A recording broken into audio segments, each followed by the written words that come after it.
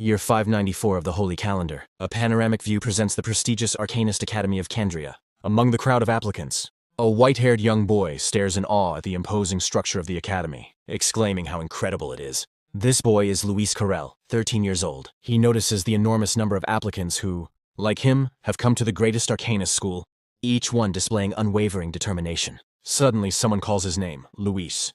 He turns around to see who it is. A man wearing glasses rushes toward him. It is his adoptive father, Julian, who finally catches up, complaining breathlessly about how fast the boy is. Close behind him follows his adoptive mother, the Sierra. Looking worried, the Sierra asks Luis if he brought his identification and the hair dye, reminding him that he must make sure no one notices his unusual hair color. Luis assures her that everything is under control. Despite his confidence, her concern does not fade. She begs him not to do it, fearful of what might happen if someone attacks him because of his hair and eye color, especially since she has heard rumors that some examinees die during the test. Julian steps in, placing a comforting hand on her shoulder, and reminds her that magic is the only way to solve the boy's problem. He explains that in the Northern Empire, this is the only academy where commoners are allowed to take the exam, making this their only chance. The narration returns to the Arcanist Academy of Candria, emphasizing its prestige as the foremost institution founded by the royal family of Candria and one of the 10 great academies. It is a training ground for Arcanists,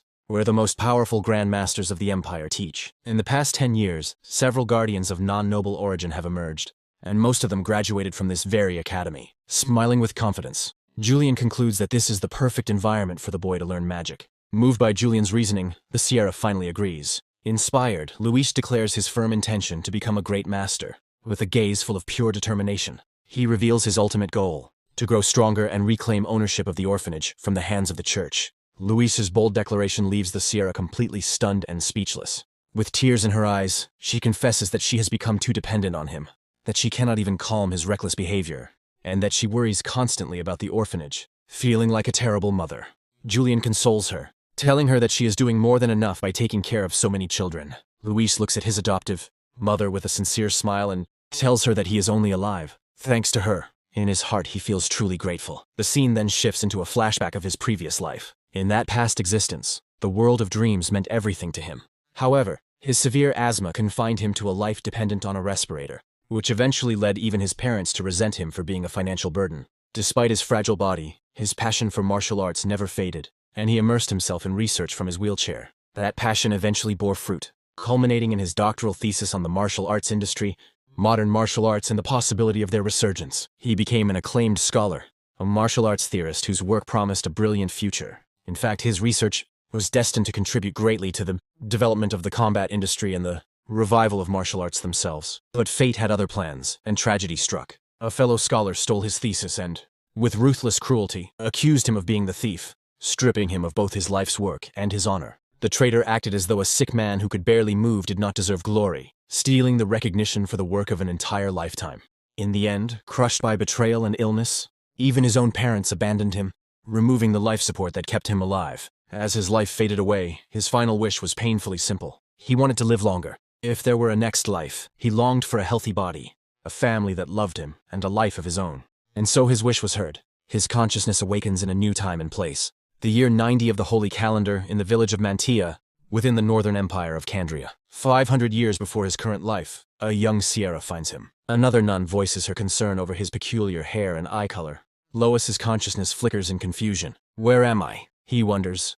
I should be dead. The other nun, uneasy, warns the Sierra that the child might bring disaster to the facility, seeing him as an ill omen. But the Sierra, wearing a compassionate smile, declares that the child is innocent. Unable to abandon him, she takes him in and gives him a new name, Luis Carrel. The flashback ends. Back in the present, Lois reflects on his incredible fortune. Now he has a beautiful family who loves him and a healthy body, everything he had always dreamed of. But the harsh reality of the world soon shatters his moment of peace. An arrogant noble suddenly shoves the Sierra aside, shouting, "Move out of the way, commoner!" She falls to the ground from the force of the push.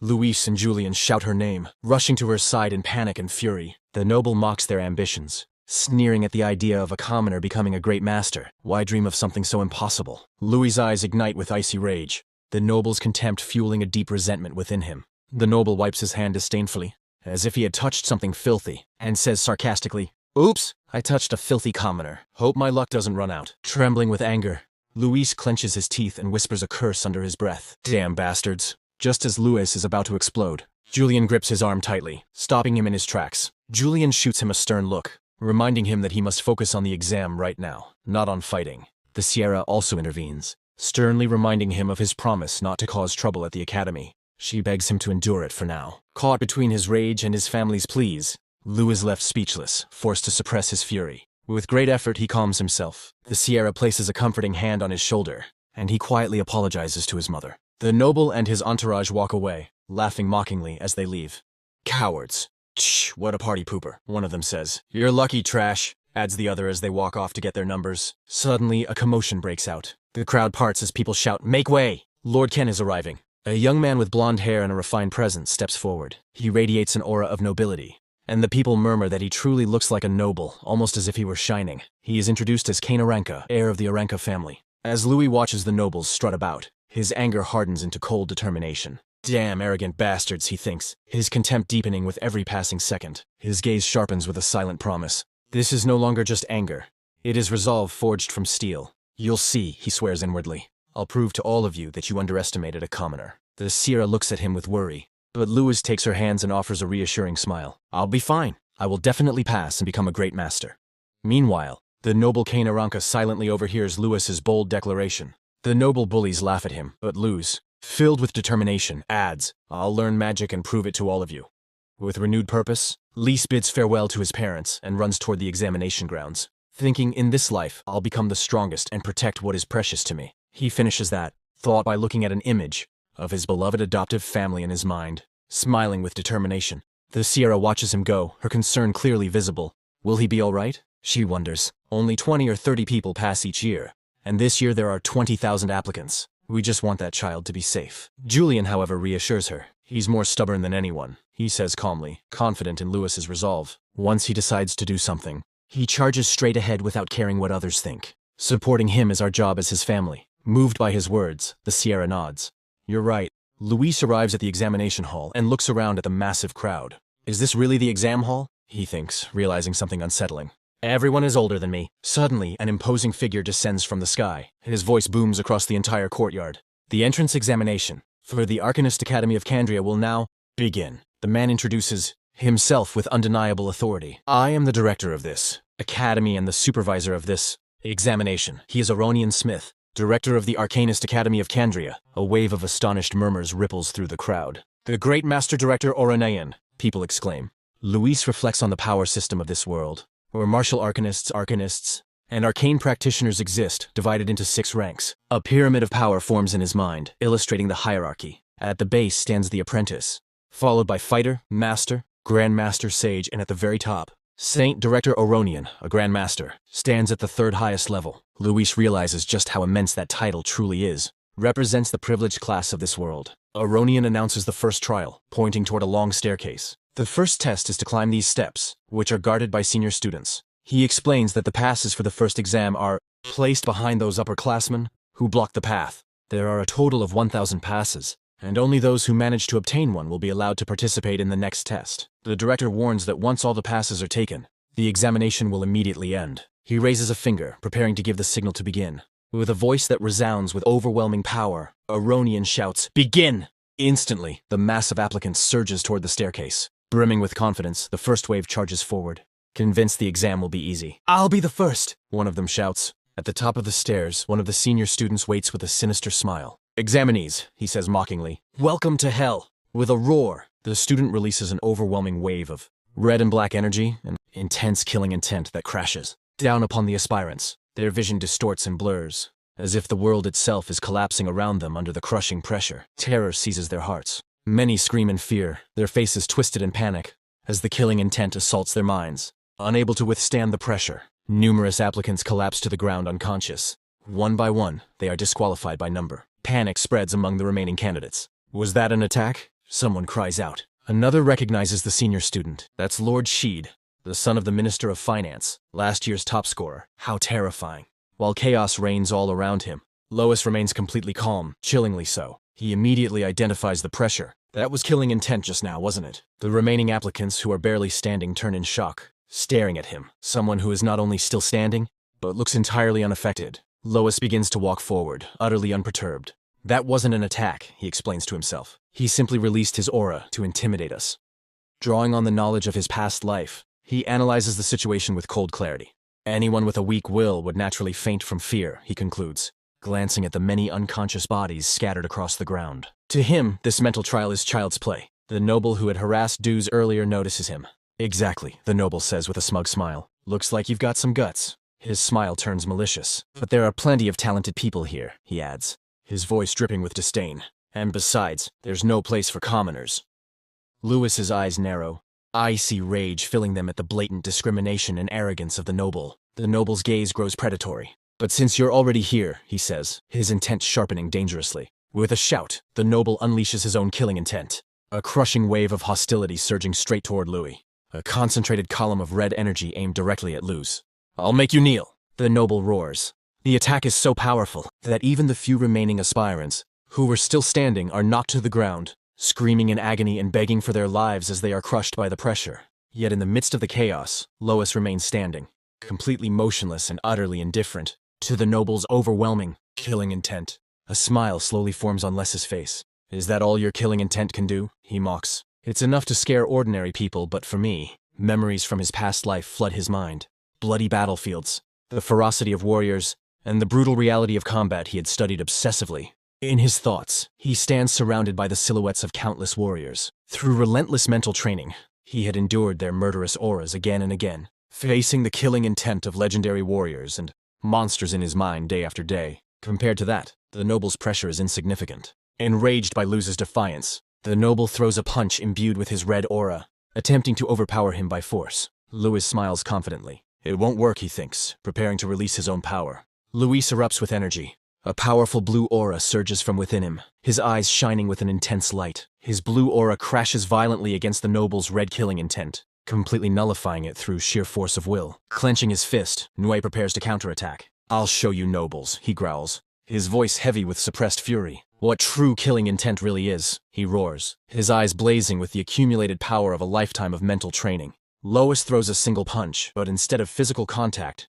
he unleashes a massive shockwave of pure killing intent. An invisible yet overwhelming force. The noble is hurled backward by the force of Deuce's counterattack. Utterly overwhelmed by a will forged through death and rebirth, the crowd stands frozen in shock at what they have just witnessed. They cannot believe that the arrogant noble has been defeated. The noble, eyes wide with disbelief, can only scream as he is flung away by a force he cannot comprehend. Lewis's fist stops just short of physical contact, yet the shockwave of his will slams squarely into the noble's face. The noble crashes into the ground, completely defeated by a single blow of pure willpower. Lois stands over him victorious. Lays casts a cold, contemptuous gaze downward, a silent warning to anyone who dares underestimate him. Even Lord Sheed, the highest-scoring senior student, is left speechless.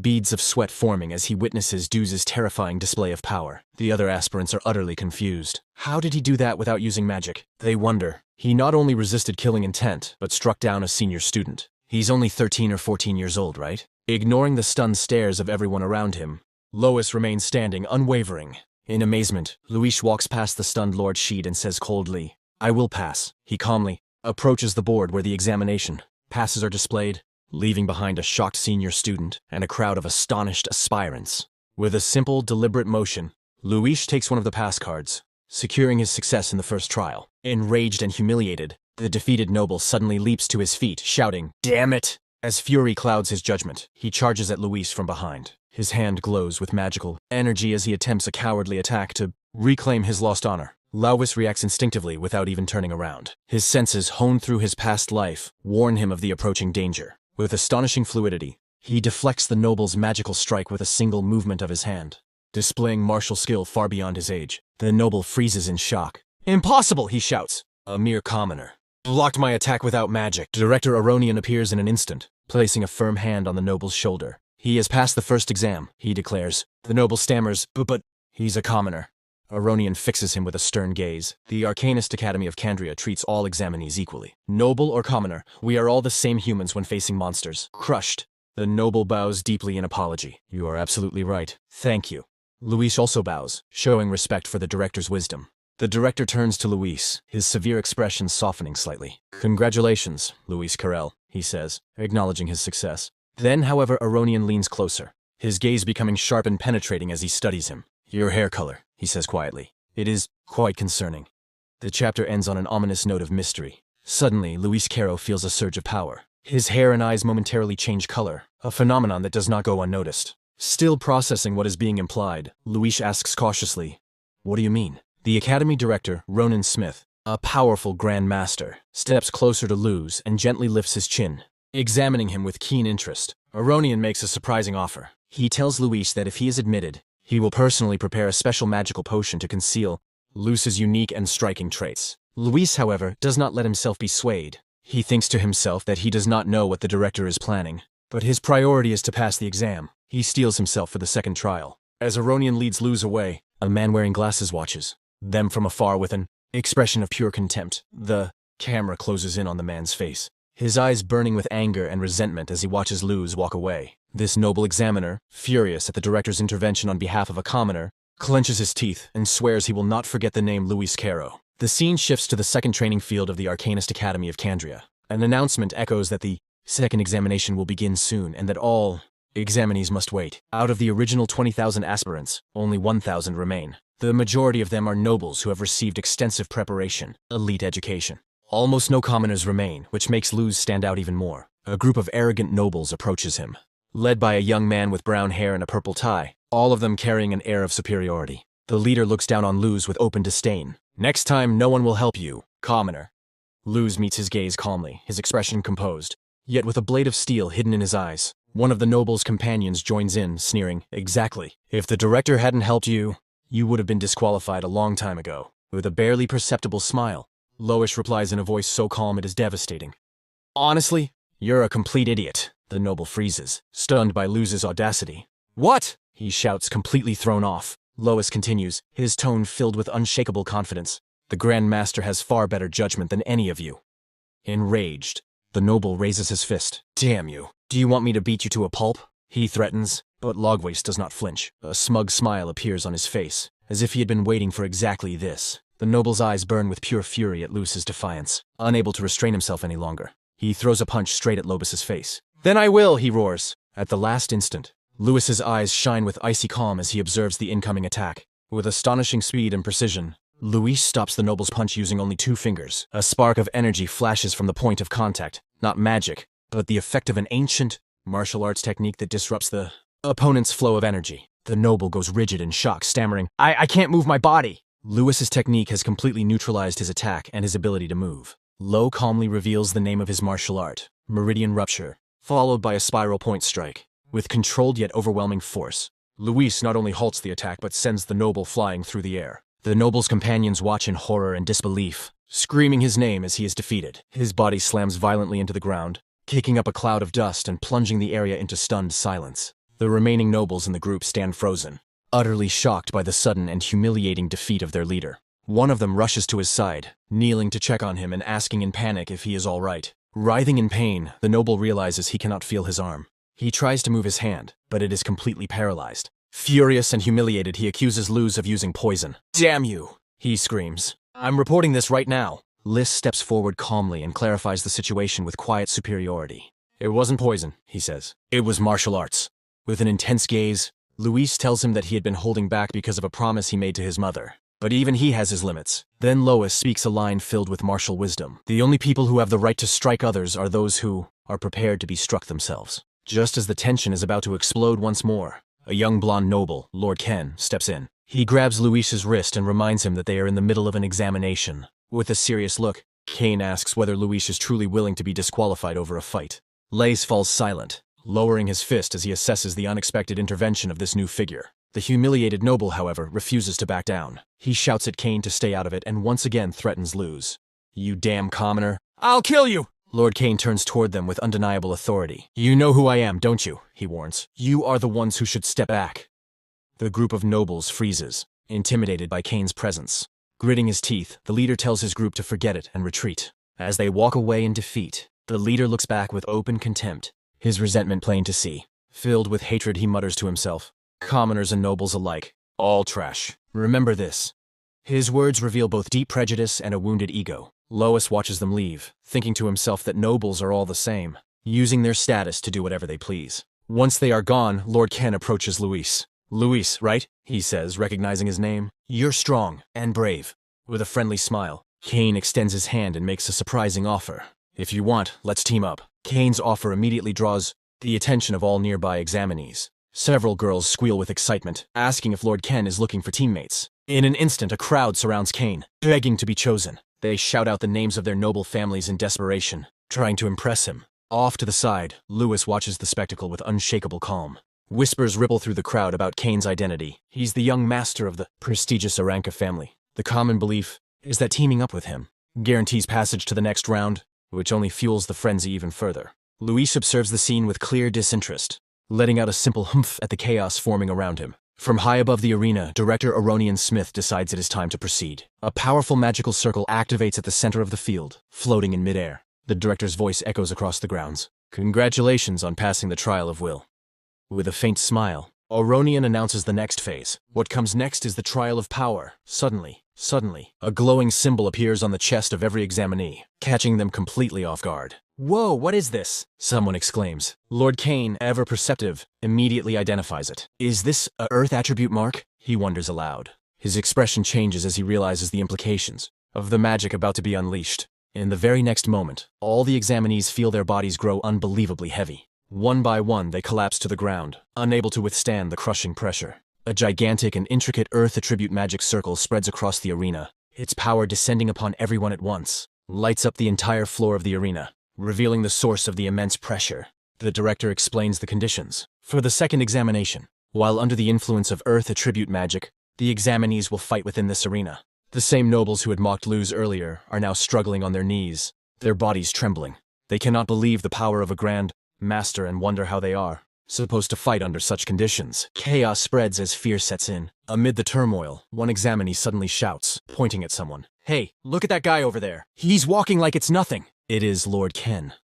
Despite the crushing pressure weighing down everyone else, he remains standing, barely, among the fallen bodies of his peers. Kane, drenched in sweat and wearing an expression of disbelief, stares ahead, unable to trust his own eyes. He is looking at Luz, who is not only standing, but steadily walking forward. With every step, cracks spread across the stone floor beneath his feet, the pressure concentrated entirely on him. From above, the director watches as Luis ascends onto the stage with no visible effort. The examinees sprawled across the ground cannot believe what they are seeing. That's impossible. Someone made it onto the stage. Director. Aronian smiles with satisfaction, and a hint of intrigue. You're the first again, he thinks to himself. Those still lying on the ground recognize him. It's him, the one who passed the first trial first. They cannot comprehend how he is enduring such pressure. Lord Kane reflects silently, stunned. For me, this is barely manageable. Even I, with 3 years of Grand Master level training, can hardly stay standing.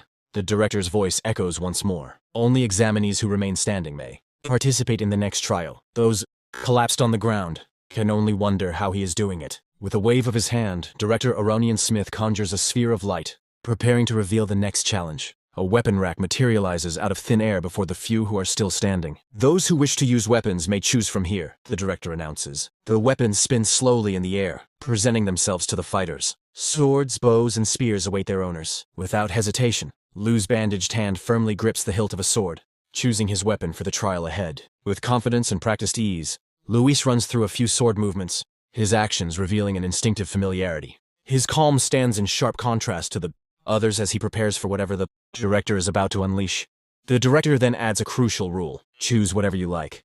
But if you leave the stage, you will be disqualified immediately. Meanwhile, other examinees can barely hold onto their swords under the intense gravity. From his elevated position, Aronian Smith asks, "Are you ready?" And without further ceremony, he declares, "Begin the examination." With a snap of his fingers, the director gives the order that signals the true start of the challenge. Release the bound slimes. The examinees look around in confusion. Nothing appears. They're gone? One of them asks, bewildered. A pair of students whisper anxiously to each other. What are bound slimes? One asks. How should I know? The other replies. Uncertainty thick in the air. While Luis listens attentively beside them, suddenly his sharp senses detect movement. His gaze snaps upward at once. Above, he thinks, high atop the domed ceiling of the arena, dozens of glowing blue spheres begin to materialize. One examinee shouts in alarm, "Hey, something's falling!" One of the spheres plummets straight down and crashes into the ground, revealing its true form, a gelatinous blue creature. There it is, a slime, simple in appearance and almost cute. At last, the examinees understand. Slimes. So these are the bound slimes. As the slimes begin to move, the director's voice explains the scoring system. Blocking a slime's attack earns 1 point. Dodging an attack earns 2 points. Defeating a slime grants 5 points. Aronian Smith concludes with the most important rule of all. Rankings will be determined by total points earned. Only the top 100 will advance to the third trial.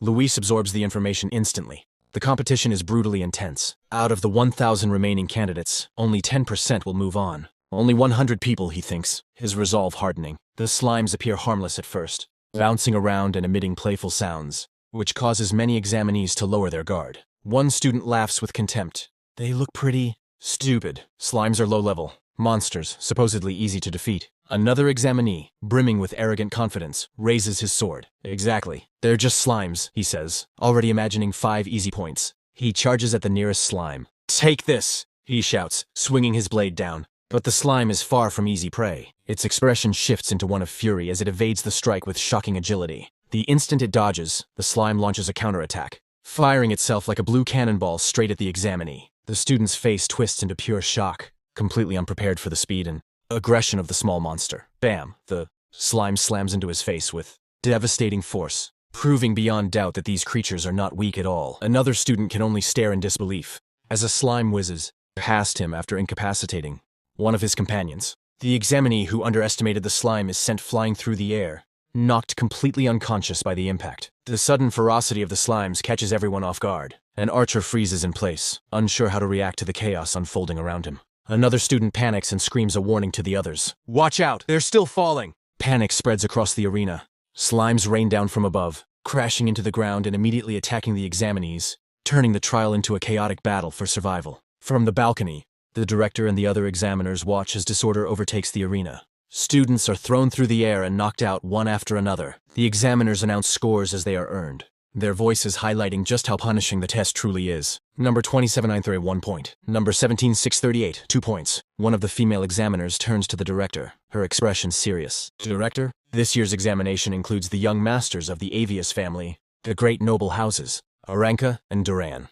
She suggests that a new record might be set this year. Down in the arena, Dorkin and a red-haired girl fight with remarkable skill, dodging and striking with fluid, elegant movements. Another examiner interjects, pointing toward the battlefield. There are several like them. This year, we also have outstanding commoners, he adds thoughtfully. The boy you helped earlier is a commoner too, isn't he? Director Oronian turns his gaze toward Lewis, his expression filled with intrigue. He's an interesting one, he says. He might show us something truly fascinating. However, another examiner brings him back to reality. Perhaps, but for now he hasn't taken a single step. Back in the arena, the focus shifts to Luz, who stands completely motionless amid the chaos. Like the eye of a hurricane, the other competitors begin to notice him. What's that guy doing? One of them wonders aloud. His companion scoffs dismissively. The slimes are way too fast for him to keep up with. Looking at Lewis with open contempt, they mutter, a commoner is still just a commoner in the end. He'll get knocked out soon enough. Luz, however, keeps his head lowered, fully focused, his mind sharp and alert. A slime takes advantage of what appears to be Lewis's inaction and dives straight toward him from above, aiming for an easy target. It plummets downward at full speed. Just as it is about to strike, the scene zooms in on Luis's calm, composed face and the gleaming edge of his sword, ending the moment on a tense cliffhanger. The entrance examination of Candria Academy continues. Lokidil prepares himself, his expression serious and focused as blue energy begins to radiate from his body, ready to display his abilities. In the arena, the battle is in full swing. One examinee attacks a slime with his sword while Luz watches from a distance, analyzing every movement with unshakable calm. Lewis's incredible agility leaves the other competitors speechless. An archer and his partner stare in disbelief. One of them blurts out that he was sure the impact was unavoidable. They have clearly underestimated Luz. Luz doesn't just evade, he counterattacks. He releases a projectile of energy that tears across the arena at blinding speed. Lewis's attack hits its mark, striking another examinee directly and proving that his power is not purely defensive. Despite the ferocity of the battle, Lewis's face remains serene, his sharp gaze seeming to predict every move his enemies make. Still, he is not the only formidable fighter present. Another competitor unleashes a barrage of energy attacks, flooding the arena with blazing projectiles. It is Kane, a noble-looking examinee wearing a confident, arrogant smile. Certain that his overwhelming assault is impossible for Luz to evade, he watches intently. Faced with the storm of attacks, Luz remains unmoved. His concentration reaches its peak. A close-up of his face reveals the intensity of his focus. No fear in his eyes, only cold, precise calculation. The scene suddenly shifts to a snow-covered landscape, a flashback to Luz's brutal training. There, in the middle of a frozen mountain, he faces 3 training partners. They hesitate, knowing they are supposed to throw stones at him, but fear it may be too dangerous if one of them lands a direct hit. Yet Lewis stands firm before them. He reassures them with a confident smile, telling them it's fine, that there is something he needs to test. Convinced at last, his companions agree and shout for him to make sure he dodges as they prepare to throw the rocks. Here they come! A rain of stones is hurled toward Luz, creating a moment of imminent danger. It is at that instant that Luz activates his special ability. His eyes shine with an inner light as his mind begins to process everything around him. Luz recalls a hypothesis he formulated in his past life as a martial arts theorist, an idea that could revolutionize combat itself. He trained to transmit information at extreme speed from the parietal lobe to the cerebellum, allowing him to calculate attack trajectories and react instantly. His theory was simple. If he could achieve that level of cerebral processing, he would be able to face any attack. Surrounded by falling rocks, Luz prepares to turn his theory into reality. This is the ultimate test of his void combat calculation. The first step, gather. Luz absorbs all incoming information about the projectiles, their trajectories, speeds, and angles. The second step, calculate. His eye glows intensely as he processes the data at superhuman speed, determining the safest possible path. The final step, evade. With astonishing agility, Luz moves through the storm of rocks, dodging every single one without suffering even the slightest scratch. His training companions are left completely stunned, mouths agape at the incredible feat they have just witnessed. Slightly fatigued, Luz wipes the sweat from his brow, his expression one of cold satisfaction. His technique, his lifelong hypothesis, has worked perfectly. Still within the flashback, Lewis explains to his astonished companions the name of his new ability. I call it void combat calculation, he says, though they can only stare at him in confusion. With an enigmatic smile, Luz begins to explain that it determines the outcome of battle itself. When the scene abruptly snaps, back to the present, to the examination arena. There, Luz stands facing the slimes charging straight toward him, ready to demonstrate the true power of his technique.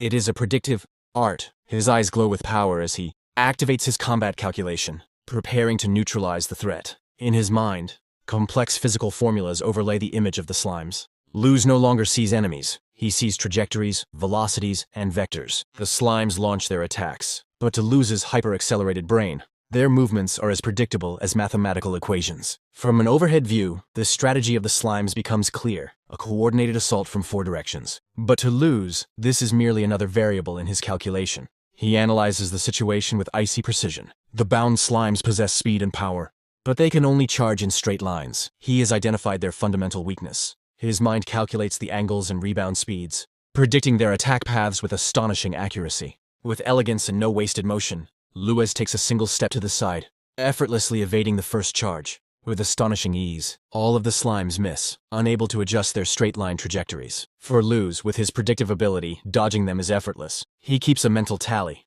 4 successful evasions for a total of 8 points. But evasion alone is not enough. Next, Luz tightens his grip around the hilt of his sword, channeling his energy. The defensive phase is over. Now it is his turn to attack. With a sharp battle cry, he unleashes a slash of pure energy. My turn. Using his sword technique, sword-severing cut, he releases a blazing wave of energy that splits apart and annihilates the remaining slimes in a single strike. Lewis's display of skill does not go unnoticed. Kane, the noble swordsman, watches from afar, completely stunned by what he has just witnessed. Even the exam supervisors are impressed. Did he read the slime's movements? One asks in disbelief. That perception, another murmurs, awestruck. Kane now looks at Luz differently. He realizes that Luz is not just another examinee, but a formidable warrior, a true rival. A sly smile spreads across Kane's face, the expression of someone well-versed in specialized combat techniques. I see, he thinks, having made up his mind. I definitely should team up with him. Suddenly, Lewis senses a presence and turns, alerted. He is not alone as he prepares to finish off another slime and earn more points. Slash! Another sword pierces the slime right in front of him, stealing the kill at the last second. The blade belongs to Kane, who has intervened from above, skewering the slime in a clean, decisive strike. Luz turns sharply, anger flashing in his eyes. Hey, he says coldly, his gaze threatening. You're stealing my prey. Kane, utterly calm and arrogantly composed, replies without hesitation. Well, what I stole wasn't yours to begin with. Their clash has finally begun. To prove his point, Kane launches himself back into the fray, moving with the speed and elegance of a master fencer. With a single precise cut, he cleaves a slime in half, stealing points that other examinees were just about to claim.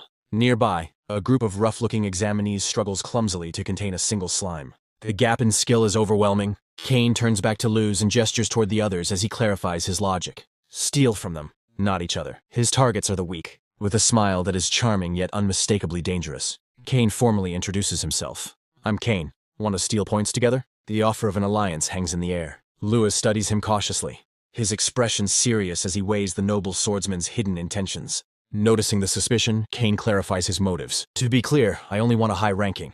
Then, to make things more interesting, he adds a challenge. And while we're at it, let's compete to see who gets more points. Kane's gaze sharpens, filled with provocation. Show me your maximum power, he demands, revealing that his true interest is testing Luz's strength. Luz returns the smile, a blend of confidence and arrogance. The proposal amuses him. You seem very confident in your abilities, he replies. Fine, if you insist. Tightening his grip on his sword, Luz prepares himself. The competition has just begun. The competition between the two prodigies is about to begin. But Luz adds a condition. I'll show you what I've got, he says, as they position themselves back to back. The loser will have to do whatever the winner says. Kane is genuinely surprised. It is the first time anyone has dared to impose terms on him. Unbeknownst to them, however, they are being watched from a distance. A furious archer curses under his breath when he sees that his two targets, Luis and Kane, are now together. The archer gathers his group. They had received orders from someone called Lord Schiff, and Kane had allied himself with Luis. With all this chaos, they could finish them off right now. It is the perfect chance for an ambush. The leader of the group, a man with a sinister gaze and blood-red eyes, smiles maliciously. Yes, the decision is made. Suddenly, a surge of energy streaks across the arena, marking the start of a surprise attack against the new alliance. Let's do it. The archer and his companions draw their bows, ready to eliminate the competition. A magical arrow flies straight toward Kane, but Luz reacts in a split second, shoving him out of the projectile's path. Luis's eye sharpens with superhuman intensity as he activates his combat calculation, analyzing the incoming threat. In an incredibly bold move, Luz steps forward to intercept the arrow, not with his sword, but with his own body. The archers do not stop. They unleash a rain of arrows, intending to overwhelm them completely. A violent explosion of red energy erupts at the point of impact. The attack appears to have struck true. Kane watches in horror as Luz takes the arrow head-on. The force of the impact is brutal. The archer smiles victoriously, shouting in triumph, convinced that his target has been eliminated. But through the smoke, Luz simply smiles. He is completely unharmed. The archer's smug expression twists into a mask of pure disbelief. What? He cannot comprehend how Luis survived. As the smoke clears, the unbelievable truth is revealed. Luis is not only uninjured, he has caught both arrows with his bare hands, held firmly between his fingers. Panic spreads among the attackers. He caught the arrows with his bare hands, the leader shouts. How could he react to that? Their plan has completely collapsed. Kane rushes to Luz's side, worried. Are you okay? That trash fighting dirty. But Luz, utterly calm, lets the arrows fall from his hands and replies casually, It's nothing. Enraged by the insult, the archer raises his bow again. Who are you calling trash? He roars. This time, Kane becomes the target. The archer unleashes his special technique, twin arrow. Dark purple energy coils around the arrows, and his eyes glow with a sinister red light. Two projectiles, one infused with dark magic, shoot forward at incredible speed toward Kane and Luz. This time Kane moves. With a confident smile, he steps forward and flicks his rapier, shattering the ordinary arrows with ease. This level, he says casually, as if the attack were child's play. But the arrow infused with dark magic is different. It continues its advance, unaffected by Kane's strike. The dark arrow closes in, moments away from piercing Kane. His expression shifts, surprise mixing with tension as the threat bears down on him. A violent burst of blood splashes across the scene.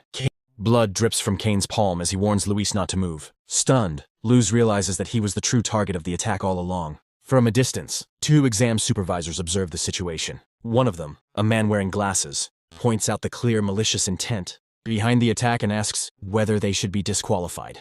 However, the chief supervisor, a tall blonde man with an imposing presence, responds calmly. He decides not to intervene, trusting that the attackers will lose anyway, and orders healing potions to be prepared for after the exam. Back in the arena, Luis, still processing what just happened, turns to the boy who saved him and speaks up, recognizing him. You're Kane, right? Kane. With a bold smile and gripping his sword like a baseball bat, Kane asks the attackers if they have ever heard of baseball, confusing everyone with a reference from another world. True to his words, Kane uses his sword to strike two incoming energy projectiles, batting them back with the precision of an expert hitter. Complex mathematical formulas appear around Kane as he activates his unique ability, Void Combat Calculation, predicting and analyzing every movement of his enemies. Teeth clenched and eyes glowing with power, Kane focuses intensely, channeling his energy for the next attack. A strange, smiling creature made of blue energy materializes along Kane's sword, ready to be unleashed upon his opponents. Kane swings his blade, releasing the energy projectile, which shoots across the Colosseum arena at terrifying speed. The group of three noble archers watches in horror as Kane's attack rushes toward them. leaving them no time to react. The projectile strikes the leader of the archers square in the face. The impact is so powerful that it distorts his features from the sheer force. The archer is sent flying, utterly helpless before Kane's overwhelming strength. He crashes to the ground unconscious. A circular mark burned into his chest. A voice announces his fate. Number 438, disqualified. Kane lands lightly on his feet and declares with a grin, "One down."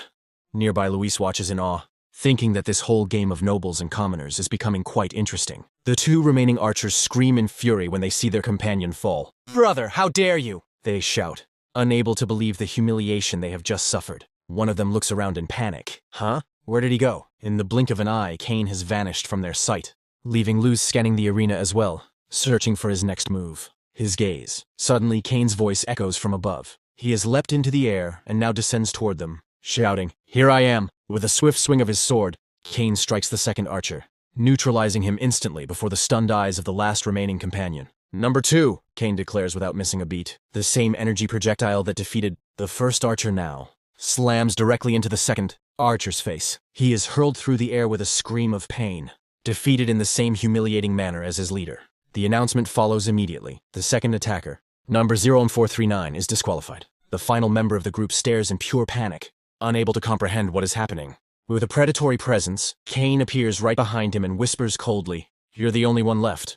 Terrified and with no options, the noble archer attempts one last tactic, intimidation. He warns Kane that if a mere commoner goes too far, the upperclassmen will not stand by and watch. Kane responds with complete indifference, casually stepping on his foot and saying, "Oops." The last archer collapses to the ground from the stomp. From a distance, Luis watches the scene and sarcastically warns Kane to be more careful next time. Once the confrontation ends, Luis walks over to Kane to thank him for the help and asks with genuine concern whether his hand is all right. Kane smiles and brushes off the injury, telling Luis that he's surprisingly decent for a noble, while Luis gently holds Kane's bandaged hand.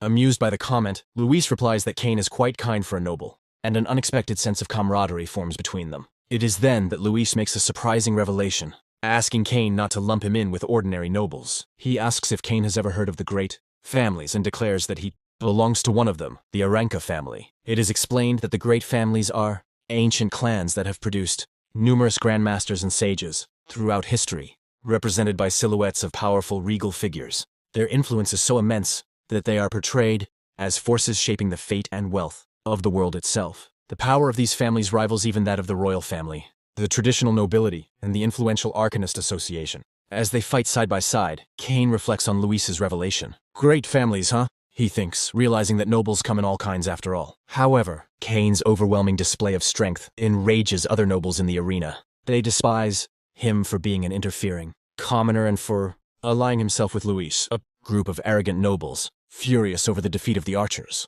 steps forward and shouts that they will not allow the pair to earn any more points. The tension spikes sharply. Luis and Kane brace themselves, standing back to back as powerful auras surge from their bodies, ready to face the crowd. A full-scale brawl erupts. One noble roars with hatred, shouting that commoners should simply disappear, as he and others charge straight at Kane and Luis. But not everyone is against them. A pair of fighters notice that Lord Luis has become a target and decide to step in. They're aiming for Lord Luis. "Let's help him," they say, rushing forward. These new allies, possibly commoners or low-ranking nobles, join the fray, shouting, "Let's take down those low-class nobles!" The entrance exam instantly turns into a full-blown class war. The arena descends into total chaos. Fighters clash everywhere, weapons ringing and bodies colliding.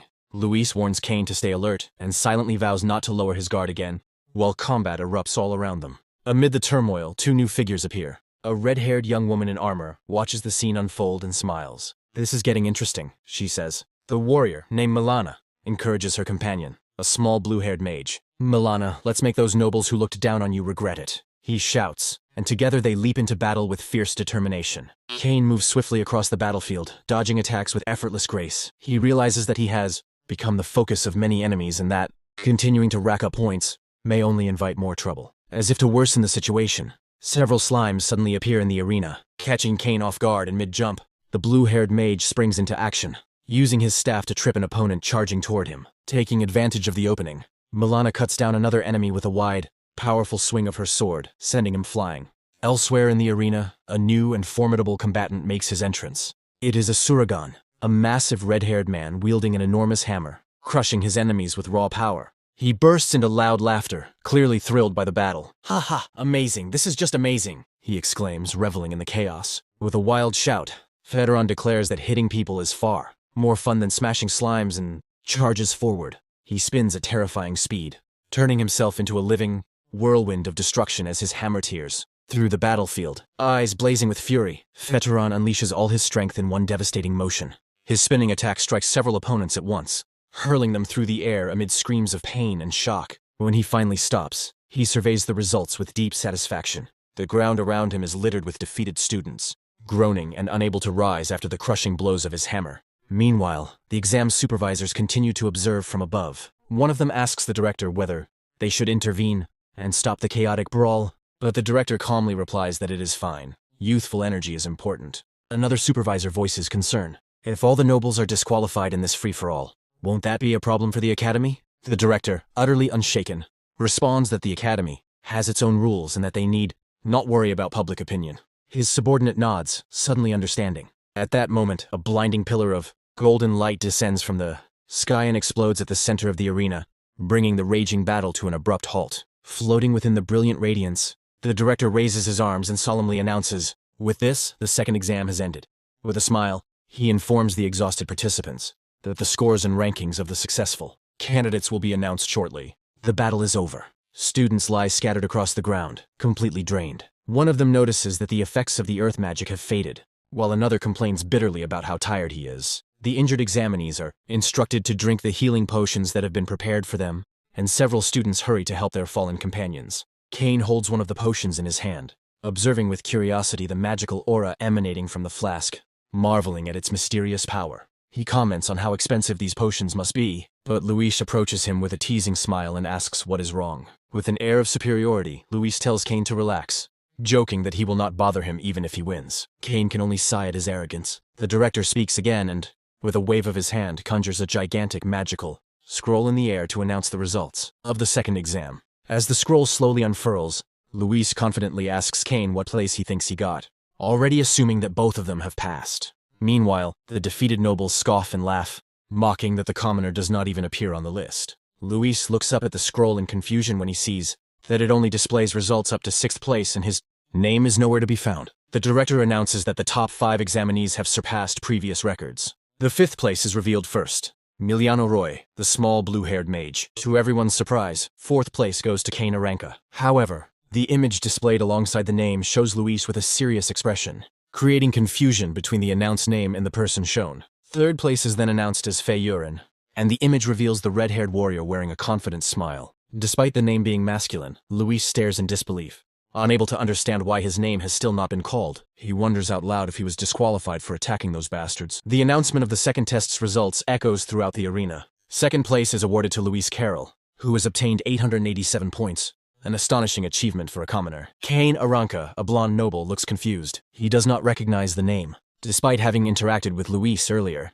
highlighting once again the invisibility of commoners within noble society. Kane approaches Luis, referring to him as that commoner from before. Luis, wearing an enigmatic smile, simply replies that it is a secret, keeping both his identity and abilities hidden. Accepting the evasive answer, Kane reminds Luis that he has won their bet. Luis postpones his reward, saying he will tell him later after the exam, and Kane agrees. At that moment, everyone's attention turns toward the announcement of 1st place. The 4 remaining, the best candidates, including Luis, Kane, and 2 female warriors, wait as the tension continues to rise. Then the announcement finally comes. 1st place, with an unprecedented record of 888 points, goes to Neilligan. Another commoner, a warrior with an imposing physique, kneels in the arena while holding his massive hammer. Neilgun smiles confidently, his red eyes shining with intensity. He feels that he has finally found worthy opponents and hopes they will not disappoint him.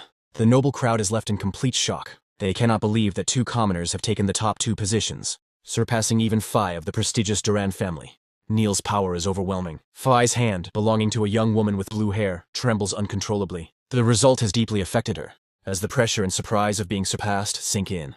In contrast, a pink-haired warrior clad in armor looks thrilled by Neil's strength. With a provocative smile, she openly expresses her desire to face him in battle. A group of nobles erupts in outrage. Losing to mere commoners is an unbearable humiliation to their status and pride. One noble, consumed by anger, calls them a disgrace to the nobility, his face twisted with hatred and contempt. Meanwhile, the academy director watches the scene alongside an assistant. They remark on how unprecedented it is that two commoners from an orphanage have claimed the top ranks. With a wise gaze, the director poses a rhetorical question about the true purpose of the orphanages run by the Arcanists Association, hinting at a deeper truth. The answer is shown through a powerful image, Neil and Luis, enveloped in red and blue auras of power, proving that true strength has nothing to do with social status. With the results announced, the director instructs those who pass the second exam to proceed to the next testing area. As they walk, Kane comments on how close Luis was to taking first place and wonders which of the two monsters is actually stronger. Luis, casually drinking from his canteen, simply replies, "Who knows?" The candidates arrive at the third training field of the Candria Arcanists Academy, a vast and dense forest. The start of the third and final exam is announced. The director, levitating and surrounded by a golden aura, reveals the nature of the final test. A survival trial. A battle royale of emblems. He explains that each participant will be given a magical emblem and that senior students will teleport them to random locations throughout the forest. The emblems float toward the examinees. The objective is simple. Collect as many as possible and any method is allowed. Luis, Kane, and Neil receive their emblems. The director then issues a crucial warning. Anyone who loses their emblem will be immediately disqualified. Only the top 10 candidates, based on the final number of emblems collected, will earn admission. Kane tells Luis that they should act separately, since high-ranking participants like them will become prime targets. He advises Luis to be careful as he reunites with his own group of nobles. Luis promises to do his best to survive. Luis holds his emblem with a cunning smile. He understands immediately that announcing the rankings was a deliberate tactic meant to turn the top candidates into targets. Far from being worried, his expression shows that he is ready for the challenge ahead. From afar, the director watches with a satisfied smile. His stage is perfectly set. With a final mental command, he challenges the students to prove their worth and survive. The trial has begun. Deep within the forest, Luis feels resolute. Admission is just one step away, and he is determined to win no matter the cost, fully prepared to face whatever comes his way. Suddenly, a contemptuous voice stops him in his tracks. Someone calls him a commoner, and from the sound of approaching footsteps, he knows they are not alone. The confrontation he expected has finally begun. One of the nobles, still offended by the rankings, steps forward wielding a massive axe. With a malicious grin, he tells Luis that he has finally found him and is ready to avenge the humiliation they suffered. Luis glances at him from the corner of his eye. His expression remains calm and serious, showing no fear, only cold determination in the face of imminent danger. Moments later, Luis finds himself surrounded by a group of nobles. They mock him, pointing out that his protector, Kane, is nowhere to be seen to save him this time. Luis shows a brief flicker of surprise, not at the attack itself, but at how quickly they manage to find and encircle him. The ambush is perfectly coordinated. 3 nobles have him in their sights. One armed with a crossbow, another with the axe, and a third wielding a spear, cutting off every possible escape route. Without hesitation, 2 of them charge forward with their spears. Luis reacts with astonishing agility, flipping into the air and leaping cleanly over the thrusts. While airborne, his face shows both surprise and total focus. He is already analyzing their movements and calculating his next step. As soon as he lands, he is forced to deflect a magical attack with a spinning kick, proving that his reflexes operate on a superhuman level. He drives his sword into the ground to steady himself after the evasive maneuver, wondering what that last attack was, clearly recognizing that it was not a normal physical strike. The noble with the axe, furious at Luis's resistance, shouts at him to surrender. His pride is wounded, and he is determined to finish him off right there. Despite being at an overwhelming numerical disadvantage, Luis moves with remarkable martial fluidity, dodging, deflecting, and blocking the simultaneous attacks of his assailants. Suddenly, a green magic-infused arrow flies straight toward him. The nobles are not relying solely on weapons. They are using magic as well. With an irritated expression, Luis realizes that the magical attacks are becoming more frequent, complicating his defense. With a precise motion, he manages to deflect the enchanted arrow with his sword, metal clashing against energy in a bright flash of light. Another noble, spear in hand, charges forward while shouting, preparing a new assault against the cornered Luis. The attacker closes in. The noble mocks Luis as his spear begins to glow with wind magic. He belittles him for being nothing more than a commoner who cannot even use magic, convinced that his attack is impossible to defend against. But to his growing frustration, Luis continues to evade every strike with astonishing grace and speed. Helplessness starts to creep into the noble's mind. Meanwhile, Luis feels the pressure building. He admits to himself that he cannot calculate the trajectories of magic, an undeniable and critical disadvantage in this world. He exhales slowly, calming his thoughts. His expression sharpens into one of absolute focus.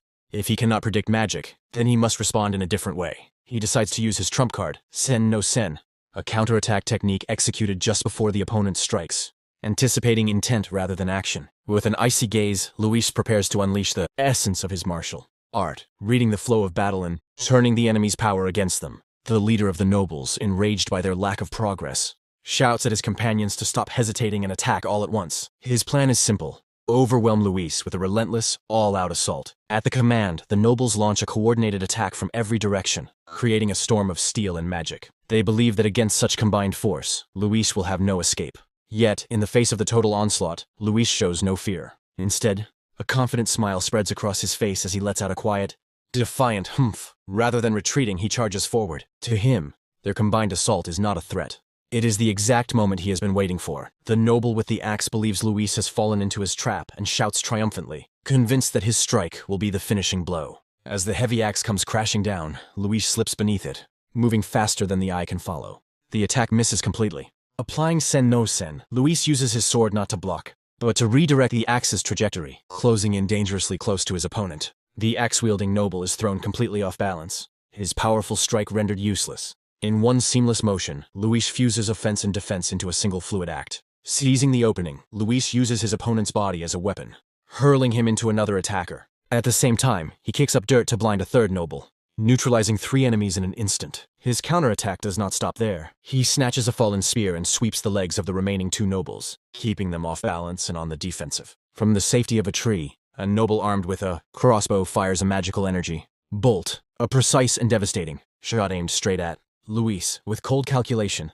Luis grabs one of the fallen nobles and positions him as a human shield against the incoming projectile. The magical bolt slams directly into the noble's back, inflicting the full force of the attack meant for Luis. The man collapses to the ground, bleeding and defeated. Luis releases him without hesitation, muttering a curse under his breath at the situation that forced him to take such a measure. Now armed with the stolen spear, Luis lifts his gaze, locking his eyes on his remaining enemies. His gaze locks onto the position of the crossbowman, his posture radiating a silent, lethal intent. Channeling all his strength into the spear, Luis hurls it with devastating force, turning his enemy's own weapon into a projectile. The spear slams into the tree like an explosion, splintering the trunk and forcing the crossbowman to leap away at the last second to save his life. In a breathtaking display of close-quarters combat, Luis follows up with a seamless combination of kicks and strikes, disabling the remaining nobles as he moves among them like a raging whirlwind. One by one they fall. With their owners defeated, the nobles' emblems detach and float into the air,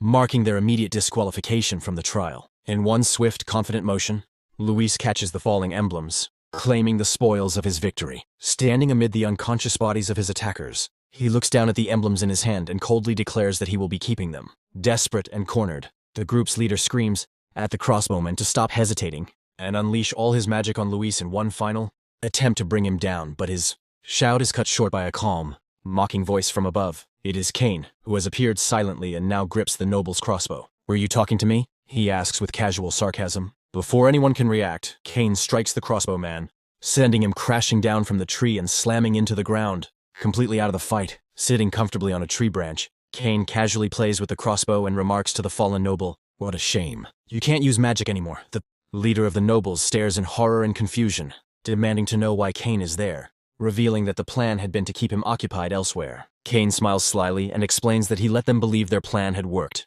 all while extracting every bit of information from them. They had gravely underestimated the Aranka family. Consumed by rage and desperation, the noble leader screams that he will defeat them both, a hollow threat that only highlights his complete defeat. Unmoved by the outburst, Cain silences him with a blunt strike from the crossbow's stock, ending the confrontation once and for all. With the battle over, Luis approaches Cain and calmly says that he is fine. Cain, meanwhile, complains about how noisy the noble had been, showing just how little the situation affected him. He dismisses the attackers as low-level nobles, and then hands Luis the emblem he took from the crossbowman, sharing the rewards of his clever intervention. Cain offers to help Luis going forward, acknowledging that he will remain a constant target. Luis, however, firmly refuses, declaring with unwavering resolve that he will handle his own problems. Suddenly, applause echoes through the clearing. It is the pink-haired warrior who had been watching the fight. Clearly impressed by Luis's words, she exclaims, "Well said. That's the guy I recognize." Deeper in the forest, a young warrior with orange hair and light armor steps forward confidently, spear in hand. Fixing her opponent with a challenging stare, she demands at close range, "Fight me." Luis Carroll looks at the warrior, while at his side, his next trial is already beginning. His companion Cain, a blonde-haired young man, warns him about the girl's identity. That's Phi Duran, he says, the daughter of a Grand Master. Luis asks Kane if she is a friend of his, and Kane immediately reacts with agitation. That muscle-brained girl is not my friend, he snaps, making his frustration toward her very clear. As Phi approaches, Kane admits that he has fought her before, though he excuses his loss by saying he let his guard down. Luis, without any tact, replies bluntly, "So you lost." Growing impatient with the lack of response, Phi steps right in front of them. "Stop flirting and answer me," she says firmly. "Are you going to fight or not?" Kane leans closer to Luis and whispers that it would be better to ignore her and focus on collecting emblems. He explains that she can already use magic and that her level is that of an apprentice. Hearing that they plan to avoid her, Phi's anger explodes. She shouts that they are planning to run away together because they know they cannot win, calling them cowards. Provoked by the insult, Luis finally accepts the challenge with a confident smile. "Fine," he says. "I've wanted to see how someone from a great family fights anyway." Luis's answer clearly pleases Phi. "Aha! That's better," she exclaims with an arrogant smile. To show her superiority, she adds, "To be fair, I'll fight without using magic." Without wasting a second, Phi charges forward. "Take this!" she shouts as she unleashes a powerful technique. Sacred Spear. Impact. Facing the incoming attack, Luis's expression remains calm. His eyes glow with a faint blue light as he activates his combat analysis ability, instantly predicting the attack's trajectory. In the blink of an eye, Luis moves at incredible speed, deflecting Phi's thrust and narrowly evading the spear's deadly strike. Phi comes to a sudden halt, shock written all over her face. "Oh, she mutters, unable to believe that he stopped her attack. Luis, now gripping the shaft of her spear firmly, looks at her calmly and finishes her thought. "Pretty good."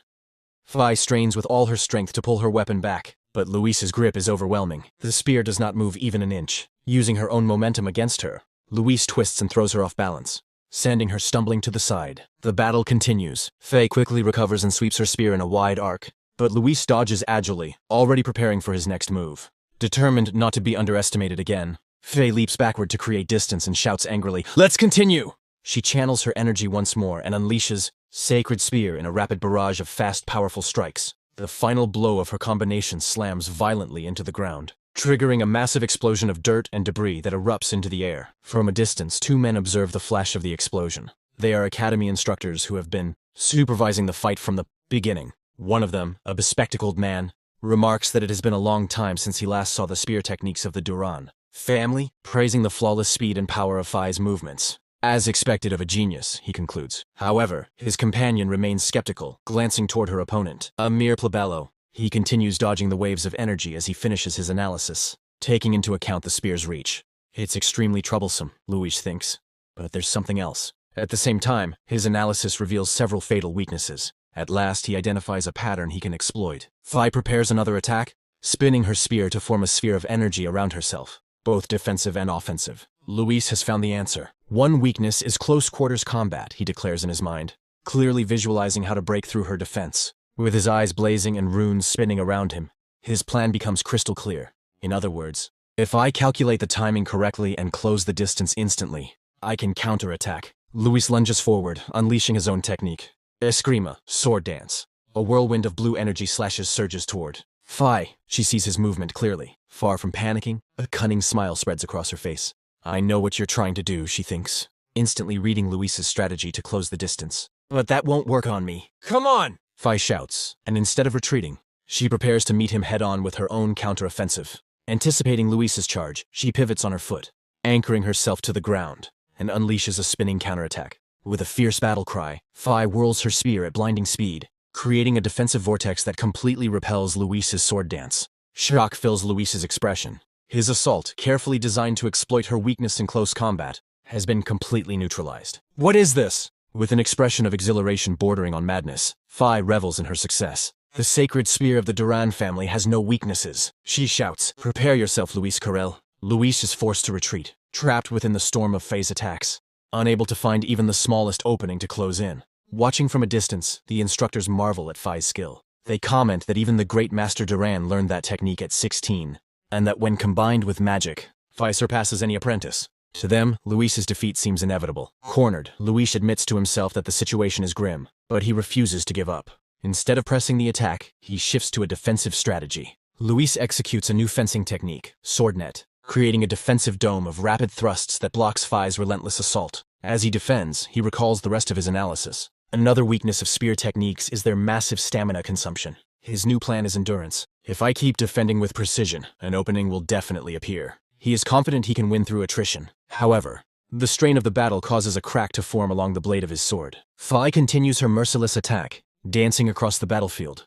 As she unleashes an unending stream of blows, with her spear, Luis's eye glows intensely. His calculation ability pushed to its absolute limit. He ignores the damage to his weapon and focuses entirely on the fight, waiting for the exact moment when Fai's stamina falters. And then he sees it. Within the raging vortex, a brief instant of hesitation. There, Luis thinks as he launches himself forward, his shining sword aimed precisely at that single fleeting point. The collision is brutal. Luis's sword strikes directly against the tip of Fai's spear. The sound of shattering metal echoes throughout the clearing. The confidence on Fai's face instantly turns into pure disbelief. The tip of her spear, the pride of her family, has been completely destroyed. Fragments of the broken spearhead scatter across the ground. For the first time in the fight, Fai has taken a decisive hit, but victory comes at a cost. Luis looks down at his own weapon and realizes the impact has shattered it as well. The blade is snapped clean in half. The broken tip of his sword falls and embeds itself in the earth, leaving Luis with nothing but the hilt and a useless chunk of metal. For a brief moment, both fighters fall silent, staring at the result of their fierce exchange. Two shattered weapons. A technical draw. Fai is the first to speak, her voice carrying a newfound respect. Impressive, she admits. If your sword hadn't broken, you were planning to counterattack, weren't you? Yes, Luis replies, glancing at the broken hilt with resignation. Looks like my luck is terrible.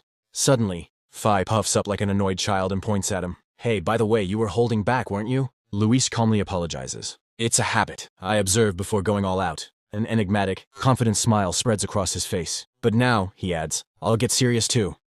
Fai looks at him in confusion, unable to understand where his confidence is coming from. But your weapon is already… She starts, unaware of what's about to happen. Luis simply lets the broken hilt fall to the ground and flexes his fingers, preparing for a different kind of battle. With unshakable confidence, he reveals his true specialty. Actually, he says as he adopts a close combat stance, I'm better with my fists. Fai stares at him, her initial shock quickly replaced by renewed determination. She no longer underestimates him. Now, she decides to attack with everything she has left. Even without the spear's tip, Fai's power hasn't diminished. She stomps the ground, channeling her fire aura through the shaft of her weapon. Then she launches herself forward in a spinning charge, turning into a blazing projectile of incandescent energy. It's a desperate, yet terrifyingly powerful technique. Luis remains calm in the face of the charge. He raises his hands into a flawless guard, ready to take the impact head-on. From a distance, Kane panics when he recognizes the technique. That's a spinning charge attack, he shouts desperately. If he takes that head-on, he'll be seriously injured. Luis ignores the warning. His eyes shine with an intense blue light as the runes of his combat calculation ability envelop his hands, preparing for the collision. In his mind, he analyzes and visualizes the trajectory and force of Fai's attack, setting his hands not to block, but to redirect. At the exact moment of impact, Luis grabs the spinning shaft. Instead of being crushed, he begins to guide and redirect Fai's whirling energy with a smooth, controlled motion. With a shout of effort, he successfully diverts the entire force of the attack, sending the spiraling energy away from himself. Fai's deadly technique has been completely neutralized. Kane watches with his mouth hanging open, utterly unable to comprehend what he has just witnessed. What Kane has just witnessed leaves him utterly stunned. Luis didn't just survive, he stopped one of the strongest techniques of the Duran family with his bare hands. Fai, who has already rushed past him, turns around slowly, her face frozen in pure shock. That, her mind whispers, refusing to accept reality. Impossible. The pride Fai holds as both a noble and an elite warrior shatters as she sees Luis, the so-called commoner, still standing, having completely nullified her ultimate technique. From afar, the instructors in Loren can't hide their astonishment. They struggle to understand what they're seeing, because Furahan's piercing attack should have succeeded without question. One of them murmurs in disbelief. What did that boy just do? Enraged by this unexpected turn, Fai shouts with fierce determination, making it clear that her assault is far from over. With a swift, powerful motion, she charges again, swinging her spear through the air in an attempt to overwhelm Luis. Her eyes blaze with fury as she realizes a single strike won't be enough, and she unleashes a full-scale offensive. Fai slams down hard, her spear tip piercing the ground exactly where Luis Carrel had stood moments before, a clear display of the attack's terrifying force. Yet despite the ferocity of her assault, Luis remains calm. His eyes reflect razor-sharp focus as he analyzes the situation, already preparing his counter. Determined to end the fight, Fai activates one of her special techniques. Multiple images of herself split off and surround Luis, attacking him from every direction. The illusions of Fai, wrapped in swirling energy, rush forward in a violent storm of spear thrusts. Luis finds himself at the center of a deadly circle, the spear tips of Fai's illusions all aimed directly at him. Unfazed by the overwhelming technique, Luis simply smiles with quiet confidence, as if everything is unfolding exactly as he planned. He then reveals his own ability. Multiple phantom arms appear around him, manifestations of his incredible speed and refined martial technique. "So what?" he declares calmly. With astonishing precision, Luis raises his bandaged hand and stops the tip of Fai's spear dead in its tracks, completely neutralizing the attack in an instant. A close-up reveals his hand gripping the spear firmly, halting both its momentum and its magical power. In a breathtaking display of agility, Luis's silhouette weaves through the barrage of attacks, deflecting every thrust with a fluidity that borders on the supernatural. Fai's face twists into disbelief. She cannot comprehend how a mere commoner could stop her spear technique so completely. Watching from a distance, Lord Kane analyzes the situation with an expert eye. He realizes that Luis is using a unique technique to halt the rotation of the spear itself. Deeply impressed, Kane remarks that he has never seen anything like it before. The fact that an ordinary boy can counter the famed spinning spear technique of the Duran family leaves him genuinely astonished. Luis's eyes glow with an intense blue light as he prepares to unleash his counterattack, channeling his energy to finally seize control of the battle opponent. With a precise movement of his hands, Luis deflects Fai's spear, breaking her stance and sending her backward with the force of her own charge. Fai struggles to keep her balance. Her spear digs into the ground as the power of Luis's deflection forces her down onto one knee, gritting her teeth in frustration. Fai curses under her breath, unable to accept that her powerful technique has been neutralized so easily. Completely bewildered, she demands to know what kind of strange technique Luis just used to stop her attack. With an exasperating calm, Luis explains that it is a type of parry from martial arts, adding that it incorporates a rotation, synchronized with the spear's movement to cancel out its spinning force. Fai is left utterly perplexed by the explanation. "Parry, rotation," she repeats, unable to process the idea that a martial technique could nullify her magic. Seeing that she doesn't understand, Luis gives up on explaining any further. He simply decides that words are pointless and shouts as he launches forward once more. Determined to end the fight, Luis's audacity leaves Fai completely stunned, unable to react to his sudden advance. With a fierce gaze, Luis rushes toward her, closing the distance in an instant. His feet move with unsettling speed and lightness, a footwork pattern Fai has never seen before. Luis uses evasive footwork, creating afterimages as he avoids Fai's next attack. She swings her massive spear in a deadly arc, but it cuts through empty air as Luis has already shifted to another position. His movement is so erratic and fast that it seems as if he is in several places at once, dodging effortlessly. Even Kane rubs his eyes in disbelief, wondering if what he's seeing is some kind of optical illusion. Luis's movement creates the illusion of ethereal butterflies, and the spectators can only describe his technique as resembling a butterfly in motion. Fai screams in frustration. Even though Luis is right in front of her, she cannot land a single hit. This technique is the butterfly step, an elegant footwork style created by a legendary boxer, moving the feet rapidly back and forth. This incredibly light footwork, with a rhythm almost impossible to follow, is the key to Luis's evasion. Luis closes in, thinking to himself that this movement is perfect for the situation, as it completely breaks Fai's guard. Seizing the opening, he throws a powerful punch with a clenched fist, striking Fai directly in the torso. The impact is so strong that Fai is sent flying through the air, utterly defenseless. Kane can't believe what he's seeing and cries out in shock that Luis has blown Fai away. The head instructor watches with an expression of total astonishment, recognizing that this outcome is completely unexpected. The instructors comment among themselves that even in a fight without magic, there are very few who could defeat Fai, and they begin to suspect that Luis is a close combat genius. Luis stands over Fai, who lies defeated on the ground. Steam rises from his body after the intense exertion, yet his posture remains firm and unwavering. Refusing to surrender, Fai struggles to her feet and declares proudly that she is Fai of the Duran family and that she cannot be defeated. Luis watches her. Determination, steam from the battle still rising from Luis's fist. Driven by the honor of her noble lineage, Fai prepares for one last desperate attack. A red aura envelops her body as she channels her energy into a final technique, declaring that she cannot lose so easily. Luis notices that Fai has abandoned her spear and wonders if she intends to use martial arts derived from her spear techniques. With a fierce battle cry, Fai charges forward, her fists ready for a direct martial confrontation.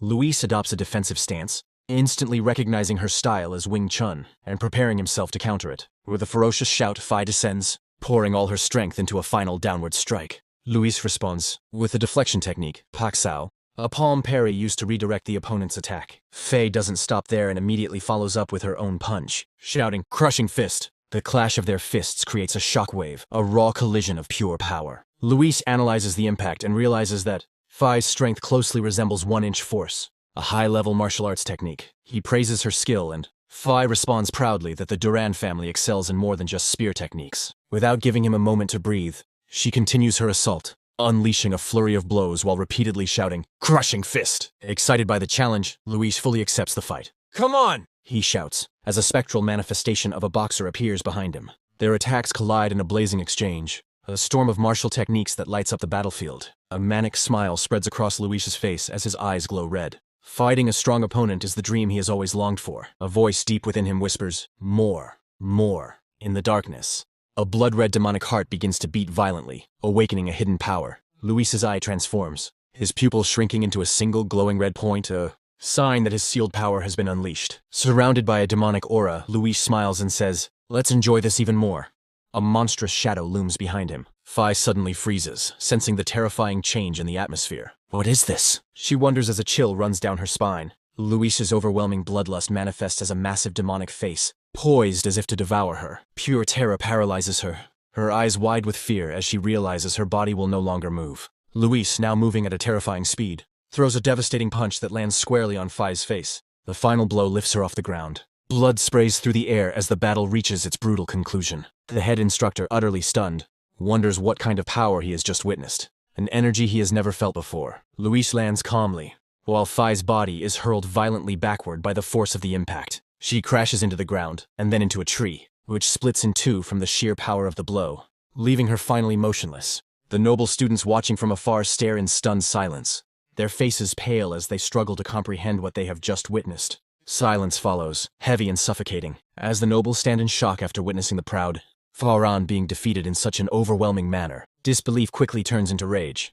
"Damn it!" one of them mutters, unable to accept what he has just seen. To think that a mere commoner could corner Fai like that. A young noble named Bran clutches his head, eyes wide with terror. It isn't just the crushing pressure of Luis's aura. It is the recognition of something far older, darker, and legendary that churns his stomach. Unable to withstand that horrifying realization, Ryan suddenly vomits violently. His friend Sit stares at him in confusion, asking what's wrong. Completely unaware of the primordial terror Ryan has just felt. Trembling, Ryan tries to explain, connecting that sensation to an ancient and forbidden legend, one so vile it makes him nauseous just to remember it. He recalls the overwhelming presence of Luis, surrounded by that crimson aura, and wonders if what he witnessed could truly be the manifestation of that feared myth. Meanwhile, Sit slams his fist into a nearby tree in fury. "The plan failed!" he shouts. "I never thought that commoner would be this strong." Blood stains the corner of his lips from the pressure he's under. Ryan, pale and shaking, whispers that if the legend is real, then they cannot allow Luis to live. The image of Luis's glowing red eyes overlaps with Sit's resolve, symbolizing the threat he now represents. The scene flashes back to the final moments of the battle. Fai, battered but not yet defeated, struggles to rise.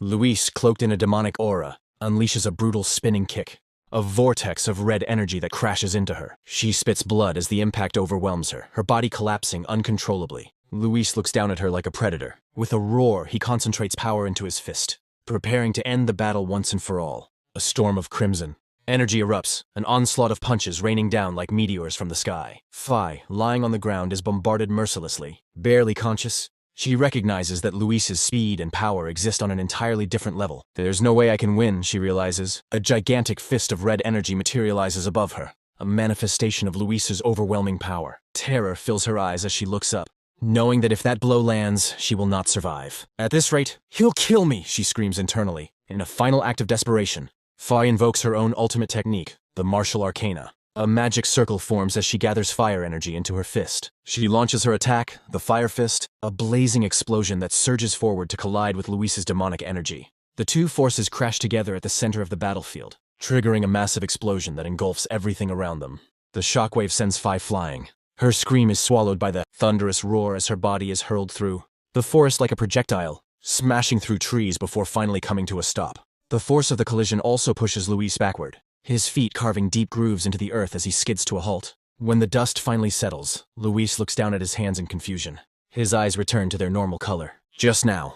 Again," he murmurs, as if waking from a trance. The residual energy fades from his fist. Bruised and battered, he becomes aware of the lingering sensations still clinging to his body. unsure of what he has just unleashed or what it truly means. So this is magic, Kane reflects. He runs to Luis's side and asks anxiously if he's all right. Luis, still dazed, can only think about his opponent. I'm fine, but Suddenly, an instructor's voice echoes through the area. Number 3947, you have lost your emblem.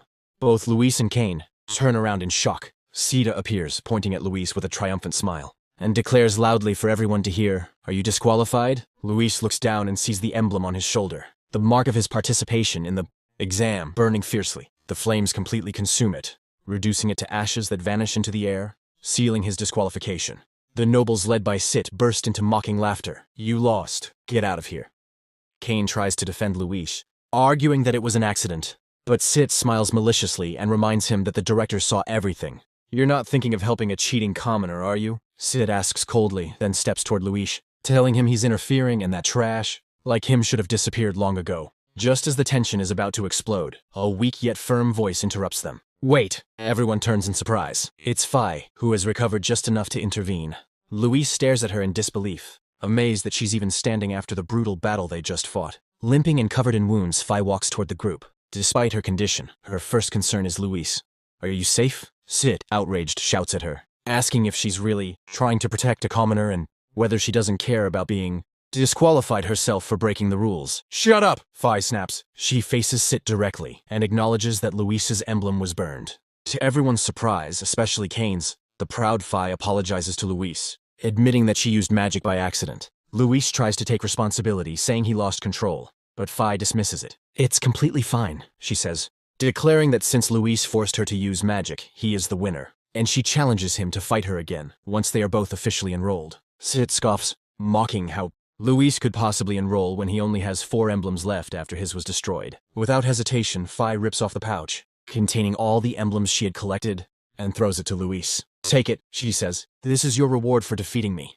With a defiant look, she argues that Luis's emblem burned after he defeated her, meaning his victory should still count as a valid record. Sit's fury reaches its breaking point, and he screams Phi's name, unable to believe her betrayal of the noble class. Faye completely ignores him and turns to Kane instead. Hey, handsome, she calls out, leaving Kane momentarily stunned. She declares that she absolutely refuses to accept a world where the weak pass while those who truly deserve it, like him, fail. As if Sit's rage doesn't even exist, Phi kicks her spear up from the ground, catching it as she prepares to move. Holding the spear, she poses a riddle to Kane. What happens to Luis if the person in 10th place gathers 14 emblems or more? Kane understands instantly. With a sly smile, he draws his sword and replies, "What a coincidence. I was thinking the exact same thing." Both of them dash off at once, and Kane calls out teasingly after her, "So you can think about things other than fighting." Phi, her face flushed, shouts back at him to hurry up, saying she needs to go collect more emblems. Luis watches the two of them run off with a faint smile on his face. Behind him, an instructor approaches and begins escorting him out of the examination area. Speaking in a formal tone, the instructor confirms Luis's disqualification due to the loss of his emblem and offers to guide him out of the grounds. Luis accepts without protest. As he walks away, Sit watches him with eyes filled with hatred and mutters under his breath, "Don't think this is over." He clenches, his fist in rage as he realizes that if Phi and Kane succeed, Luis will pass anyway. "I never want to see that guy's face again," he growls. A dark, twisted idea crosses Sit's mind. If an examinee were to die in an accident during the exam, that wouldn't be strange at all, would it? He thinks with a cruel smile. His lackey encourages him. "That's right. Do it, Sit." Then he adds viciously, "I just hope he's not as weak as those other fools." Meanwhile, Ran remains deeply shaken by the energy he felt earlier. The memory of Luis's demonic eyes haunts him, and he wonders what the true identity of Luis Carroll really is. Far from the battlefield, the instructor escorting Luis tells him that although his martial arts are powerful, they cannot by themselves rival magic. Luis looks toward the towering academy in the distance, dreaming of learning how to fuse magic and martial arts to reach a new level of strength. Time passes and night falls. The full moon shines brightly in the sky, marking the end of a turbulent day. Luis walks alone along a stone path under the moonlight. On his way home, he notices that his clothes are torn to shreds from the fight. This is bad, he thinks. How am I supposed to explain this to Mom? He worries that if he tells her the truth, she'll worry too much and bombard him with questions he'd rather avoid. Suddenly, his instincts flare. A hooded assassin appears behind him out of nowhere, red eyes glowing as he launches a lethal strike. With incredible speed, Luis draws his own dagger and blocks the attack at the very last second. In one smooth motion, he dodges, disarms, and slams the assassin to the ground in the blink of an eye. The assassin, now pinned, stares up at him in shock. "How did you notice?" he asks, Luis covers his nose and answers calmly, "The smell of blood. You can't hide it, you know." From the shadows, more assassins emerge, surrounding him. Their leader sneers. "You're awfully calm for someone who's about to die." Luis quickly assesses his opponents, realizing they are quite skilled and that he'll have to fight with everything he has to survive this ambush. His attention is drawn to a figure lurking deeper among the trees. Especially that one, he thinks. He looks dangerous. Taking advantage of his brief distraction, one of the assassins charges. "Hey, brat!" he shouts, leaping forward with his sword poised to strike. "If you look away, your head will go flying." Ambushed in the forest, Lewis Carroll finds himself in a desperate situation, forced to face a deadly group of assassins who intend to finish him once and for all. Since they are using magic, he has no choice but to activate a special technique, causing his eye to shine with an intense blue light. Even while outnumbered, Luis moves with astonishing speed and precision, slipping past the sword strikes of an assassin and readying a counterattack with his own dagger. With his breathing technique activated, he channels his energy into the weapon. The blade begins to glow with arcane power, humming with destructive potential. With a swift and decisive motion, Luis brings one attacker down, clearly demonstrating that his close-quarters combat skill far surpasses theirs. Another assassin attempts a low sweeping attack, but Luis avoids it effortlessly. His body moves with an agility that borders on the supernatural. Luis leaps into the air, evading the enemies closing in on him from the ground. From below, the remaining hooded assassins watch closely, bracing themselves for his next move. At that moment, the leader of the assassins steps forward. He acknowledges Dew's abilities, noting that his superhuman perception and advanced combat techniques match what their intelligence had reported. Bruised but far from defeated, Luis listens carefully. Intelligence, he thinks, realizing that this ambush was a deliberate, well-planned attack. The leader admits that Luis's combat ability rivals that of a trained apprentice, then mocks him, asking how he plans to deal with magic as the assassins behind him raise their crossbows. At the leader's command, the hooded assassins fire, unleashing a rain of magical projectiles straight at Luis. What? Caught off guard by the sudden magical assault, Luis instinctively raises his arms to shield himself from the barrage of energy. He manages to evade as the shots slam into the trees behind him. "Damn it, wind arrows again," he mutters in frustration, recognizing the same magic that troubled him before. Realizing he can no longer hold back, Luis makes a decision. In that case, breathing technique, he declares, his face filled with resolve as he prepares to release his full power. Luis focuses inward, circulating energy throughout his body to enhance his physical strength and awaken his latent abilities. His eye shines once more with a blinding blue light. The goal is simple: push his power and speed to an entirely new level.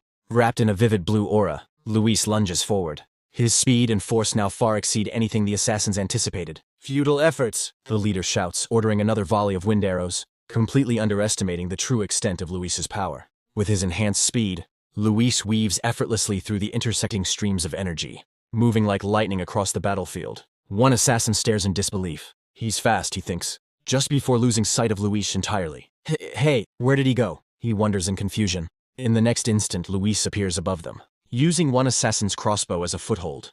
He launches himself even higher, preparing to strike, catching the leader and his subordinates completely off guard. The assassin leader barely has time to react, crossing his arms to block Luis's ferocious attack. The impact takes him by surprise. Luis's kick lands with crushing force, shattering the leader's guard and sending him flying backward with a scream of pain. Without wasting a second, Luis twists his body mid-air and dives toward the remaining underlings, who fire at him in panic as he descends. Wounded and enraged on the ground, the assassin leader shouts a desperate order to his men. "Stop him!" he roars, hoping they can overwhelm Luis. Obeying the command, one of the remaining assassins leaps into the air, channeling all his strength into a powerful descending kick meant to finish the fight. Below, Luis waits, bracing himself for the incoming blow. The assassin's attack is intercepted. Luis manages to block the descending kick, but the sheer force knocks him off balance, making it clear that the battle is far from over. A sharp pain shoots through Luis's arm. He realizes his opponent has managed to embed a small blade into him. Gritting his teeth, he endures the pain, refusing to give in. As Luis pulls free, a new figure appears, a far more imposing warrior clad in armor and wearing a blue scarf. His arrival silences the forest, signaling that a true challenge has begun. The elite warrior merely observes, allowing his subordinates to test Luis's strength once again. Luis is completely surrounded. He tries to move, but bursts of magical energy assault him from every direction, forming a cage of attacks that seems impossible to escape. Unable to dodge them all, multiple beams of energy strike Luis, breaking through his defenses and leaving him exposed. At last, the coordinated assault becomes too much. Luis collapses to the ground, seemingly defeated, as the assassins and their two leaders surround him, savoring their victory. One of the hooded assassins exhales in relief. He finally went down, he says, exhausted. Just firing at him drained me. Standing over Luis's motionless body, the assassin wonders aloud. Is he really just a commoner? He was far more troublesome than an average apprentice. But Luis is not defeated. In the next instant, his eye snaps open, glowing with an even more intense blue light, revealing that he had only been waiting for the right moment. Before the assassin can react, Luis grabs the handle of his weapon with shocking strength, his eyes blazing with fury and resolve. In one smooth motion, Luis turns the assassin's momentum against him, striking him with his own weapon. The blow is brutal. The sound of bone breaking echoes through the forest as the assassin's eye reddens from the impact, a fatal strike that silences him completely. Always. Now armed with the axe of his fallen enemy, Luis rises to his feet. Behind him, the assassin's body collapses as blood splashes across the ground, a grim testament to Luis's renewed resolve. Seizing the moment of shock, Luis releases a violent burst of energy, sweeping away the remaining hooded subordinates in an instant and clearing the battlefield. However, the elite warrior remains unmoved, effortlessly deflecting the shockwave. Playing dead, were you? The elite warrior asks, his tone laced with both amusement and curiosity. Luis stands over the defeated assassin, breathing heavily but holding a steady stance. The underlings are gone. Now only the true leader remains. The elite warrior begins to clap slowly. Impressive for someone so young, he says, genuine respect slipping into his voice. Gripping the fallen man's weapon, Luis confronts him. Your subordinates were killed, and you don't even care. The elite warrior replies with chilling indifference. I couldn't care less what happens to trash. With a shout, Luis hurls the axe at the elite warrior, testing his defenses and his resolve. You're quite clever, the elite warrior remarks as he dodges the weapon. In the next instant, after images of his body appear, surrounding Luis in a display of overwhelming speed, the elite warrior prepares his attack, his hand glowing with ominous purple energy. If it weren't for that person's orders, he begins, hinting that he acts under a higher authority, I'd like to take you as my disciple. As he speaks, he summons a massive hammer of arcane energy, ready to crush Luis with terrifying power. Despite his injuries, Luis desperately tries to block the blow with the axe he just stole, but the dark purple energy of the arcane hammer is simply too overwhelming. The hammer strikes with cataclysmic force. The resulting explosion tears through part of the forest, showcasing the elite warrior's devastating strength. Luis is hurled into the air by the shockwave, screaming in pain as blood pours from his wounds. The attack is far beyond what he can endure. As Luis falls helplessly, the elite warrior appears above him in midair, giving him no time to recover and preparing to continue his assault. The masked warrior mocks him as he readies another strike. Your skill might rival that of an apprentice, he says coldly, but against a higher-ranked fighter. His eyes blaze with intense purple, light as he finishes with contempt. You're not even close. Luis's face twists, in a mix of shock and agony as he realizes the immense gap in power between them. The elite warrior slams into the ground with incredible force, aiming directly for where Luis will land. The impact triggers a massive explosion of earth and energy, throwing up a dense cloud of dust that completely obscures the outcome. Wrapped in a dark aura, the elite warrior descends toward the crater he has created, ready to confirm his opponent's death. With a roar, he unleashes yet another burst of energy. Dark energy in the form of writhing tentacles, ensuring that nothing could survive his onslaught. As the smoke and dust slowly begin to clear, the sheer scale of the destruction becomes evident. The ground has been completely shattered. The elite warrior looks down into the center of the crater, his expression hidden, yet his body language clearly showing curiosity. He's still alive? He asks in disbelief. With iron will, Luis struggles to rise. His life force burns so intensely that the outline of his own skeletal structure becomes visible beneath his torn flesh. I won't die here, he vows with what little breath he has left. The elite assassin shows no mercy. What a shame, he says coldly as he raises his arm for the final blow. Your life ends here. Once more, he invokes his devastating technique, the purple energy hammer forming above him again. Not even a goddess can save you now, he declares. Luis looks up in desperation as the final attack descends. The assassin names his technique without emotion. Arcane martial art, Heavenly Hammer. The Heavenly Hammer crashes into the crater, unleashing a massive eruption of purple energy that seems to annihilate Luis completely. But in that instant, on the very edge of annihilation, a single thought ignites within Luis's mind. I cannot die. Under any circumstances, a precious memory floods his thoughts. His adoptive family from the orphanage, with the kind Sister La Sierra at the center. His true motivation is laid bare. I want to master magic and protect my precious family. Driven by his love for them, his determination transforms into an entirely new power. His eyes now glowing scarlet, Luis unleashes a violent eruption of demonic crimson energy from his fist, roaring with unbreakable resolve. I will survive! The torrent of red demonic energy does not merely stop the purple, heavenly hammer, it begins to devour it. The two forces colliding in a clash that defies all logic. Completely stunned, the elite warrior can only stare in disbelief as his supreme technique is dismantled. by a power he never imagined Luis possessed. The collision of energies triggers an explosion of light and force so immense that it engulfs everything around them. At the center of the smoldering crater, Luis lies face down, utterly exhausted. His body barely responds as he coughs weakly, having spent every last drop of his strength on that final attack. Not far away, the elite warrior stares at his hammer lying on the ground, its purple energy flickering and fading away. "How strange," he murmurs, his voice tinged with shock and confusion. His arrogance has vanished completely, replaced by a creeping sense of dread. "It feels as if I were fighting an equal," he admits at last, recognizing that the power Luis unleashed has reached his own level, or perhaps even surpassed it. He raises his hammer one final time over the defenseless Luis, his voice trembling with a mixture of fear and resolve. "Die, monster!" he roars. In the midst of the killing blow, a voice suddenly shouts that it is enough. The assassin is violently repelled by a massive surge of green energy erupting from Luis's body. The uncontrolled wave of power hurls the assassin into the air, while Luis remains on the ground at the epicenter of the explosion, suspended helplessly in midair. The assassin is ensnared by multiple lashes of energy that wrap around him completely, leaving no chance of escape. His face twists in absolute shock and disbelief. What is this?" he wonders, overwhelmed by the power before him.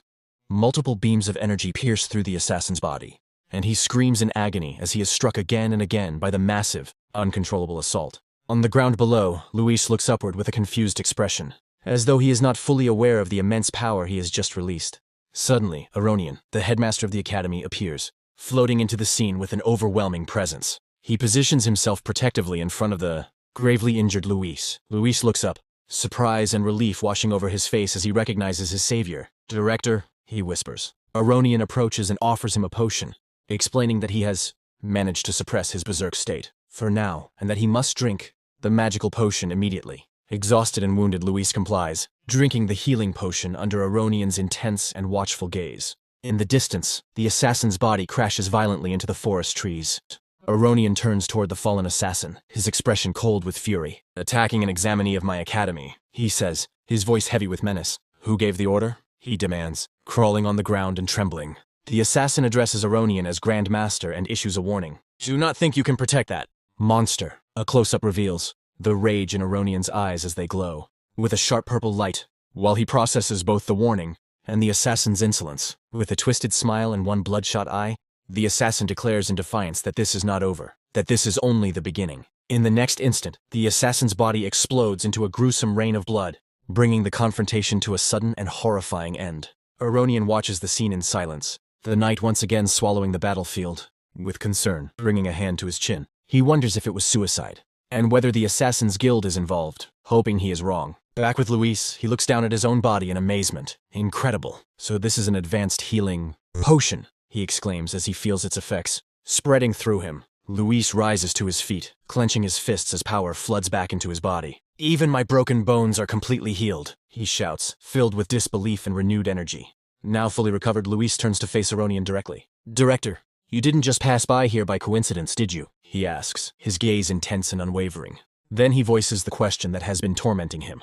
"Why do you always save me?" Aronian meets his eyes calmly, but postpones the answer. "We'll discuss it at your home," he says, leaving Luis completely stunned by the unexpected reply. Suddenly, a far more urgent thought strikes Luis, eclipsing all questions about the director's mysterious intentions. He grabs his head in panic and cries out, "It's gotten really late. Mom must be worried," shouting that he is in serious trouble. Luis bolts toward his home at full speed, leaving Aronian behind. The director watches him go in silence, waiting until he disappears before turning to deal with the loose ends. Now alone, Aronian summons a dark shadow. "Kylie," he says calmly, "take care of the cleanup." His meticulous nature is evident. He intends to leave no trace behind. The shadowy entity moves swiftly, repairing the crater and erasing every sign of the fierce battle that just took place. The scene shifts to the town of Mantia, in the northern reaches of the Kandrian Empire. Beneath the moonlight, two men harass a nun outside a house. "Who told you that you could fix that strange millstone?" one of them shouts. They accuse her of cheating people through the milling tax and mocking the local lord. The nun, Sister La Sierra, responds timidly that she is only waiting for the children. One of the thugs, a man with blue hair, suddenly grabs her arm roughly. "Don't lie to me," he snarls. "Looks like you need to be punished." Out of nowhere, a precise blow slams into the thug's face, making him spit blood. Luis has arrived just in time, delivering a fast, decisive kick. He knocks down the man threatening his mother, leaving him sprawled on the ground, while the other thug and Sister La Sierra stare in shock. Without wasting a second, Luis lunges at the second brute and neutralizes him just as efficiently. Luis, you're finally home, his mother says, relieved yet deeply worried. Sister La Sierra's face reflects shock and anguish as she covers her mouth with trembling hands at the sudden violence. Luis rushes straight to her side. Mom, are you okay? He asks urgently, completely ignoring the men he has just defeated. She gently touches his face, but her expression quickly fills with alarm as she notices his condition. What happened? Your clothes are torn, and you're covered in blood. Nervous, Luis quickly invents an excuse. I'm fine, really. Don't worry. My clothes just got caught on a tree during the exam. His mother looks at him with clear doubt. At that moment, the thug with a purple bandana struggles to his feet, furious and humiliated. You again! He shouts at Luis, always trying to break the rules. Are you looking for trouble with the Lord? Both thugs glare at him, the tension rising once more. Threaten to call someone known as the Fighter George and to report Luis's insubordination to the local lord, while his mother clutches him anxiously. At that exact moment, Aronian descends from the sky, floating gently. It seems there has been a misunderstanding, he says, his calm voice freezing the two thugs in place.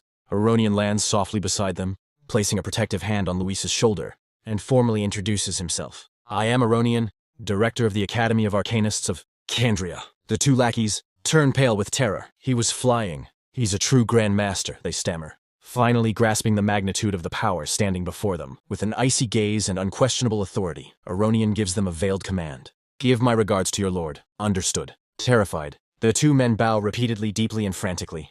Yes, of course, Grand Master. We'll leave it to you, they reply, desperate to escape. As the thugs flee, Aronian turns to Sister La Sierra. You must be Luis's mother, correct? He says. This is sudden, but there is something I would like to discuss. Inside her humble yet warm home, Sister La Sierra invites them to sit by the fireplace. Please, have a seat, she says, still somewhat overwhelmed. Aronian's attention is immediately drawn to a peculiar millstone. So this is the strange stone the nobles were talking about, he thinks.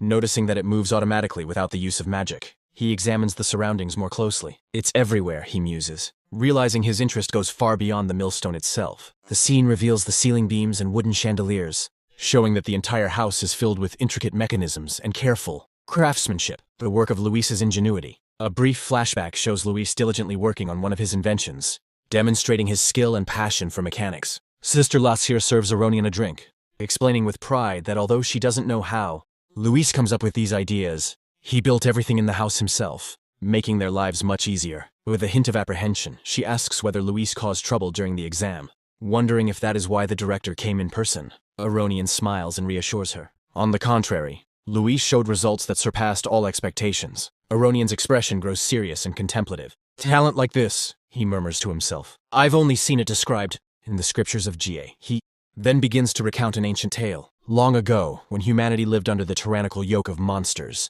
a genius arose among them. Guided by the goddess herself, this genius came to understand the essence of the elements and created the arcane martial arts. 5 years later, he was seen unleashing an overwhelming and dark power. The story continues, showing how the hero, alongside his companions, confronted the monsters, striking them down with deadly blows and saving humanity from extinction. That unforgettable day, when the sacred calendar was born, came to be known as the Day of Liberation. Humanity celebrates its victory over the fallen monsters. In the scriptures of Ga, he is called the first hero. Sister La Sierra is left in awe, regarding him as a true savior of humanity. But Luis, ever perceptive, interrupts. But in popular legends, there is no hero who saved humanity, right? He asks. Aronian's expression darkens. No, the hero does appear, he replies, but in a different form. He continues, his voice heavy. He was a man with black hair and black eyes. The revelation falls like a bomb. Instinctively, Sister La Sierra pulls Luis into a tight embrace, while the boy's face shows complete shock. Aronian goes on, his tone low and grave. This is a great secret, known only to the highest authorities of humanity. The tale of the first hero takes a darker turn. Although he truly saved humanity, madness dwelled in his heart at that time. The image unfolds of the hero bleeding from his eyes. Consumed by an uncontrollable desire to kill them all, he committed a grave and unforgivable sin. The scene shows him standing amid a massacre, surrounded by the bodies of his fallen companions, and as a result, he was erased from the history of mankind. Red chains symbolize how his legacy was bound and hidden forever. That inner madness manifests as a red, demonic eye, a curse lurking in the shadows of history. Back in the present, Luis looks down at his bandaged hands, recalling his own explosive surge of power. Inner madness. Could it be like that time? He wonders, connecting the pieces. Aronian then reveals the terrible consequence of this secret. That is why, in every country, when a person with black hair and black eyes is found, they are supposed to be eliminated.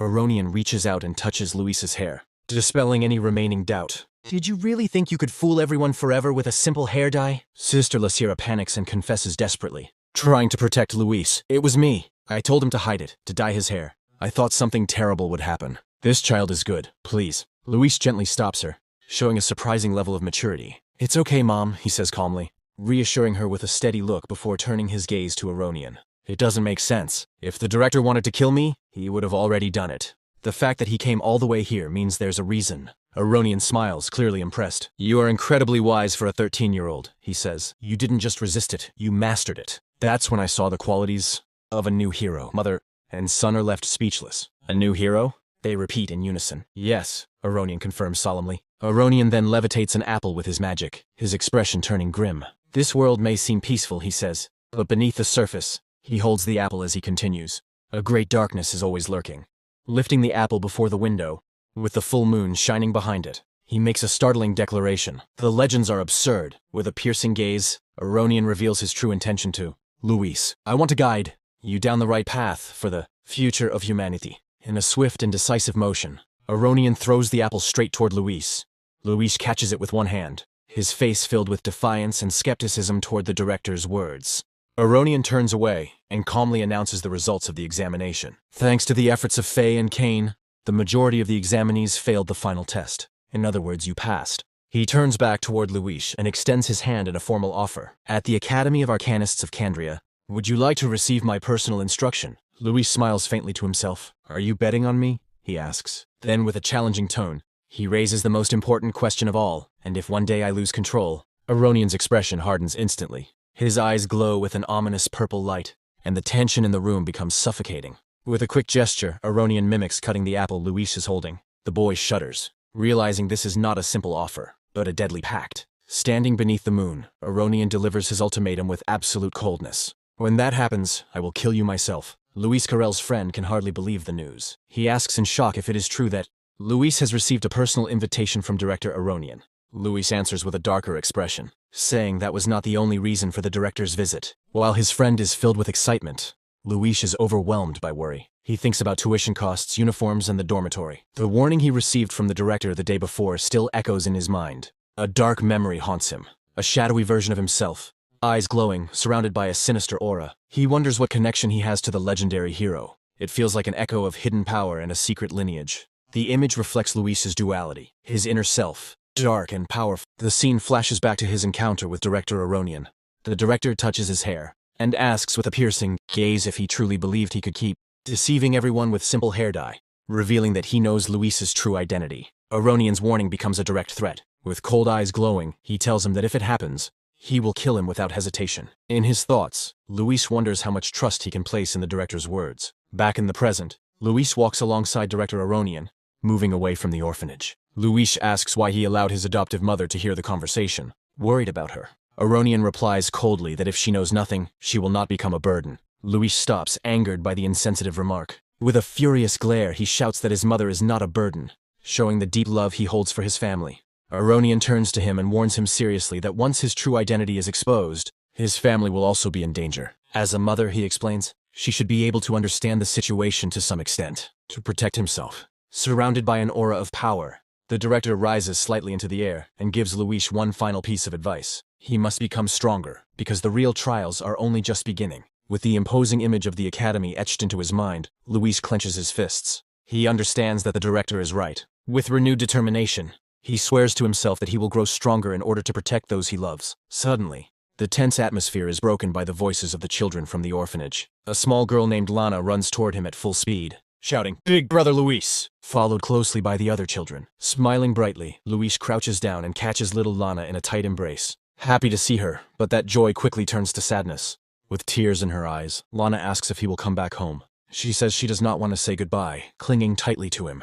Luis gently strokes her head and smiles to reassure her. He promises her that of course he will come back during the long holidays, because this place will always be his home. To seal the promise, they link their pinky fingers. With the innocence of a child, Lana tells him that her mother says only bad children break promises. Luis assures her not to worry, that he will keep his word. The moment is interrupted by his friend, who informs him that a noble's butler is looking for him. Luis and the children are surprised by the unexpected visit. An impeccably dressed butler, wearing a top hat with a luxurious carriage behind him, approaches Luis and formally asks if he is Luis Carroll. The man introduces himself as the butler of the Aranca family and informs Luis that the young master wishes to invite him to the family mansion, handing him a letter. Luis opens it and freezes in shock when he sees that it is an invitation from Kane. Confused, he wonders if Kane wants to strengthen their friendship before classes begin. Despite his surprise, Luis accepts the invitation. With a courteous gesture, the butler signals for him to board the carriage. The scene shifts to a panoramic view of Arson, a prosperous city within the Candria Empire, Luis's destination.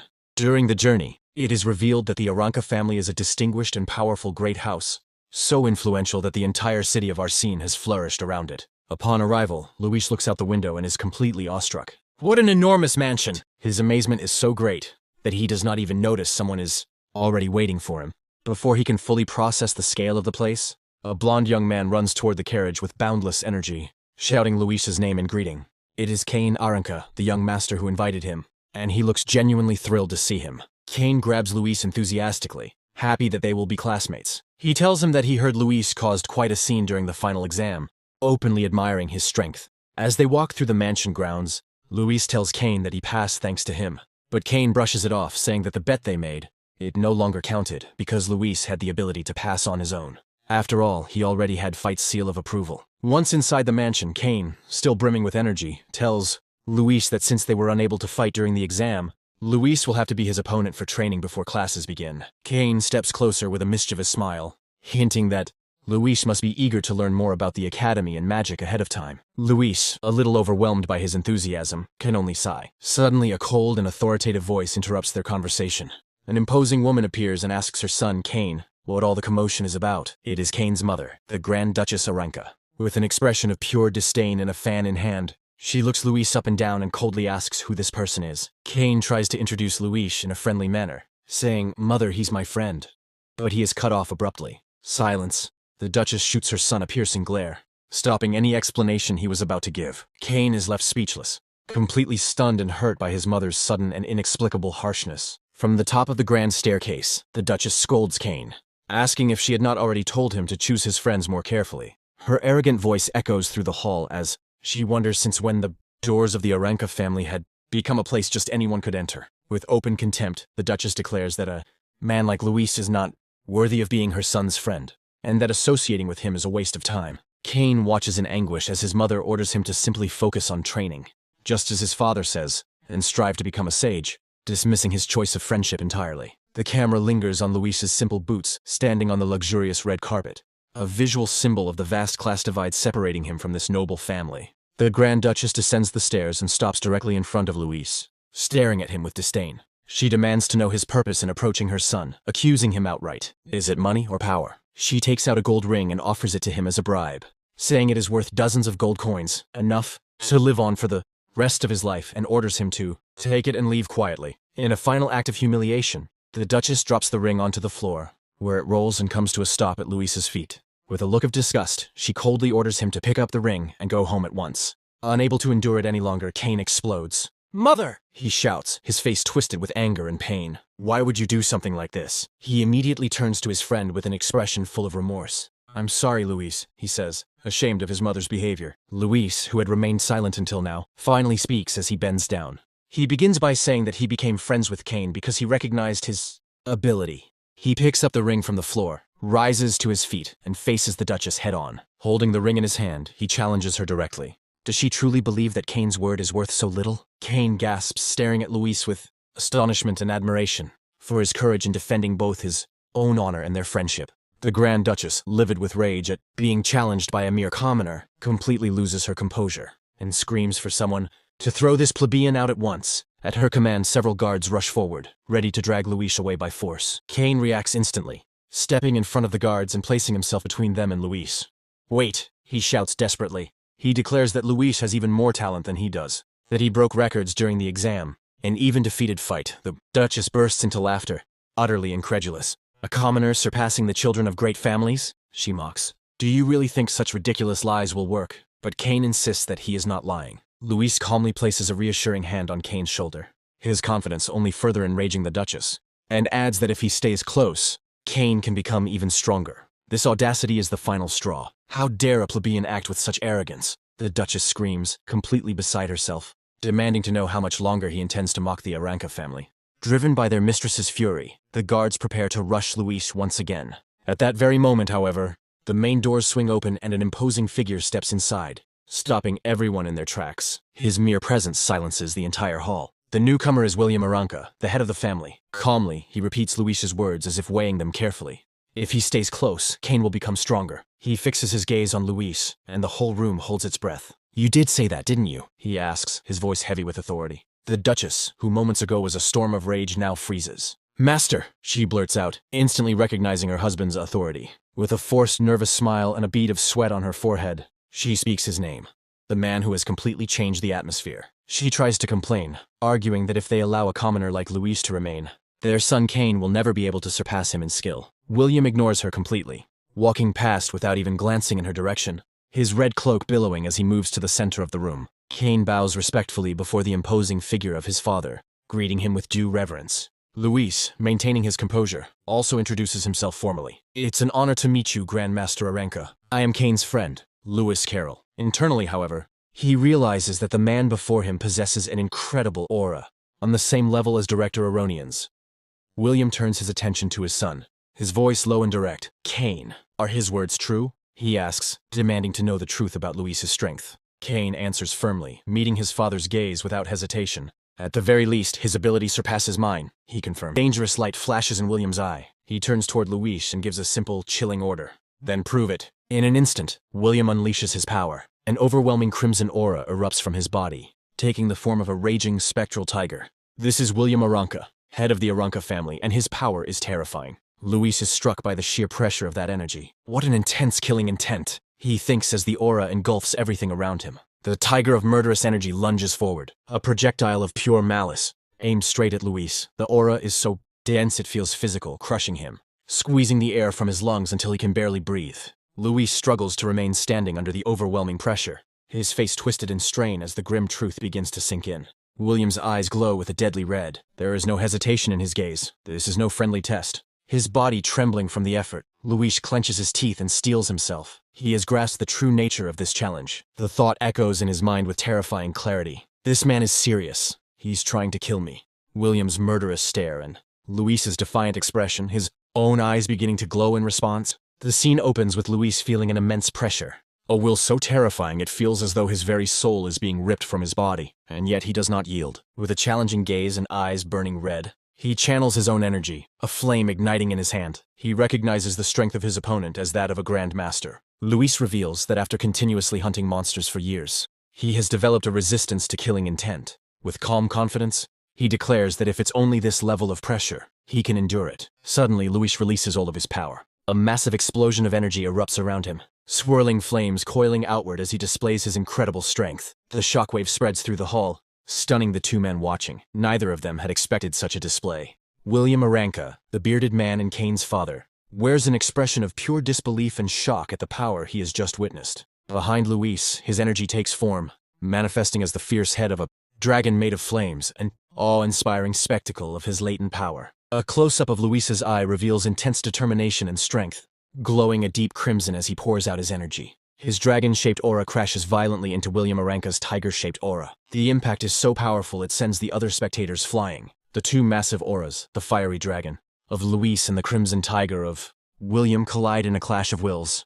A cloud of dust and debris rises, completely obscuring the outcome of the collision. Luis is revealed kneeling on the ground, exhausted, yet unharmed, before the towering figure of William Aranka. Kane rushes to Luis's side, helping him to his feet and asking anxiously if he is all right. Though clearly drained, Luis answers that he is. William Aranka addresses him by his full name, Luis Carroll, and asks him directly, "Why do you seek strength?" With unwavering conviction, Luis answers without hesitation, "To protect my family." This is the true reason behind his relentless pursuit of power. His response leaves William silent, deep in thought as he processes the young man's profound and noble motivation. William then turns to his son Kane and speaks sternly, telling him that his own willpower is too weak and that he must learn from Luis. Kane's mother, the noblewoman, reacts with shock and distress at her husband's words, crying out his name in protest. "William, what are you thinking?"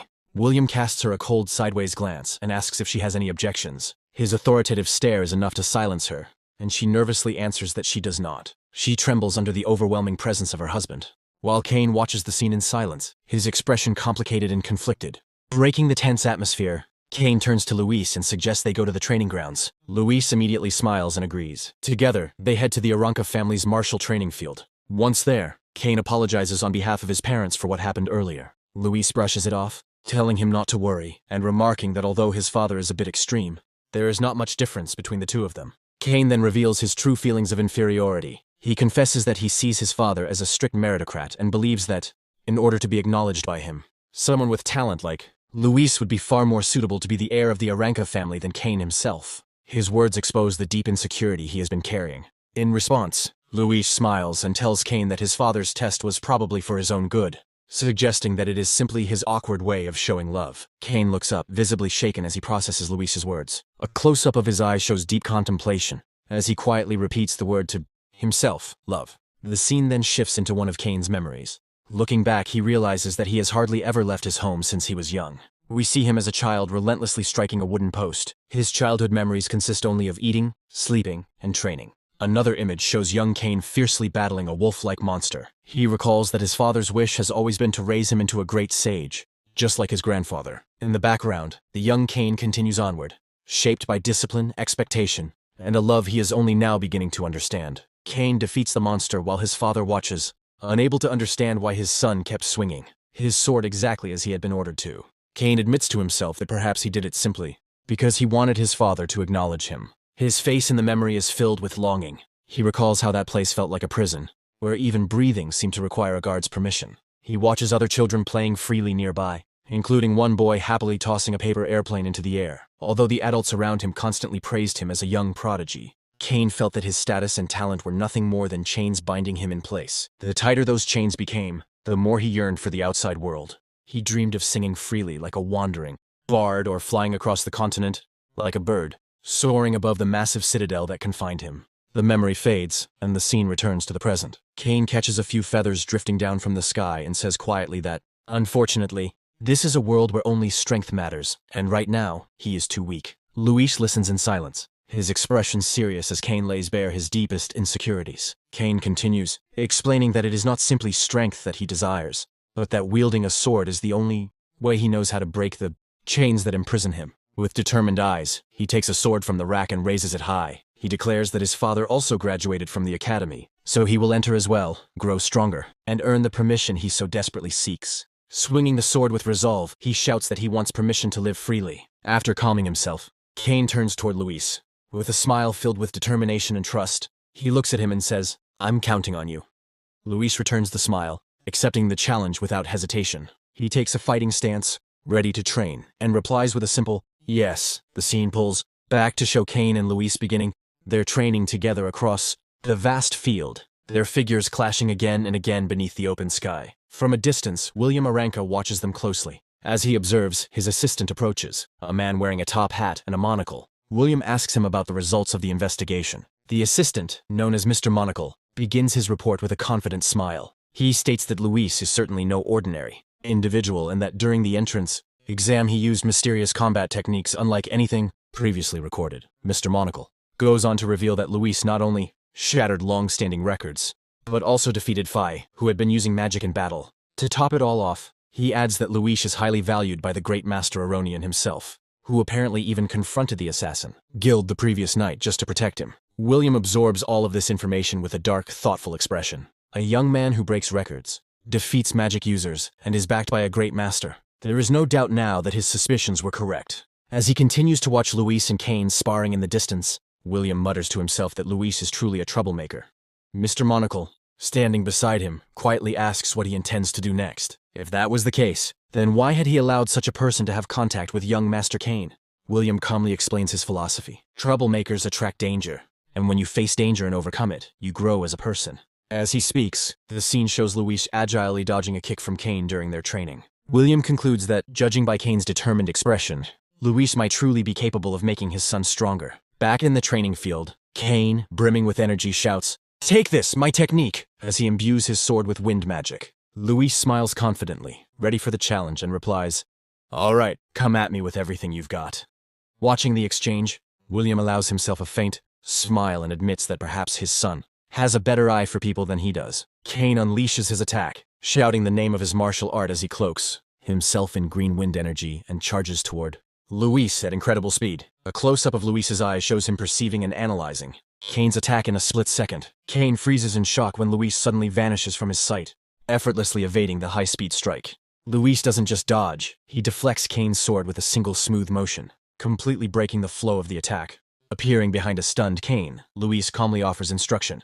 Accelerating with magic is good, he says, but your movements are too linear. Kane, sweating and wearing a nervous smile, thinks to himself that Luis countered him easily despite the use of magic. Now I understand why not even Phi could defeat you, he reflects. Luis notices Kane staring at him and asks casually, Do I have something on my face? He then steps closer and asks more seriously whether Kane has ever felt that something didn't quite fit in his fighting style. Kane looks confused and replies that his techniques are the secret arts passed down through the Aranka family, the same ones that made both his father and grandfather strong. With a serious expression, Luis responds, What I'm saying is, there's another path. Kane is left stunned, wondering what this other path could mean. One, different from the road walked by his father and grandfather, whose shadows loom heavily over him. To make his point, Luis walks over to the weapon rack and selects a different sword, a shorter one, as Kane watches with curiosity. Holding the short blade, almost like a dagger, Luis looks at Kane with a challenging smile and asks, Kane, don't you want to surprise your father? From a distance, William Aranka observes the two young men, intrigued by the sudden change in their training. His expression shifts to curiosity as he wonders what Luis is planning. Luis and Kane leaping toward each other, both wielding short blades, ready to engage in a completely new style of combat, all under William's watchful gaze. Luis Kiro begins the lesson with a fundamental truth. In martial arts, speed is the ultimate weapon, but he is not talking about simply running fast. To Luis, true speed lies in reaction time and the ability to make decisions in fractions of a second in the chaos of battle. Kane Aranka possesses astonishing natural speed, yet his talent is being wasted by trying to follow the rigid traditions of his family. Luis explains that thrusting techniques are extremely difficult to fully master, even with Kane's wind magic supporting him. Just because his grandfather achieved it does not mean Kane must force himself down the same path. In fact, that same rigidity was what halted his father's growth as a grandmaster.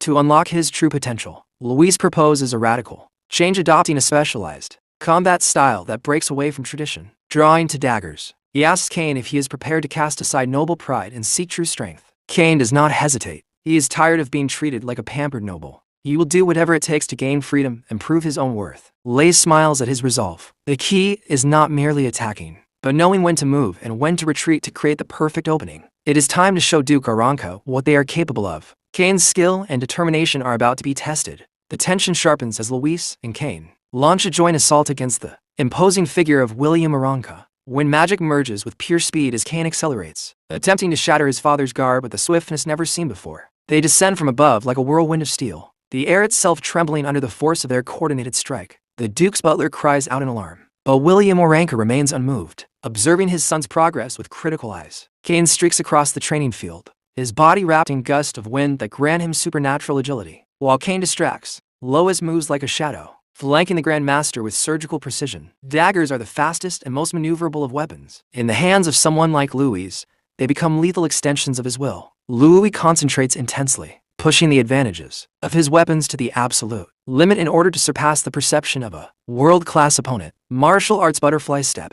Lois blends his combat techniques to create optical illusions that completely disorient the Duke. William Aranka is genuinely surprised. For a brief moment, he loses sight of the young man before him. Multiple images of Luis surround him as butterflies of energy flutter through the air, concealing the true point of attack. Kane seizes the opening, using his wind magic to launch himself along an unexpected aerial trajectory. It is a total assault. Father and son collide in a clash of wills where tradition faces the innovation of Lobis.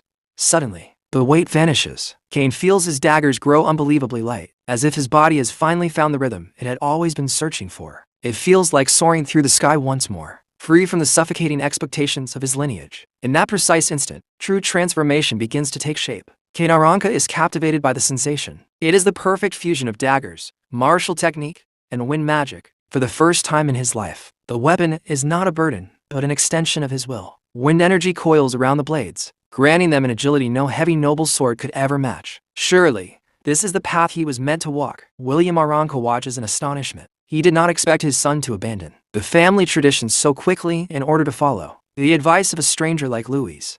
What is he witnessing? The Duke's eyes widen as he notices the shift in Kane's posture and the altered flow of mana within him. Something has awakened. With burning conviction, Kane declares, This is my martial path." He charges forward, casting aside doubt and the centuries of tradition that had suffocated him. William Aranka merely snorts, unmoved by his son's outburst. As a Grand Master, he has witnessed countless rebellions, and none have impressed him. Then the atmosphere changes. The Duke releases his aura-dense red and black pressure. So heavy it steals the breath from the air. Kane and Louise are hurled backward by the sheer force of his will. Abandoning the clan's techniques to pursue your own will, William says coldly. How naive, to him. Scorning the Aranka legacy is an insult to strength itself. Despite the crushing pressure, Louise refuses to yield. Sliding across the ground, he shouts to his student not to stop. The real training has only just begun. Kane, accelerate, he commands. The young noble reacts instantly, focusing his mana into his legs and weapons. He knows he cannot hesitate for even a second before his father. When magic acceleration, Kane becomes a green blur, moving at a speed that defies ordinary sight, covering the distance in the blink of an eye. Lo and Kane cross paths, attacking from opposite angles to divide the Duke's attention. Their coordination is astonishing for the fighters, who have trained together for such a short time. William Aranka stands firm at the center of the storm, his blue eyes tracking every movement, analyzing Lu's technique and Kane's execution with terrifying calm. Kane unleashes a rapid series of thrusts with his daggers, using the wind's momentum to strike again and again. The air whistles with each circular motion, yet the gap in level is overwhelming. William's eyes flash crimson, anticipating the attack before Kane can even complete it. With a single motion of his hand wrapped in red energy, the Duke stops Kane's assault. Is that all? He asks with contempt, challenging his son to show him something more. The force of the block makes Kane's dagger tremble under the pressure. He knows that if he remains there, he will be crushed by his father's brute strength. Kane is forced to retreat, flipping backward acrobatically to create distance. Sweat slides down his forehead under the intensity of the battle. William grits his teeth in fury. Coward, he spits. For an Aranka, stepping back on the battlefield is an unforgivable disgrace. The Duke lunges forward like a bloodthirsty beast. He will not allow his son to learn how to flee instead of fight. The pressure he exerts is absolute. In that critical moment,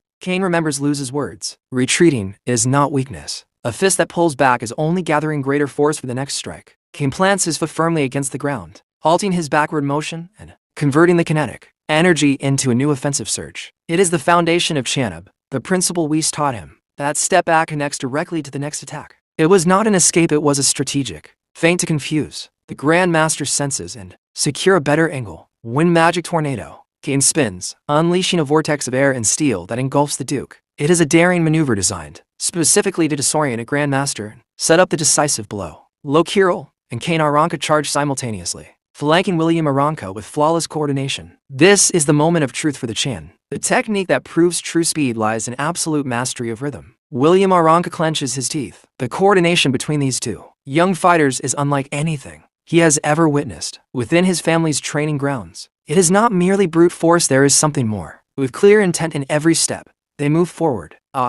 Lois and Kane launch their final assault, their battle cries tearing through the air. They both know this is their last chance to leave even the slightest mark on the Grand Master. To explain the strategy, Luis draws upon a concept from his past life. There is a baseball technique called Chan. He tells a confused Kane. The word sounds foreign, but the logic behind it is universal. Luis demonstrates that speed does not have to remain constant. Just as a pitcher deceives a batter, a warrior can deceive an opponent's senses by changing the rhythm of an attack. At the final moment, take this, Luis shouts as he throws a punch that appears slow at first almost lazy but then suddenly accelerates with explosive force. It is the art of temporal manipulation applied to close combat. Kane tries to imitate the movement, his daggers clashing with precise timing. He begins to understand that true speed is not simply about moving fast. It is about knowing when to be slow, so that the final strike becomes invisible. Luis adjusts Kane's posture and simplifies it for him. It is a technique that deceives opponents through variations in speed, a mental game where the warrior controls the enemy's perception of time. Kane watches in amazement as what seems like a casual motion transforms into a deadly feint.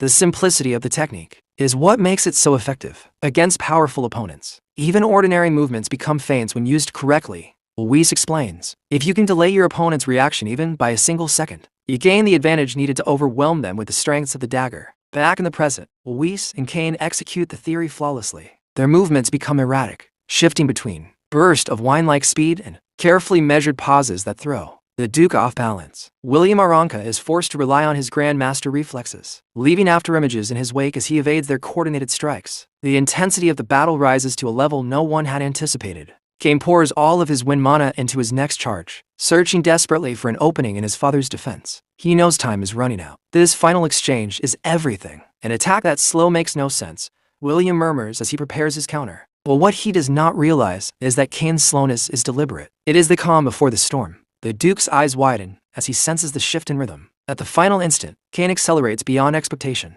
shattering William's prediction and achieving the impossible. A streak of green light slices across the field. Kane manages to graze the edge of his father's roband. Unheard of achievement against a warrior of William's caliber. The wind whips William's red cape as Kane lands gracefully at a distance. For a moment, William Aranka stands perfectly still, staring at the spot where his son nearly struck him. Silence falls over the training grounds. In the distance, Kane struggles to steady his breathing. Luis, Kirill, and Kane exchange exhausted but satisfied smiles. They know they have proven that their new martial path is not childish ambition, but a force worthy of recognition. Kane prepares to launch another attack, his eyes burning with determination. But before he can take a single step, his father's powerful voice echoes across the entire arena. That is enough. The Duke commands firmly. The battle halts at once. The tension that had filled the air dissolves, leaving only the whisper of the wind. Both Luis and Kane freeze in place, awaiting the reaction of the most powerful man in the duchy. The outcome of Luis's training hangs by a thread. William Aranka turns slowly to face his son. Kane begins to speak, but William's tone carries no anger. Instead, it holds a strange, solemn acceptance that Kane has never heard before. Kane holds his breath.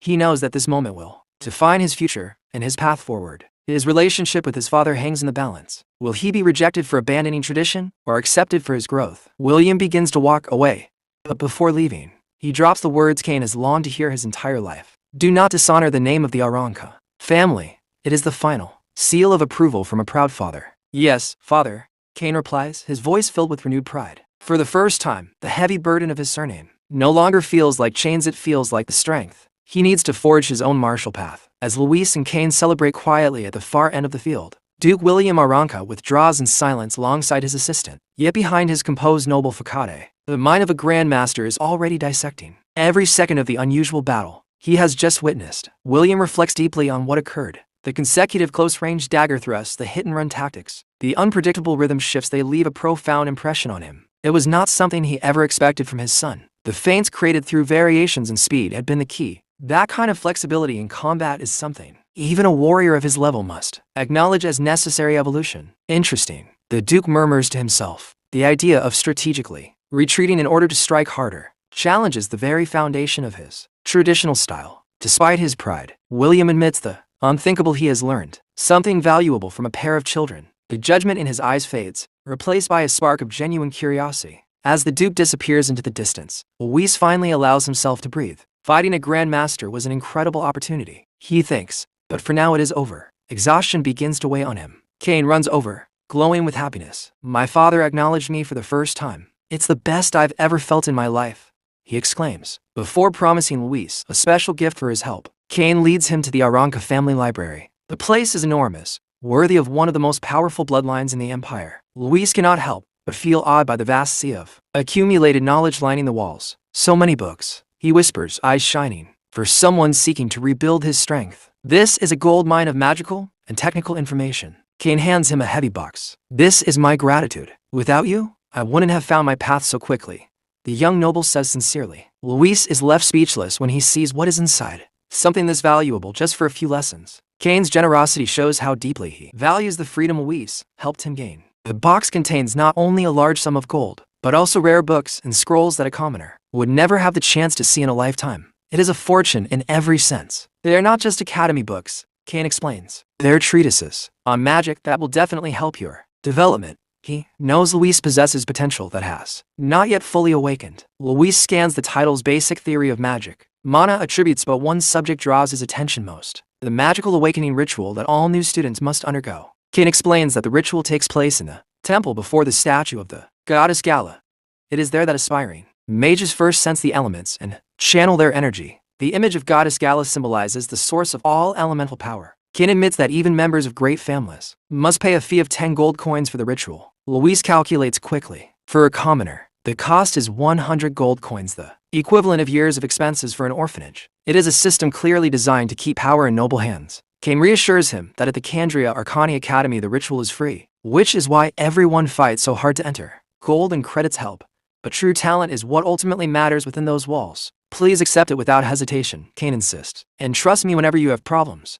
His loyalty to Luis is now unbreakable. He feels their earlier promises have finally been honored. Luis accepts the gift, but his mind is already moving towards something greater. For his future plans, he will need more than gold. He will need influence and his own economic power. He recalls that magical pharmacists earn well, but then a brilliant idea flashes across his mind, drawn from the advanced technological world of his past life. That's it. If he uses his scientific and technical knowledge to invent mechanical devices, he could amass a fortune in record time. He does not have to rely solely on magic. He casually asks Kane whether the Aranka family has connections with merchant guilds. Kane is startled by the sudden shift in topic. Unable to understand what his friend is planning, Luis simply gestures for discretion. It's a secret. You'll find out in time. With a new goal on the horizon, Luis Caro prepares to shake the economic foundations of this world. A week passes after the entrance exam. Today is the grand opening ceremony of Candria Arcani Academy. The air is thick with excitement and nervous anticipation as new students cross its imposing gates. Liskiro walks forward with steady steps toward his new destiny. He feels confident. After all, he has worked hard to reach this place and is ready for whatever awaits him. Suddenly, a pink-haired young woman approaches him unexpectedly. She is Rose,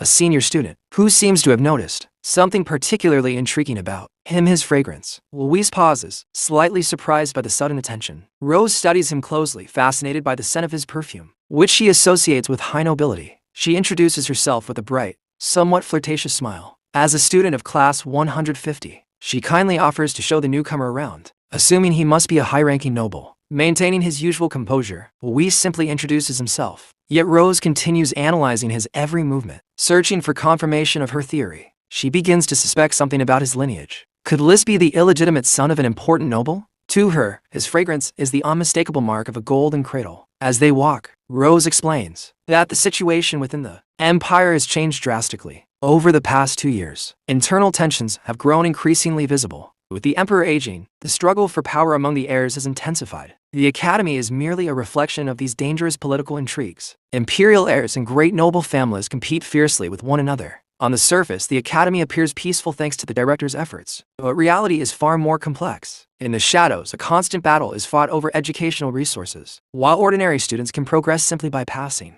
the heirs play at an entirely different level. If you fail to stand out or lose your credits, expulsion awaits. Here, becoming the target of someone powerful can mean the end of your academic career. Rose steps even closer to Luis, invading his personal space, determined to form a connection with him before anyone else does. In a nearly teasing tone, she offers advice. You're someone everyone is watching, so make an effort. To her, Luis is a valuable asset in the academy's power game. Then she asks the crucial question, which faction does your family support? Rose is convinced that Luis is hiding noble backing she might benefit from. But before he can respond, their conversation is interrupted by the arrival of a blond young man. It is Brian.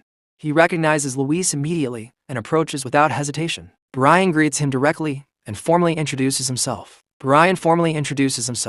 Revealing his identity without hesitation. His familiar way of speaking to Luis completely shatters the noble aura of mystery Rose had carefully constructed in her imagination. A commoner, Rose is left in stunned disbelief when she realizes that Luis does not belong to the nobility at all. In an instant, all her interest and courtesy vanish the moment she discovers his true background. Furious at having wasted her time on someone of lower class, she storms off muttering curses under her breath, leaving the two boys behind. Her vanity has clearly been wounded. Luis watches her leave, entirely unaffected by her arrogance. He is already used to this kind of contempt from the so-called elite. Brian looks at him calmly and tells him not to pay it any mind. He knows very well how some students behave in this institution. As they shake hands, Brian warns him that the academy is like a miniature version of the empire itself, and as a commoner, he will have to fight twice as hard for every opportunity. Just then, Brian hears someone calling his name and prepares to leave. It seems he has other people to greet before the ceremony begins. He walks away with a wave, reminding Luis that he can count on him whenever he needs help.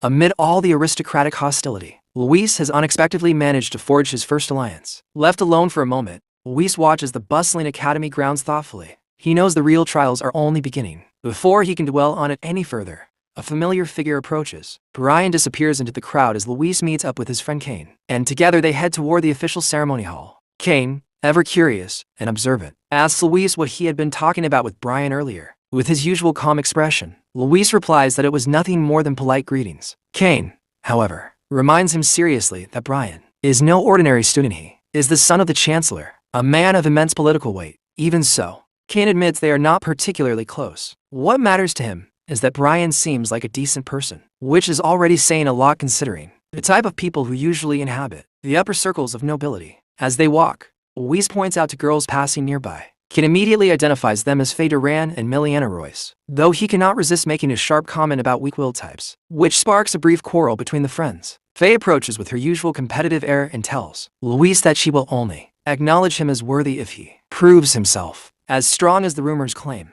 Miliana stands beside her with a calm smile. Despite her pride, Faye shows honor and thanks Louise again for the help he gave her during the entrance exam. Louise modestly insists that she pass because of her own strength. True to her warrior spirit, Faye clenches her fist and assures him with a defiant look that next time, she will not fall behind, she will be the one who wins. The competitive tension quickly turns into playful insults between Faye and Kane. They call each other weakling and musclehead, while Louise and Miliana watch with resigned amusement. Eventually, the girls leave to complete their registration, warning Louise that he will soon see what they are capable of. For a brief moment, peace returns between the two friends. Once alone, Kane hands Louise a heavy pouch filled with gold coins. "This is your share," he says with a knowing smile, revealing the success of their financial venture. The money is the result of following Luce's instructions at the Berna Village Trading Company, where they launched a business Kane never imagined would succeed so spectacularly. The secret behind their fortune is a new type of perfume developed by Louise. It's subtle and elegant. Fragrance sets it far above any conventional product on the market. Kane admits that at first he seriously doubted whether selling perfume could generate real profit, but after seeing the earnings, he is completely astonished by his friend's strategic mind. He jokes that he would love to open Luce's head just to see what kind of brilliant ideas are hidden inside. Louise laughs and asks him, for both their sakes, to keep the profitable business a secret. As they head toward the new student reception, Kane expresses satisfaction with the wealth he himself has gained thanks to Luce's vision. Together, they are becoming an unstoppable team. At the registration counter, an academy official hands Louise credit card, an indispensable tool at Candria. The officer wishes him success in becoming a master as soon as possible. Yet not everyone is pleased with his presence. Around them, noble students whisper with disdain about the commoner who supposedly entered thanks to his connections with influential families like Kane's and Faye's. Kane ignores the gossip and delivers shocking news. Sita has been expelled from the academy after it was discovered that he was the one who hired an assassin guild to attempt Kane's murder. Louise processes the information silently, realizing his suspicions had been correct all along. In the end, Sita was nothing more than a resentful coward who could not accept defeat. Kane warns him that the threat may not be completely over. Sita has an older brother named Jess, a dangerous individual Louise should be wary of. From a distance, a malicious gaze locks onto them. It is Jess, watching Louise with a dark expression, as though marking his next prey. Louise and Kane both sense the oppressive hostility radiating from him. They understand that this encounter promises nothing good for the near future. Jess smiles faintly from afar, filled with malice, silently vowing that this is only the beginning that he will make. Louise tastes despair slowly. Under that looming shadow of hostility, the students gather in the majestic grand hall of Candria Arcani Academy. Silence falls as the official ceremony finally begins. Aronian welcomes the new students with a solemn speech, urging them to take pride in overcoming so many difficult trials to stand here today. Louise listens carefully among the crowd, surrounded by Kane and the rest of the students who aspire to one day become pillars of the empire. The atmosphere grows tense when Aronian introduces the representative of the new students, Neo Gan, inviting him onto the stage to deliver his entrance speech. The heavy sound of bare footsteps striking the stone steps echoes throughout the hall, drawing every eye forward and creating a deathly silence. Neo Gan appears in a way no one could have imagined, almost completely naked, carrying a colossal war axe over his shoulders. The students freeze in shock. The visual impact of seeing the top examinee in such a savage state sends waves of disbelief and fear through the hall. Academy officials lose their composure at the blatant disrespect. One of them shouts angrily, calling him an idiot, while Aronian watches with unshakable calm, without the slightest trace of shame. Neo Gan steps up to the microphone and roars at the audience, calling all of his new classmates idiots without exception. His declaration is blunt and brutal. His only goal at the academy is to defeat every single one of them, until they are completely crushed by his strength. Outrage erupts among the nobles, who shout insults and call him a barbaric savage, deeply offended that a commoner would dare to speak to them in such a manner. Even when a mere commoner dares to act with such arrogance before them, Neo Gan does not retreat a single inch. With a roar that carries a terrifying thirst for blood, he orders all the weaklings, those who only know how to talk, to shut their mouths, while an academy official laments the disaster that has fallen upon them and jokes about wanting to resign. Neo Gan continues his chaotic display of dominance. Suddenly, his gaze locks onto a specific point in the hall, and he lets out a savage roar. "My main target is you." In one violent motion, Neo again hurls his massive war axe through the air. Panic spreads instantly as students scatter in fear while the weapon spins. Toward its mark, the axe crashes into the marble floor with devastating force, shattering stone and sending shards and thick clouds of dust exploding across the grand hall. It embeds itself deep into the cracked ground, vibrating from the impact right in front of Luis Caro's feet. Kenrenka stares at the weapon in shock and caution, but Luis remains steady, calmly analyzing the axe with a cold composure that shows he is not intimidated in the slightest. He slowly lifts his gaze toward the stage. The name Neo Gan just declared echoes in his ears, marking the beginning of a dangerous rivalry. Neo Gan leaps down from the stage and plants his foot firmly on the handle of the embedded axe, displaying surprising agility for someone of his massive build. Standing atop his own weapon, he looks down at Luis and declares before everyone that the two of them are destined to clash in battle. Madness gleams in Neo's red eyes as he grins fiercely, eager to test the strength of the one who dared to take first place from him. Luis responds with his characteristic icy blue gaze, cold, analytical, unshaken. The first chapter of his life at the academy closes with the promise of an inevitable battle between flawless technique and unrestrained brute force. Neo Gan, still perched arrogantly on his enormous axe in front of Luis, shatters the remaining calm in Kandria's grand hall. Brian, a noble who cannot tolerate disorder, steps forward immediately and demands that Neo move away from Luis while the ceremony is still in progress. But Neo cares nothing for lineage. He mocks Brian to his face, asking if he is afraid and dismissing him as nothing more than a loudmouth. The provocation works. Brian burns with humiliation at being insulted by a commoner in front of everyone. Luis watches carefully, noticing that Brian is on the verge of losing control. Blinded by anger,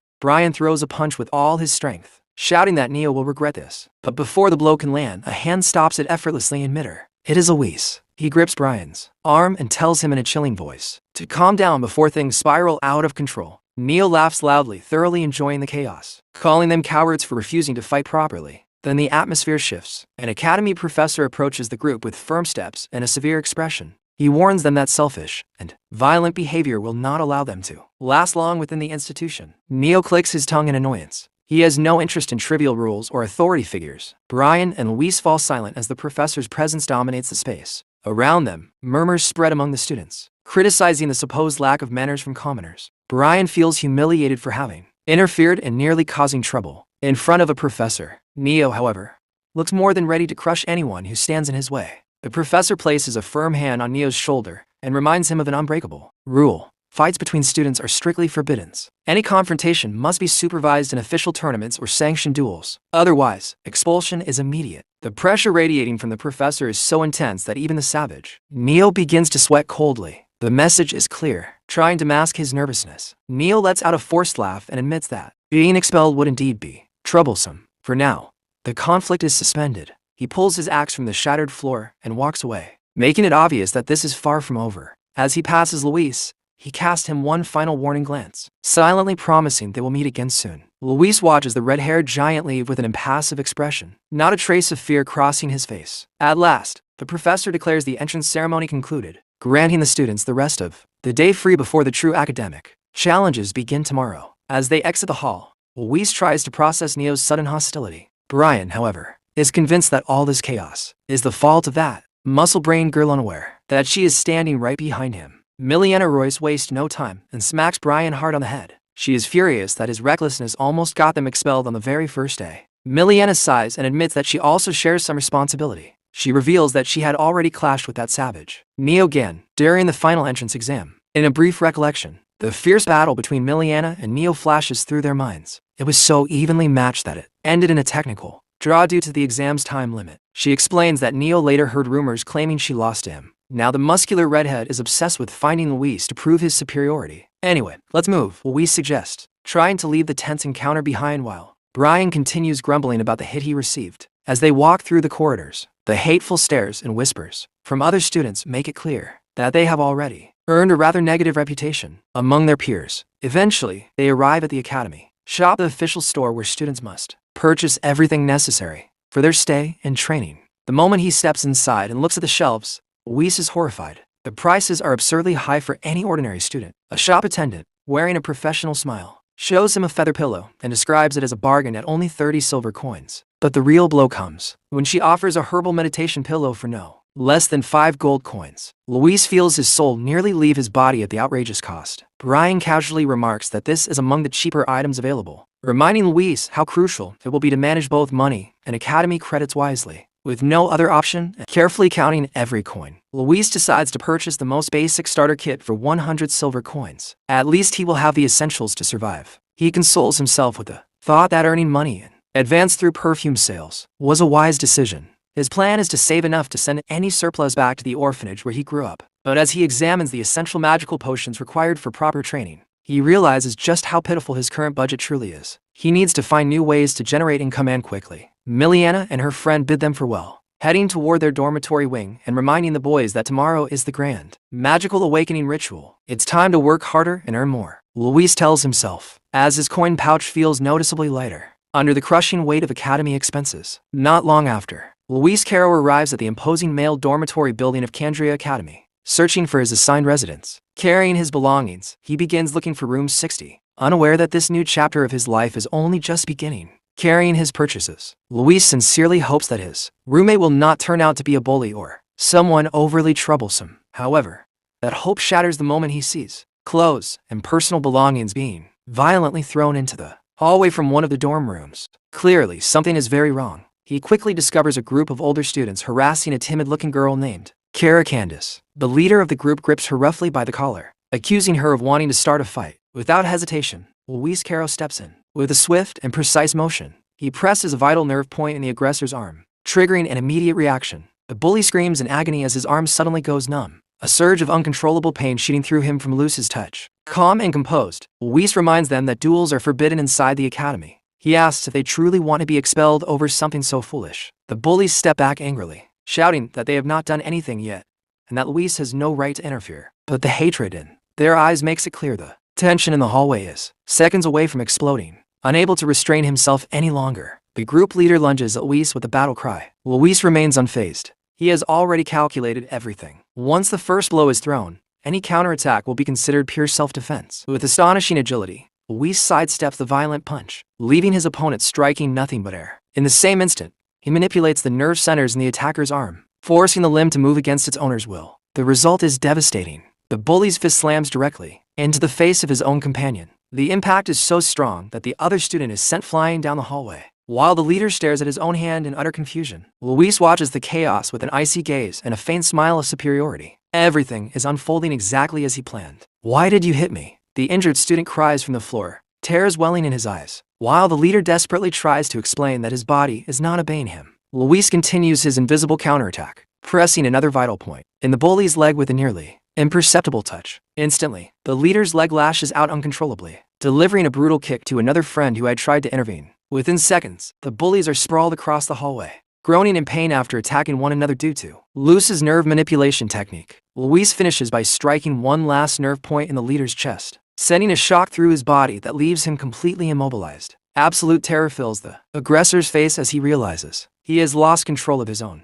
muscles to this newcomer. With a final movement of his foot, Luis knocks him off balance, sealing his defeat in front of the watching students. The bullies collapse in a heap, bleeding from their noses, their pride shattered, unable to comprehend how a simple confrontation turned into a complete disaster. The leader, humiliated and trembling, points at Luis and frantically accuses him of being responsible. "Don't blame others just because your own body behaves strangely, Senpai," Luis replies with insulting calm. The bully recoils in fear, stammering as he calls Luis a monster. Feeling as though his life is in danger, Luis fixes them with an intense stare, projecting such a tangible aura of menace that the air in the hallway feels heavier. "Monster," Luis repeats in a low, dangerous voice, causing the leader to sink even deeper into fear. "What are you going to do to us?" The aggressors plead, now completely at the mercy of young Kirill. Kara Candace watches the scene silently, now shielded by the imposing presence of her unexpected savior. Luis turns slightly toward her. "Are you telling me I should leave them like this?" he asks, calmly assessing the situation.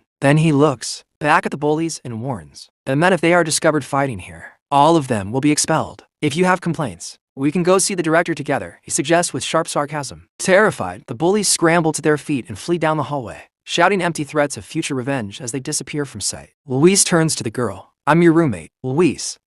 What's your name?" he asks kindly. Overwhelmed by shyness, Kara Candace lowers her head and hides behind her luggage. Unable to say a single word after the tense encounter, Luis notices her name written on the tag attached to her belongings. It seems their life together in this dormitory will begin in a rather unusual way. He watches as Kara hurriedly slips into the room without speaking at all. Kara, huh? Luis murmurs, still trying to process the strange behavior of his new roommate. The hallway finally falls silent, the chaos from moments ago fading away. Ignoring me completely. That's beyond just being shy. Luis thinks with a faint smile, realizing that Kara is definitely the type of person who attracts trouble and bullying. He begins tidying the room while reflecting on how intense his first day has been. All he hopes is that nothing too insane happens during tomorrow's magical awakening ritual. But while the rest of the academy sleeps, mysterious shadows move through the darkness of the grand halls, plotting something sinister beneath the watchful eyes of ancient statues. Two masked figures with glowing red eyes stand before a strange magic circle. Danger lurks in the shadows, and it seems the fragile peace of Luis. Caro's first day is about to vanish completely. Welcome to Candria Arcani Academy. Today is a crucial day at the temple. The magical awakening ceremony for the new students is about to begin. Luis Carroll stands among the crowd, maintaining his usual calm demeanor. Beside him, Kara Candace observes the imposing surroundings with timid curiosity as they wait for the ritual to start. Before them rises the majestic statue of the goddess, Gala, the creator of this world and the original source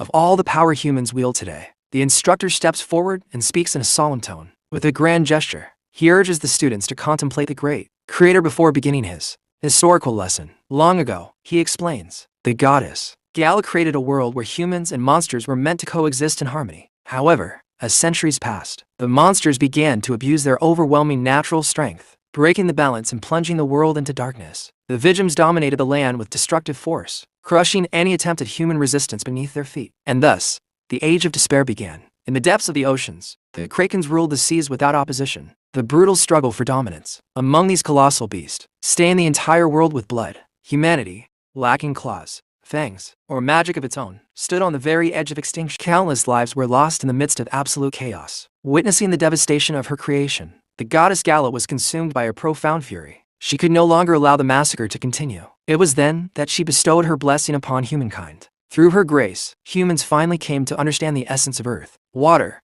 wind, and fire. From that revelation, martial arcana was born. After countless grueling battles, humanity not only escaped annihilation, but rose to become the new rulers of the world. The instructor extended his hand, heavy with ornate rings, promising the gathered youths that today they too would receive the goddess's blessing and awaken their magic. While the others listened in awe, Luis Carroll remained skeptical. He noticed a crucial omission in the tale. The first hero had not been mentioned. Luis's gaze turned cold. He understood that history, written by the victors, often concealed inconvenient truths. Interrupting his thoughts, the instructor suddenly pointed at Luis and another student with a gesture far from friendly. With open arrogance, he ordered them to stand in a separate section. Luis and Kara complied under the watchful eyes of the group. The instructor gestured toward ritual circles drawn on the floor, explaining that those with true talent would feel their connection to the elements almost instantly. Yet beneath his guidance lay unmistakable contempt. In his mind, he had already judged Luis as unworthy, as nothing more than trash who did not belong. Luis sensed the hostility immediately, though the man tried to mask it. His eyes betrayed a malicious intent aimed directly at him. The mental pressure was unmistakable, silent, deliberate, a personal declaration of war. This academy has no need for people like you. With the individual instructions complete, the instructor loudly announced the beginning of the ritual and ordered everyone to prepare. Luis watched the man's retreating back. The hatred was tangible, but he refused to be intimidated. Instead, his vigilance sharpened. In near complete silence, the students sat in meditation formation before the towering statue of the goddess. Earth, fire, wind, and water, the four fundamental elements of this world. Soon, each of them would attempt to claim one as their own. As the ritual officially commenced, the instructor raised his voice in command. Honor the goddess's blessing. Sharpen your minds and reach for what you can feel. The air grew tense as anticipation swelled. Luis Carroll's destiny was about to be decided within the ceremony of power. The instructor lifted his ring-covered hands, fervently invoking the blessing of the goddess Gala upon the young aspirants. Light flooded the grand hall as prayers rose from every corner, each student silently begging the divine to hear their plea and grant them the gift of magic. Suddenly, the symbol of fire carved into the floor flared to life, its brilliance marking the first magical manifestation. Almost at the same moment, the emblem of water shimmered with a cold, crystalline glow, signaling that the forces of nature were responding. The towering statue of Gala illuminated from the tip of her staff, sending waves of pure energy throughout the temple, enveloping the students in radiant power. Her eyes shone with a supernatural light, as though the goddess herself were judging the souls of the silent youths before her. The instructor presided over the ceremony with solemn authority while Gala's divine aura manifested with breathtaking magnitude. The students, overwhelmed by the power swirling around them, struggled to maintain their focus as magical particles flooded their senses. A spiritual projection of the goddess seemed to materialize above them, guiding the streams of mana that would determine each new arcanist's future. One student stared in wonder as the elements began to manifest before him, floating. Orbs of multicolored light drifted through the air, painting a dreamlike scene. Reactions erupted across the hall. Some rejoiced as fire chose them, flames dancing at their fingertips. Others, surrounded by the cool aura of water, hesitated,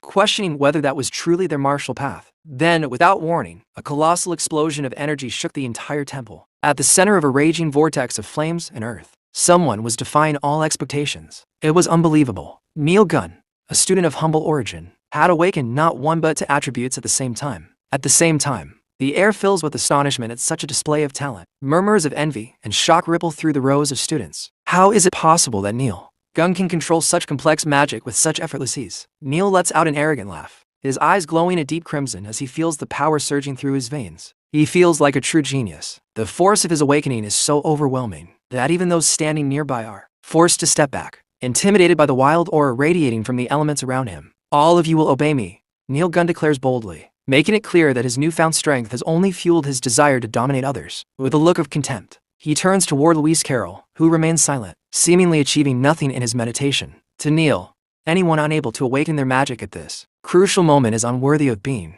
called a rival, and he openly mocks Louise without hesitation. Meanwhile, Louise Carroll stays focused, but he begins to notice something deeply unsettling. Unlike the others, not a single trace of elemental energy is approaching him. A disturbing darkness starts to close in around his mind. Desperation creeps into his thoughts as he questions why he cannot feel the presence of magic within this sacred place. For a fleeting moment, he wonders if his origin from another world is the problem, but he quickly dismisses the idea, remembering that his soul has already interacted with strange forces before. He recalls his duel against Lord Kanaranka, when he was able to sense, even faintly, a mysterious energy that now seems completely absent. Yet here and now, at this decisive moment, Louise feels trapped in an absolute void, as if an invisible barrier has severed his connection to the essence of the elements entirely. The mental suffocation becomes unbearable. A murky fog clouds his senses, plunging him into a profound darkness, where his determination is forced into a desperate battle. Louise grits his teeth, locked in a fierce internal struggle as his will is tested like never before. For a brief instant, memories of his past life surface of being confined to a wheelchair, powerless and fragile. He swears to himself that this time, nothing will break him. Back in the present, Louise Carroll releases a roar filled with defiance as a violent blue aura burst from his body. Get out of here, he bellows, unleashing a surge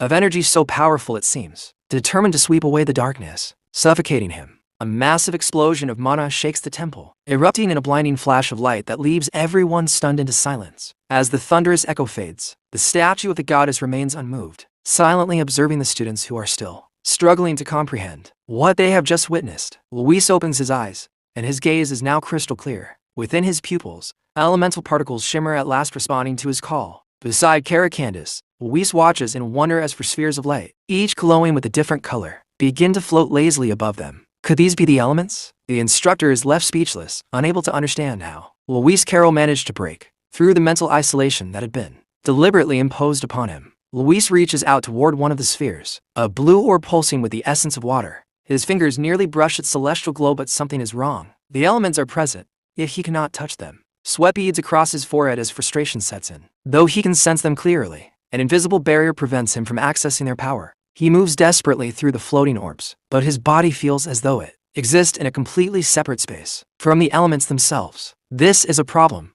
Luis thinks bitterly, while Caracandus watches him with deep concern. From the shadows, the instructor smiles maliciously, savoring the sight of Luis still trapped despite the spectacular surge of energy. He is certain the boy will never awaken. The truth reveals itself. A Canthaman circle, a special magical formation designed specifically to block the flow between spirit and element. Beneath it lies a magic forbidden orb, a forbidden object meant to weaken magical bonds. The instructor feels triumphant. Luis sits unknowingly atop an artifact crafted to destroy his awakening. Surrounded by unseen darkness, the corrupt instructor caresses his luxurious rings, recalling with satisfaction the reward he received in exchange for sabotaging Louise Carroll's future. If you want to blame someone, blame yourself for making so many enemies. Outside the temple, the moon hangs high above the Academy of Candria as the ritual draws to a close for the other students. Mockery spreads quickly. Many believe Louise Carroll is nothing but a nobody, and that Neil alone deserves the spotlight. What a disappointment. Yet Kara does not take her eyes off Louise. Her instincts tell her something strange and suspicious is happening beneath their feet. With her violet eyes, Karakana studies every detail of the floor, searching for the source of the oppressive energies suffocating her companion. Suddenly, she calls Luce's attention, urgently pointing downward and asking what is wrong with the ground. In that moment, Kara understands everything. It is a trap. She has uncovered the sabotage preventing Luis Carroll's awakening. Luis immediately grasps the truth. Suspicion sharpens in his eyes as he confirms that the instructor has attempted to sabotage him from the shadows. Without hesitation, he rises to his feet, ready to act. If magic is blocked, he will rely on the brute strength forged by his unbreakable will. Boom! With a devastating strike, Luis Carroll smashes the stone floor of the temple, channeling every ounce of his physical power into a single precise point. The impact is so sudden that dust and fragments of stone explode into the air, leaving the onlookers breathless with shock. Beneath the rubble, the confinement circle shatters, and the Forbidden's magical orb is exposed and destroyed. The trap is finally neutralized. Kara exhales in relief, grateful that Luis reacted in time. Her warning became the key to unlocking his potential. "Thank you," Luis murmurs with a faint smile, acknowledging her help before turning to face what lies ahead. Standing atop the ruins of the broken trap, he briefly wonders whether this was coincidence or a carefully orchestrated attack, but there is no time for doubt. The true test is about to begin,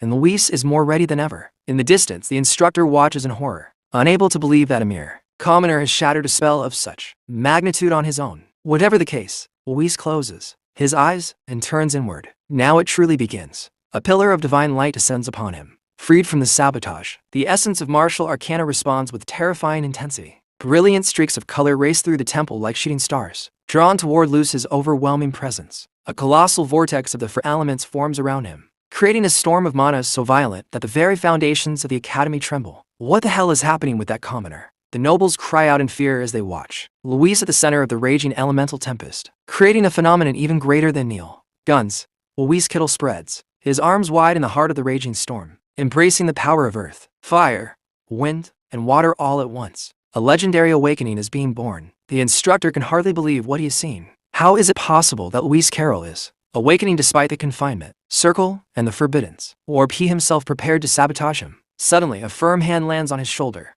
cutting through his spiraling panic. It is the director. With a cold, severe look that allows no argument, he orders the instructor to withdraw immediately. The dirty game is over. With no choice, the instructor bows and obeys, though inside he burns with rage and fear of being exposed. Meanwhile, the noble students whisper among themselves, unable to understand why the director would intervene for a mere commoner who appears to be desperately struggling to awaken. Damn it, the instructor thinks as he retreats. The director's sudden appearance nearly revealed the entire scheme. Seeking discretion, he hurries through the empty corridors of the academy to report the setback. In the moonlit gardens, he meets his accomplice. The atmosphere is tense, heavy with disdain. It failed, the instructor admits bitterly. His mysterious ally, irritated by the incompetence, orders him to stay out of sight to avoid raising further suspicion. The rest will be handled personally. Watching the instructor's silhouette disappear into the darkness, the accomplice regards Luis as nothing more than an insignificant commoner who has stumbled upon temporary luck. Back at the ceremony, the director assumes full control, ordering that every movement be monitored.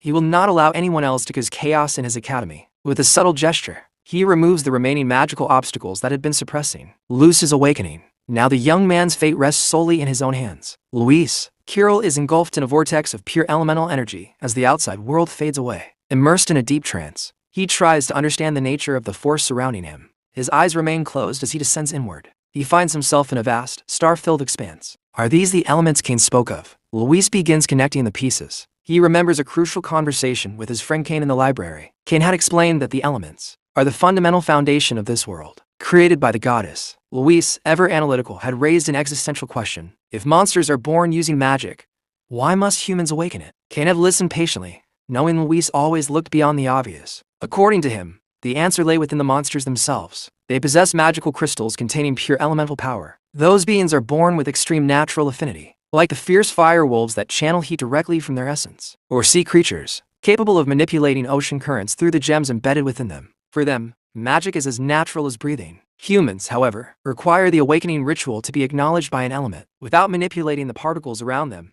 magic remains out of reach. Once the elements approach and accept you, Kane had said, all that remains is to train the mind and body to perfect the bond. Now, gazing at the luminous energies around him, Luis wonders whether those crystals are simply the very essence of the elements given tangible form. Kane's final words echo clearly in his mind. Everything in creation is made of elements. With that truth engraved within him, Luis prepares to dive deeper into his own spiritual void, and uncover his true potential. Within his mental space, surrounded by a starry emptiness, Luis studies the floating essences. He pauses before a sphere of deep, radiant blue, contemplating whether his natural affinity lies with water. Driven by curiosity, he extends his finger toward the elemental light, attempting to forge a direct connection with that pure source of power. In his mind, he envisions the grandeur of the underwater realm, majestic mermaids wielding tridents and commanding the currents, symbols of ancient fluid strength flowing like the endless ocean. But the serenity of water shatters abruptly. From the darkest depths of his subconscious, something grotesque and terrifying emerges, a nightmare creature with crimson eyes that seem to devour light itself. The collision is violent.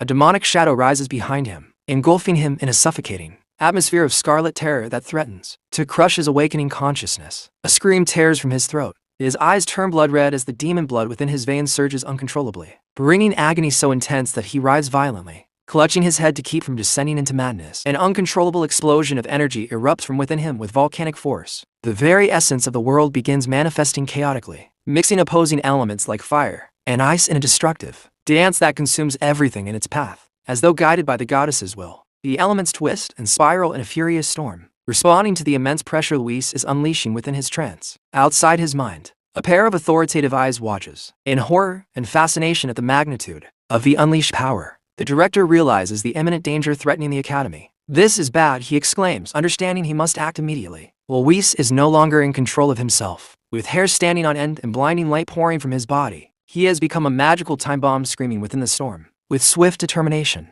the director casts a high-level defensive spell, Godrear. His hands move with mastery to contain the devastation. Seal, a radiant silhouette appears to reinforce the barrier of sacred power meant to suppress the malignant energy pouring from the young man. Before the towering image of the goddess, the director channels every ounce of his magic to stabilize the area, becoming the soul wall between the academy and total annihilation. Complex magical circles carve themselves into the ground, supporting the shield as it struggles against the crushing dark pressure. The clash shakes reality itself. The goddess's barrier forms a multicolored dome around Luis, attempting to suffocate the explosion before it is too late. Inside the dome, the young man is a mass of pure light and agony. Luis fights desperately for his life and sanity, screaming through clenched teeth as his eyes blaze with an inhuman intensity. The other students recoil in terror from the violent shockwaves. "What was that?" they whisper, trying to see through the blinding glow of the seal. They cannot believe that a mere commoner would require such intervention from the director. "Calm down, Luis. Don't let the environment control you," the director shouts at the top of his lungs, forcing his voice through the magical roar to reach the boy's consciousness. Despite the unbearable pain,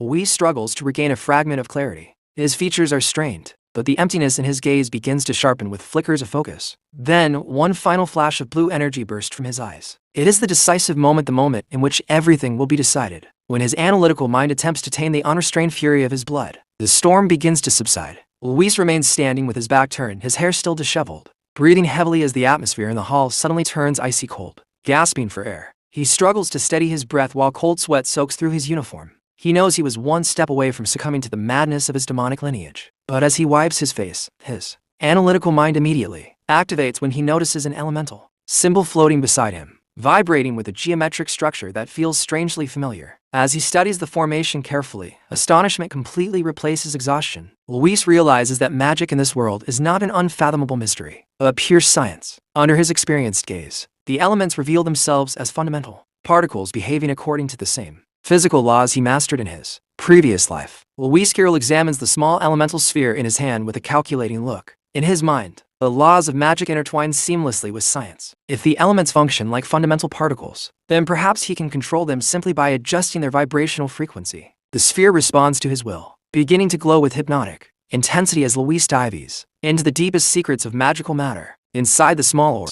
suddenly a burst of white light floods his inner world, marking the point of no return in his awakening process. Before him appear the four pillars: earth, water, fire, and wind. Each elemental essence floats like a symbol of absolute power, waiting to be shaped by his will. The contained energy releases in a dazzling explosion of vibrant colors that defies every conventional magical law of the academy. The director watches the spectacle with a mixture of awe and gravity, aware that he is witnessing the birth of a legend. Unbelievable, he murmurs at the magnitude of such power. A colossal elemental tornado rises at the center of the hall, merging the forces of nature into a swirling storm of color that shakes the very foundations of the building. The noble students who once looked at Luis with disdain now stand paralyzed by a primal terror. His presence is far more imposing and frightening than anything they have ever seen, even surpassing Neil. A smile of triumph forms on the director's face. Luis has exceeded all expectations, proving himself to be a fascinating anomaly that defies all logic. Luis deepens his theory. If the essence of magic mirrors elemental particles, then from a scientific perspective, humans should be capable of using it as naturally as monsters do. Strands of multicolored energy begin to travel along his hand and arm, signaling that he has started manipulating the currents of mana consciously. Blending his knowledge of Qigong with his newfound understanding of magic, he harmonizes the movement of the particles with his breathing, allowing the elemental circulation to flow frictionlessly through his meridians. If I can concentrate this, he thinks with determination, envisioning the creation of a magical crystal within his own body to permanently channel magic. His concentration reaches its limit, and the air around him vibrates with such dense energy that it seems ready to crystallize. Deep within his being, a blue core shines with the purity of ice. Luis has accomplished the impossible. He has forged an elemental center of power inside himself. The explosion becomes inevitable. Settling into a meditation stance, he releases the force. Sharp spears of ice burst violently from the ground, claiming every inch of space around him with relentless frost. The Academy Hall is transformed into a frozen landscape of towering crystals and glistening ice. At the center of it all stands Luis, like the sovereign of an eternal winter kingdom. The director watches in silence, fascinated by the control and destructive potential Luis has manifested in such a short time. A flash of light and ice expands outward from the center, erasing any trace of the conventional ceremony and marking the rise of a legendary awakening. Luis floats amid the icy tempest he has unleashed, his presence completely dominating the vast hall. The director's intrigued smile lingers. This is only the beginning of the true transformation of his most enigmatic student. Luis Carroll stands at the epicenter of an unprecedented awakening, closing his eyes to channel the elements through techniques from his previous life. Terror overtakes the nobles who once mocked him. They attempt to flee as a storm of freezing energy erupts through the hall, but there is no escape. In the blink of an eye, absolute cold reaches them, encasing them in blocks of ice and halting their flight forever. In an instant, the Academy's ceremonial hall becomes a frozen wasteland, leaving everyone in stunned silence before the immense power of Luis. The director quickly realizes that the situation has become extremely serious. The strange power spreading through the hall is far beyond what the students can handle, and if it continues unchecked, the entire academy could be destroyed. Without wasting another second, he takes out a sacred golden artifact and raises it toward the sky. Closing his eyes, he begins to pray with deep focus, asking the goddess for guidance and strength. With his arms open, he calls upon divine power, requesting that the goddess grant Kendria the power of flame. A moment later, fiery energy begins to gather around him. With a determined expression, the director unleashes a powerful barrier made entirely of blazing fire, creating a massive wall meant to stop a freezing wave spreading across the hall. The barrier of flame surges forward like a burning tide, pushing against the overwhelming ice that continues to expand. As the two forces collide, a violent shockwave erupts throughout the hall. The impact is so powerful that the nearby students are thrown backward, unable to keep their balance. The clash between fire and ice creates an intense struggle of energy, filling the entire academy with a blinding light. At the center of the chaos stands Neil, his face serious as he appears to absorb the energy released by the explosion. The power generated by the collision is so immense that the entire academy building begins glowing brightly, as if illuminated by a magical storm. Elsewhere in the academy, the disturbance does not go unnoticed. In his office, a professor wearing glasses suddenly feels the ground trembling beneath his feet. Confused and concerned, he looks up from his desk and wonders what could possibly be happening. At the same time, the instructor who had earlier confronted Neil sees the bright light shining through the windows and is left stunned by the sheer magnitude of the energy. In another part of the academy, inside the training room, a female instructor senses the sudden surge of power and immediately stops what she is doing. The strange commotion spreading through the academy clearly indicates that something extraordinary is taking place. Eventually, the explosive clash settles down and the chaos begins to fade. As the smoke and magical energy disperse, our hero calmly walks forward toward the director as if nothing unusual had happened. The academy head looks at him with a serious expression and asks about the strange new element he just witnessed, something that looked very much like ice but felt far more complex. At that moment, Neil stands surrounded by a mysterious aura formed from both fire and ice, his eyes filled with determination. Inside his mind, in his inner mental space, Louis carefully observes what just happened. He notices that the elements are moving rapidly, flowing through his body and interacting with each other in ways he had never imagined before. Slowly, a realization begins to form in his mind. If elements can move and merge like this, then perhaps combining them in the right way could create something entirely new. As this thought forms, the energy of wind and water begins flowing through his body as well, leaving him momentarily confused about how to control it all. The discovery overwhelms him, and he realizes he may need to speak with someone about what just happened. Snapping back to reality, Louis suddenly notices that the academy director is standing right in front of him, patiently waiting for an explanation. The director gestures toward the hall around them, which now lies in complete ruins, and with a stern expression asks the boy exactly what that power was. The once magnificent hall is now destroyed, with frozen students lying on the floor as the aftermath of the incident. Feeling a bit embarrassed, Louis scratches the back of his neck and gives an awkward smile before thanking the director for stepping in earlier and saving him from the out-of-control situation. The director simply sighs and announces that he will be heading back to his office, leaving the cleanup to someone named Cox. Before leaving, he tells Louis to come along, as he assumes the boy must have many questions after everything that just happened. The two of them then begin walking through the academy's dark and empty halls. The once lively corridors are now silent after the commotion. Step by step, they make their way toward the temple's main door, which leads to the director's office. Once inside the office, the director turns to Louis with a thoughtful expression and congratulates him. He explains that the boy has just awakened all four elemental attributes, something extremely rare and almost unheard of. Hearing this, the white-haired boy confirms it with a confident smile. To demonstrate, he raises his hand and summons four small spheres of energy that begin floating smoothly above his palm, each representing one of the elemental forces. The director watches in disbelief, completely shocked by the boy's natural control over such powerful abilities. After a moment, he hands Louis a book and explains that it will help him better understand magic and how to train it properly. He also admits that his own knowledge is limited, as he can only truly guide him in the elements of wind and earth. Grateful for the help,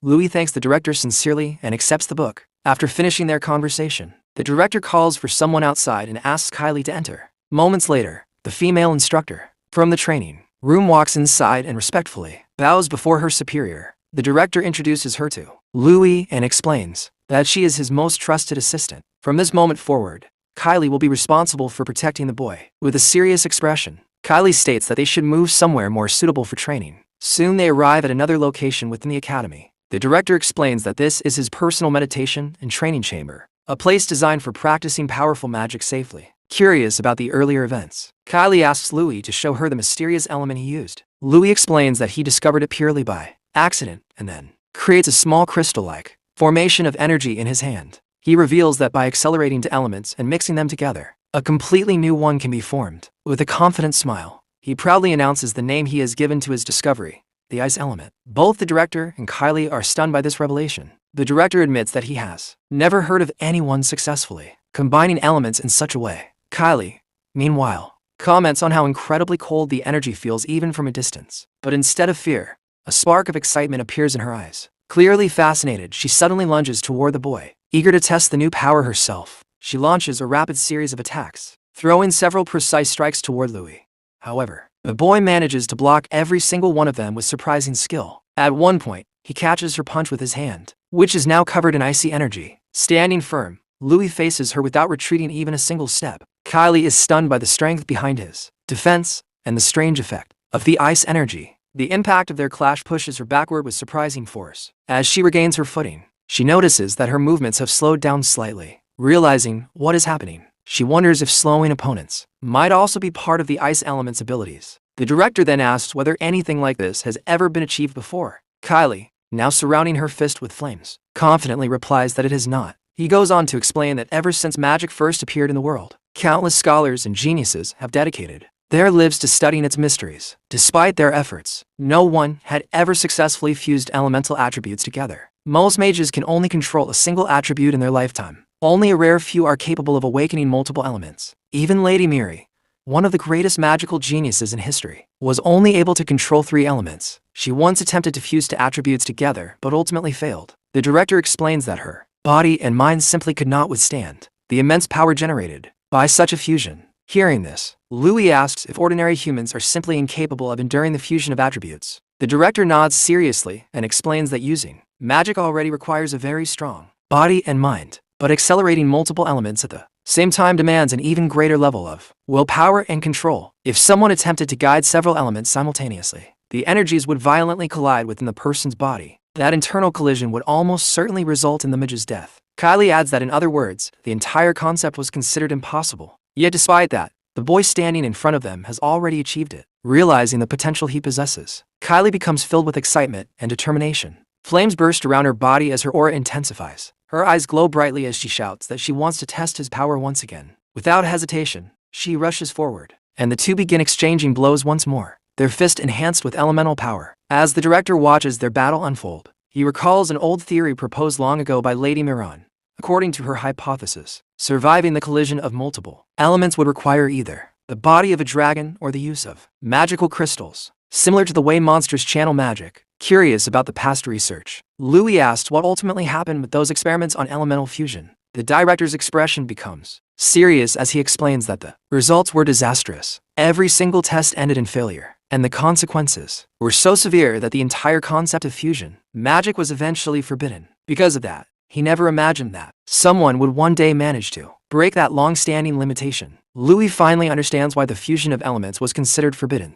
He realizes that the only reason he survived the process was because he instinctively guided the elements through separate paths inside his body, preventing them from colliding with each other. While he is still thinking about this discovery, the assistant suddenly kicks toward him again, forcing him to react. As he calmly blocks the attack, she asks if he truly understands the importance of what he has just done. Without showing any fear, Louis answers that he understands perfectly. In that moment, memories of his past life flash through his mind, reminding him that possessing such unusual power can easily attract dangerous attention. The assistant nods in agreement and warns him that if the truth about his ability spreads, many powerful and greedy people may try to take advantage of him. She explains that her duty is to protect him, but that protection will become much harder if he continues creating unnecessary trouble. Thinking carefully, Louis proposes a solution. He says that if anyone asks, he will simply claim that the ice he created is nothing more than a special application of his water element. Hearing this explanation, the academy director looks confused and repeats the word application, clearly not understanding what the boy means. To test Louis' determination and ability, the director tells Kylie to attack him again. The assistant immediately surrounds her fist with flames and charges forward with full force. Watching her approach, Louis smiles slightly and begins explaining that water can behave in very interesting ways. As he gathers his energy, he explains that when water is placed under extreme pressure, it can begin to change its form entirely. At that moment, a powerful burst of energy erupts around him. The impact is so intense that it throws him backward across the room. Kylie is left completely stunned, unable to say a word after witnessing what just happened. The director also watches the scene with surprise before slowly realizing what Louis has done. With a fascinated smile, he explains that what they are seeing is something similar to a superionic ice state of water. When he takes the small sphere of ice in his hand, he becomes even more shocked and admits that this phenomenon doesn't even feel like ordinary magic. Kylie questions Louis, wondering how he managed to create ice that doesn't melt and yet still seems to radiate heat at the same time. Louis calmly explains that liquids naturally change their behavior under pressure, and he simply applied knowledge he already possessed to guide the transformation.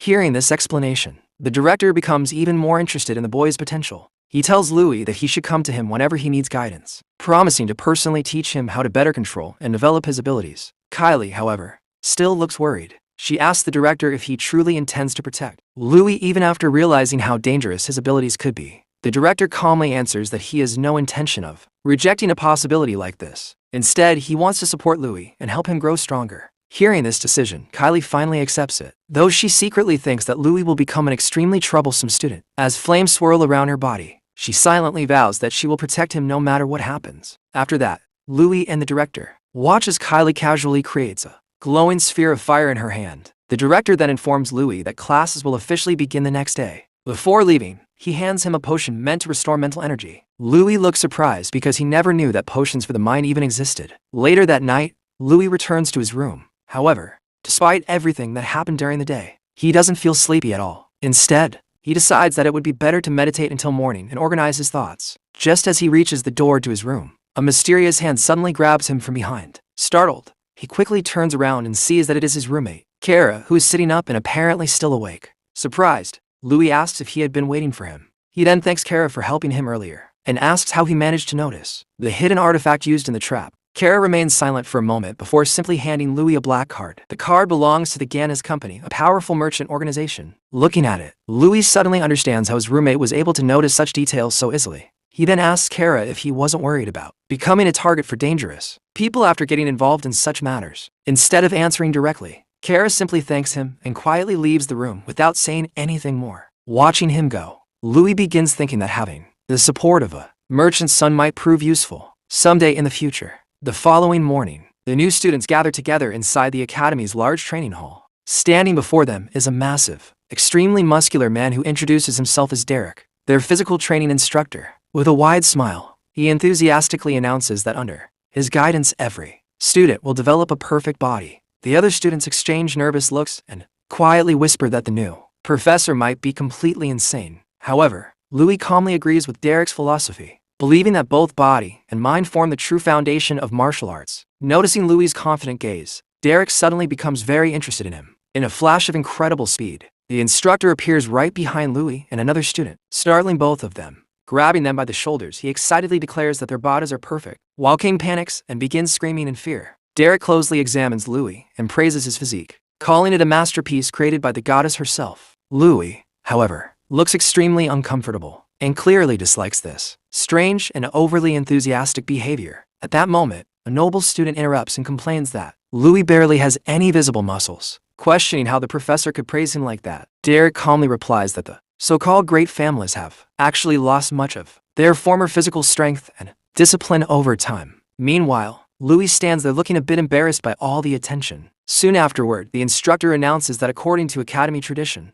the upperclassmen will first demonstrate how to use the training equipment. One of the senior students steps forward and arrogantly comments that this year's freshmen seem completely unreliable. He claims that the newcomers already lost to commoners and even failed to live up to the reputation of their noble families. Another upperclassman proudly says that they are curious to see what the so-called geniuses are actually capable of. Hearing their mocking tone, Louis calmly says that he will gladly show them the true difference in power, since it is apparently the academy's tradition. The instructor quickly tells everyone to stop talking and focus on the demonstration. One confident upperclassman steps forward first and adjusts his clothes before approaching one of the machines. Louis explains to the others that the device is designed to train the arms and chest, but unlike normal equipment, the weights are enhanced with earth element magic. The upperclassman proudly reveals that each weight on the machine is equal to 1 full ton. The freshmen watch in shock as he lifts the massive weight with ease. Nearby, a female upperclassman demonstrates another machine, spinning rapidly on a large training wheel while maintaining perfect balance. Soon after, another senior student runs effortlessly on a treadmill while wearing weights of 250 kilograms attached to his legs. Seeing these demonstrations, the instructor smiles with satisfaction and announces that it is now the freshmen's turn to try the equipment. One student nervously approaches the machine, but he cannot move the weight even a single centimeter. One after another, the other students attempt the challenge, only to collapse on the floor exhausted and dizzy. At one point, a boy is violently thrown backward when he tries to run on the incredibly heavy treadmill. Watching the failures, the upperclassmen laugh and mock the freshmen, calling them a group of weaklings. Suddenly, someone shouts in shock that there is a monster among the new students. Everyone turns to look and sees Louis casually lifting 10 tons on the machine as if it were nothing. The spectators can hardly believe their eyes and wonder if they are witnessing some kind of joke. Next, Louis moves to the treadmill and begins running so fast that the machine starts producing smoke, almost as if it is about to break apart. When he steps onto the training wheel, he spins with such incredible speed that a powerful wind forms around him, eventually creating a small tornado inside the training hall. The upperclassmen are left completely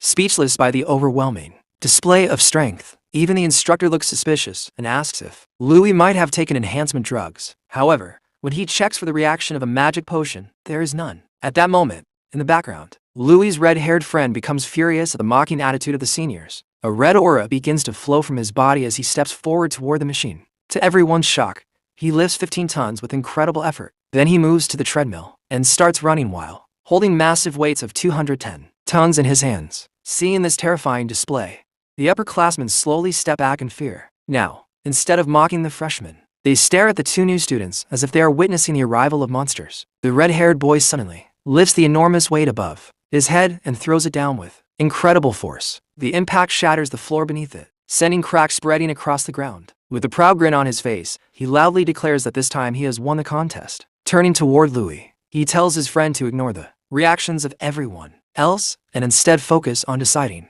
which of the two of them is truly stronger. However, Louis calmly shakes his head. He explains that this class is meant to be simple physical training, and the true purpose is to strengthen the body. Showing off just to impress others, he says, has no real meaning. Hearing this, the upperclassmen become visibly irritated. One of them steps forward angrily and demands to know if Louis was insulting them. Pointing directly at the boy, he tells him not to become arrogant and asks what attribute he possesses. Before Louis can respond, the red-haired friend smiles confidently and proudly announces that he has awakened two attributes: fire and earth. The upperclassmen immediately look shocked. A commoner possessing both fire and earth attributes is extremely rare, and they realize that such talent could become troublesome. Curious, the red-haired boy then asks the upperclassman about his attribute as well. The noble student answers that his attribute is water. As soon as he says this, one of the upperclassmen bursts out laughing and points at him mockingly. He claims that having such a useless attribute means the boy's strength is nothing but wasted potential. Louis tilts his head in confusion and asks what is so funny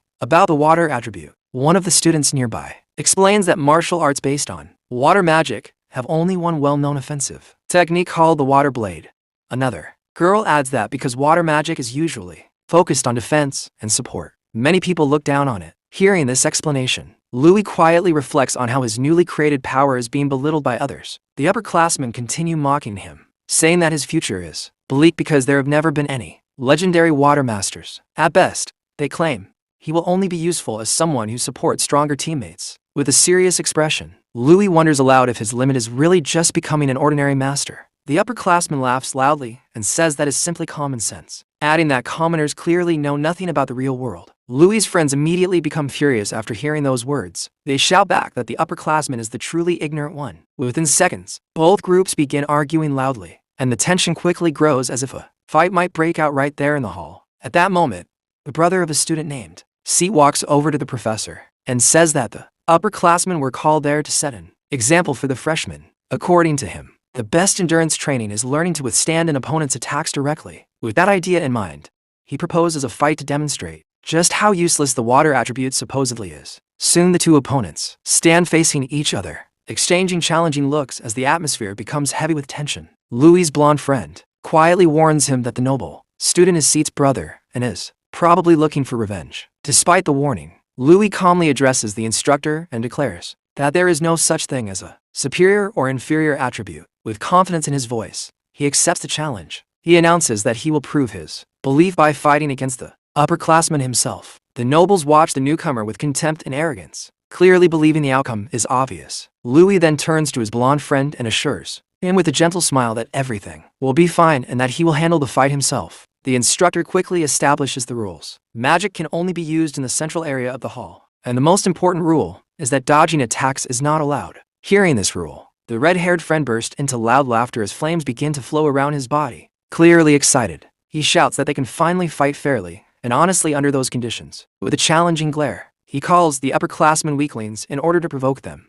The leader of the noble students coldly replies that he will teach the redhead a painful lesson once he finishes dealing with the water user. He then begins gathering his magical energy to cast a powerful spell. A blinding light fills the training hall while Louis calmly watches. Even as his opponent prepares such a dramatic attack, the white-haired boy remains completely calm. From the glowing light, a massive suit of stone armor begins forming around the upperclassman's body. Thick layers of rock completely cover him, creating an imposing figure that looks almost like a living statue. Covered in this powerful armor, the noble student charges forward and shouts that Louis will regret challenging him. But before he can reach his target, the red-haired friend suddenly intercepts him. With a blazing fist surrounded by fire, he throws a powerful punch straight into the armored noble. The impact explodes with incredible force, sending the upperclassman flying across the hall and smashing through the floor. The other noble students stare in shock, unable to believe the strength displayed by a mere freshman, standing with flames still surrounding his fist. The red-haired boy looks down at the fallen opponent and calls him a weakling. The noble student can hardly believe it. His stone armor, known as one of the strongest earth-type defenses, was shattered by a single blow. Realizing the danger, the leader of the group immediately orders his companions to defeat the red-haired student together. At once, two upperclassmen rush forward simultaneously in an attempt to overwhelm him. Instead of feeling threatened, the redhead laughs excitedly, saying the fight has finally become interesting. Without any difficulty, he blocks both incoming attacks using his arms alone. Smiling confidently, he tells them their blows did not even tickle him. When one of them tries to kick him from above, he grabs the attacker's leg in midair, spinning the unfortunate student around like a weapon. He slams him directly into the other noble while shouting that they are weak. The two upperclassmen are thrown across the hall with tremendous force, leaving them no chance to react. Meanwhile, the armored noble takes advantage of the distraction and launches a sneak attack from behind. His stone fist crashes directly into the back of the red-haired freshman's neck. Seeing the direct hit, the noble briefly believes they have finally defeated him. But suddenly the stone armor covering his own hand begins to crack apart. To his horror, he realizes that his powerful strike had absolutely no effect. His arm suffers severe damage from the impact, and he screams in pain and desperation. The red-haired boy slowly turns around and casually remarks that he thought a mosquito had just landed on his back. The noble student stares in disbelief, wondering how a mere newcomer can control magic with the skill of a trained apprentice. Before he can recover, the redhead launches another fiery punch directly into the noble's chest. The attack is so powerful that it sends him crashing into the wall, leaving behind a massive crater where his body hits. Watching the destruction, the instructor reminds everyone never to forget their origins as fighters. If they do not want to end up in the same miserable state, he says they must train much harder. Louis watches the scene with slight concern, wondering if his friend might have used too much force during the fight. Meanwhile, the rest of the freshmen and upperclassmen also begin fighting among themselves, turning the entire training hall into chaotic battlefield. At one point, a female upperclassman charges forward with her fist covered in fire, aiming at one of the newcomers. Before she can strike, Louis' blonde friend quickly steps in front of her. He tells her firmly that he will not allow her to interfere in the main fight. Soon the two of them begin clashing, their battle turning into a fierce contest between fire and wind attributes. Seeing that everyone around him is now busy fighting, Louis smiles calmly with a confident expression. He slowly turns his attention toward the leader of the upperclassmen and tells him that it is finally time for the real fight between the two of them. Hearing this challenge, the noble leader becomes furious. The leader of the upperclassmen steps forward with anger burning in his eyes. He proudly declares that, as a member of the prestigious Harry family, it is his duty to teach Louis some proper manners. With a powerful stomp, his foot cracks the floor beneath him, the sound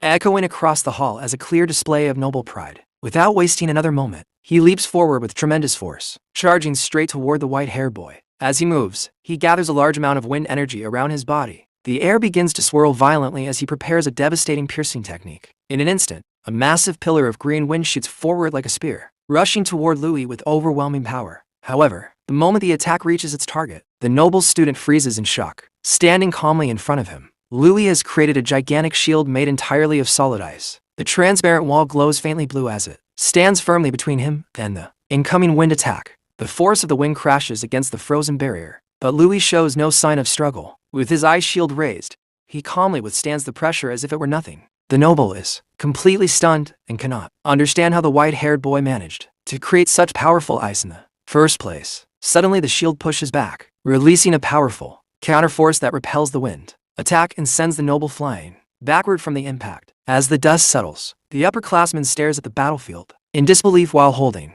a shard of broken ice in his hand. He wonders if what he just witnessed can truly be considered water magic. Louis calmly confirms it, explaining that it is simply a more advanced application of his water attribute. Without giving the noble time to recover, he immediately launches several sharp ice projectiles at high speed. The frozen spears shoot through the air toward the opponent with deadly precision. Nearby, a blue-haired girl watches the fight closely, clearly impressed by the strength the newcomer is displaying. Meanwhile, the other noble students whisper among themselves, unable to understand what kind of water magic could create such an incredibly strong shield. Realizing that things are not going according to his plan, the leader of the upperclassmen begins to feel uneasy. At the same time, in another part of the chaotic battlefield, the red-haired friend continues his own brutal rampage. With a single punch, he knocks out another upperclassman, sending the poor student crashing to the floor. Ignoring the chaos around him, the noble leader focuses again on Louis. But before he can fully concentrate, the red-haired boy launches another powerful attack and defeats yet another upperclassman with a swift kick. Turning his attention toward the leader, the redhead smirks and asks if the noble wants to become his next punching bag. The noble quickly dodges the incoming punch and replies with a challenge, telling the redhead to prove his strength if he truly thinks he can land a hit. The red-haired boy is briefly surprised by the noble's sudden burst of speed. At that moment, several smoke explosions suddenly erupt across the battlefield, creating confusion throughout the hall. Seeing this, the blonde friend shouts loudly for the redhead to calm down, warning him that he is being attacked from multiple directions. Using his wind magic, the noble leader moves rapidly through the smoke, mocking the redhead and calling him trash. Annoyed by the constant evasion, the red-haired boy angrily demands that the noble stop running away and face him in a fair fight. Instead of responding, the noble cleverly ignores him and uses the distraction to launch a surprise attack toward Louis. The white-haired boy immediately senses the incoming danger and prepares himself. As the noble strikes, Louis blocks the blow effortlessly with an ice blade and calmly calls him a useless noble. The upperclassman angrily responds that, as a noble, he simply made the smartest decision to win the battle. Watching this unfold, the red-haired boy becomes irritated with the situation. Without warning, he suddenly attacks Louis himself, throwing a blazing punch directly toward him. Louis quickly raises his ice shield and blocks the fiery strike. The impact sends a powerful shockwave through the hall, and Louis realizes that facing two strong opponents at the same time is far more difficult than expected. Seeing this opportunity, The noble leader shouts that this is the perfect chance to attack and prepares to strike Louis from behind with all his strength. But just as he moves forward, the redhead suddenly blocks his path. Shouting angrily, he tells the noble not to interfere in his personal fight with Louis. The upperclassman becomes furious and calls him a lunatic, saying that fighting together would clearly be the smarter strategy. However, the red-haired boy ignores him completely and throws the noble aside like a nuisance. With the path finally clear, he grins and declares that now the two friends can finally settle their own battle properly. Watching the fight carefully, the instructor observes the red-haired newcomer's aggressive and relentless fighting style. At that moment, Louis finally notices a brief opening in his friend's guard. Moving quickly, he strikes precisely at the redhead's blind spot and lands a clean hit. Believing the attack should finally stop his wild friend, Louis lowers his guard slightly. But suddenly, a girl nearby screams in panic, warning him to watch out. Louis turns just in time to see that the red-haired boy has tightly grabbed his hand. With a wicked smile, the redhead announces that he has finally caught his opponent. Without hesitation, he delivers a powerful flaming punch straight into Louis' face and tells him to feel the pain. Holding his burning fist in the air, he asks Louis how it felt and declares that the real fun has only just begun. Despite being wounded, Louis calmly reminds him that the academy rules clearly forbids seriously harming others. At that moment, thick layers of ice begin spreading across his body as he grips the redhead firmly. The sudden change surprises the red-haired fighter, who laughs excitedly and says that the fight is becoming more and more interesting. Remembering the professor's rule, he adds that he will not run away or hide anymore. The battle continues as the redhead relentlessly attacks while Louis focuses on defense, blocking each blow with his ice powers. After a moment, Louis asked if his friend would prefer something a bit stronger. Suddenly, ice spreads rapidly over the redhead's arm, freezing it completely. The fiery fighter stares in shock at the unexpected power. Instead of fear, excitement fills his face. Laughing loudly, he shouts that the pain he feels is incredible. His body erupts with a massive aura of blazing flames as he channels more power. Using the heat of his magic, he shatters the ice and frees his arm. His glowing eyes shine with excitement as he declares that fighting only makes him stronger, and the battle will not end so easily. At that moment, the story briefly shifts into a memory from the red-haired boy's past. In a dark forest during a heavy rainstorm, a younger version of him is surrounded by a pack of wolves. Exhausted and terrified, he runs desperately through the trees as the monsters chase him without mercy. The wolves eventually catch him, then leap toward him with vicious hunger. Their sharp teeth bite into his arms and legs, causing intense pain. Yet the boy refuses to give up and struggles desperately against them. One wolf bites deeply into his arm, sending a wave of pain through his body. But instead of collapsing, the young boy grabs the animal's jaws and tries to break free with all his strength. Suddenly his eyes glow red, and a massive aura of power explodes outward from his body. When the light fades, the wolves are gone. Looking down at his injured hands, he slowly realizes something important. Pain proves that he is still alive. A frightening smile appears on his face as he clenches his fist. From that day forward, he understands that pain is what pushes him to become stronger. In this world, only the strongest survive, and he swears that he will defeat every enemy that stands in his path. Back in the present, the red-haired boy prepares to continue the fight with even greater determination. Clenching his fists tightly, he shouts loudly, asking for more pain. Seeing how serious the battle has become, Louis plants his feet firmly on the ground and prepares himself once again. With a powerful leap, the redhead charges forward while shouting Louis' name. He claims that the two of them are the same, that both of them are monsters hungry for greater power. To defend himself, Louis quickly summons several massive hands made of ice around his body. One of the frozen hands grabs the redhead's flaming fist mid-attack, stopping the powerful strike instantly. Using the icy construct, Louis redirects the blow downward toward the ground, where it explodes with tremendous force. The red-haired boy looks surprised by the skillful maneuver. Taking advantage of the opening created by that moment of shock, Louis immediately prepares his next move. Louis quickly takes advantage of the brief opening he created and delivers a powerful kick directly to the redhead's head. The impact echoes through the training hall. Yet even after taking such a solid hit, the red-haired boy simply grins and says that it is perfectly fine for the fight to continue. The two friends immediately clash again, exchanging a rapid series of blows. Their fists collide again and again as flames and ice burst through the air with every strike. The redhead laughs loudly during the fight, shouting that this battle is incredible, that he has never felt so excited before. Watching from the sidelines, their friends begin to grow worried. The fight is clearly escalating far beyond a normal sparring match, and they realize that if it continues like this, someone might truly get hurt. Despite their concern, the red-haired boy refuses to slow down. With blazing determination in his eyes, he charges forward again to attack Louis. At that moment, Louis begins thinking carefully about how he can stop the fight without breaking the Academy's rules. He suddenly steps forward and places his hand on his friend's stomach, telling him calmly to relax. At the same time, he releases his ice magic. Instantly, a massive freezing wave surges outward like a storm. The overwhelming ice energy rushes toward the redhead and traps him inside a thick wall of solid ice. Even while frozen in place, the red-haired boy smiles and admits that the attack actually hurt. However, he refuses to surrender. Flames begin to erupt from his body as he releases his fiery aura in an attempt to escape the icy prison. His fists ignite with blazing fire as he prepares to shatter their frozen barrier. Watching the intense scene unfold, the instructor stands nearby with an amused smile and comments that the fight has become quite interesting. A moment later, the redhead burst free from the ice with a violent explosion of flames. Shouting loudly, he declares that he will not go down so easily and demands even more power from the battle. His eyes glow with excitement as he faces Louis again and urges him to continue the fight. But just as the battle seems ready to explode once more, a sudden and powerful burst of fire erupts across the hall. The explosion instantly ends the fight between the two. Louis looks around in surprise, wondering if the person responsible might be Professor Kylie,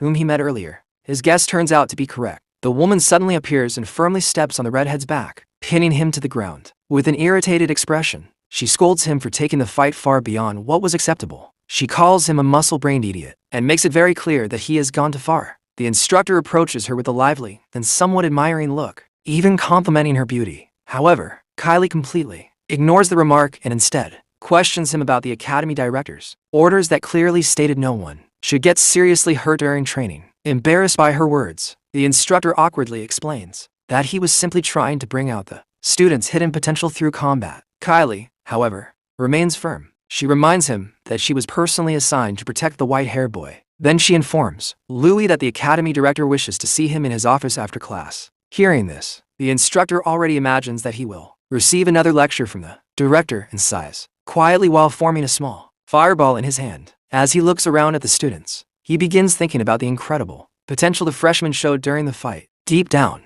he wonders just how powerful these students might become in the future of the academy. Soon afterward, he tells the redhead to go get dressed and announces that he will be forgiven this time. But such reckless behavior must never happen again. Meanwhile, the red-haired boy quietly reflects on the battle. He realizes that, in his current state, he still would not be able to defeat a true master-level fighter. Because of this, he begins thinking that he may need to hunt monsters in order to earn money for better training, equipment, and possibly new clothes as well. The professor then dismisses the class, warning everyone that their future training sessions will only become more difficult. As the students begin leaving the hall, Louis' blonde friend approaches him with an impressed expression. He comments that it is extremely rare for a freshman to defeat an upperclassman in combat. Louis looks confused and admits that he never read anything about such a situation in the academy materials he studied earlier. His friend then explains that it has only happened 3 times in the academy's entire history, and every student who accomplished it eventually became a master. He adds that the most recent example was the current upperclassman, who now leads the senior students. Meanwhile, elsewhere in the academy, the defeated leader of the upperclassmen apologizes to his companion, Jess, for the loss. Jess calmly replies that there is no need to rush for revenge, because they will surely have many opportunities in the future. With a cold and hateful expression, he reminds his friend that they are nobles, people who hold the power to control the destiny of others. Not far away, Louis quietly observes the situation with a serious expression on his face, silently taking note of the tension between the groups. Nearby, 2 girls begin discussing the fight they just witnessed. One of them praises Louis' incredible talent with water magic. The other girl, with blue hair, admits that she was deeply impressed by the mysterious techniques he used. She says that she could never replicate something so unique. Thinking about her own abilities, she realizes that she will need to discover new attack methods for her own attribute if she wants to improve. Her friend gently tells her not to worry too much, reminding her that she is still only 16 years old and has plenty of time to grow stronger. Encouraged by those words, the blue-haired girl fills with determination and promises to do her best. A moment later, the other girl calls Louis over and explains that her friend, Miliana, would like to speak with him. Immediately, the surrounding students begin whispering and joking that perhaps the girl is about to confess her feelings. Instead, the girl politely asks Louis if he would be willing to teach Miliana how to use water magic. Without hesitation, Louis smiles and agrees, saying that they are friends now after all. Hearing the word friends, the blue-haired girl becomes flustered and quietly repeats the word under her breath. Louis looks slightly confused by her reaction, unsure why she seems so embarrassed. After a moment, the girl nervously asks if he will not regret helping her, because she might bring him trouble. Soon the class ends, and the students begin leaving the academy's training hall. The 2 girls approach Louis and his friends again to continue the conversation. The blue-haired girl still looks worried and asks once more if he truly will not regret helping her. Louis simply smiles and assures her that he would never betray a friend. However, The girl suddenly says that she does not want to involve him in her personal problems. Before anyone can stop her, she quickly turns around and runs out of the hall. Her friend immediately shouts her name in concern and rushes after her.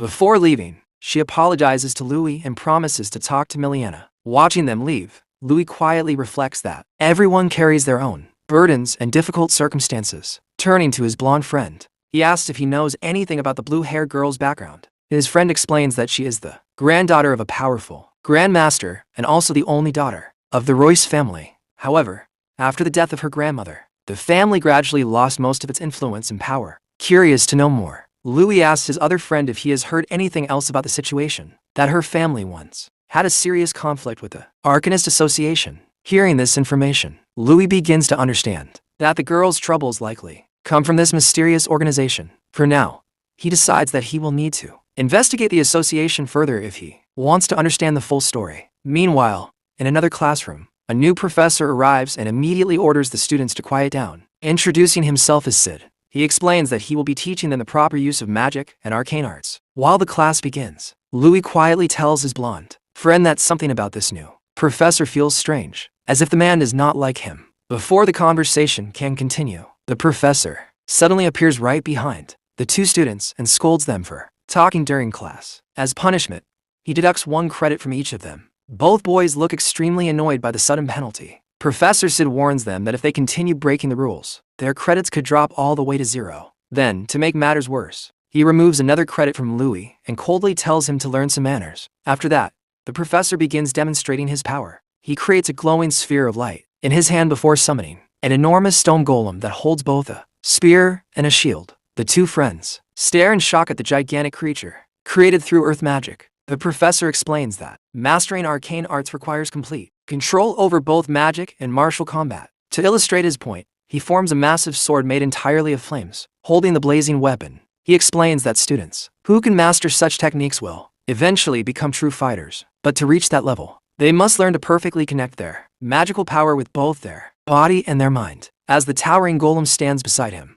the professor prepares to continue his lesson. The professor grips the flaming sword he created and swings it smoothly through the air, slicing the space in front of him and demonstrating the immense strength of his arcane arts. The sheer force behind the strike leaves the students stunned. Many of them stare in awe, whispering among themselves as they realize the massive gap between their abilities and that of a true master. Seeing their reactions, the professor calmly explains that the student who manages to deal the most damage to the stone statue in front of them will earn 5 academy credits. Before starting, however, he orders everyone to form groups according to their elemental attributes, so they can begin their training properly. The students quickly move into their respective groups. Those with water attributes are sent to the side to focus on warm-up exercises and defensive support practice. As they move aside, the arrogant students begin mocking them, loudly claiming that water attribute users are nothing more than punching bags meant to defend while others do the real fighting. Hearing those insults, the blue-haired girl lowers her head slightly, but the words clearly affect her. The protagonist watches the scene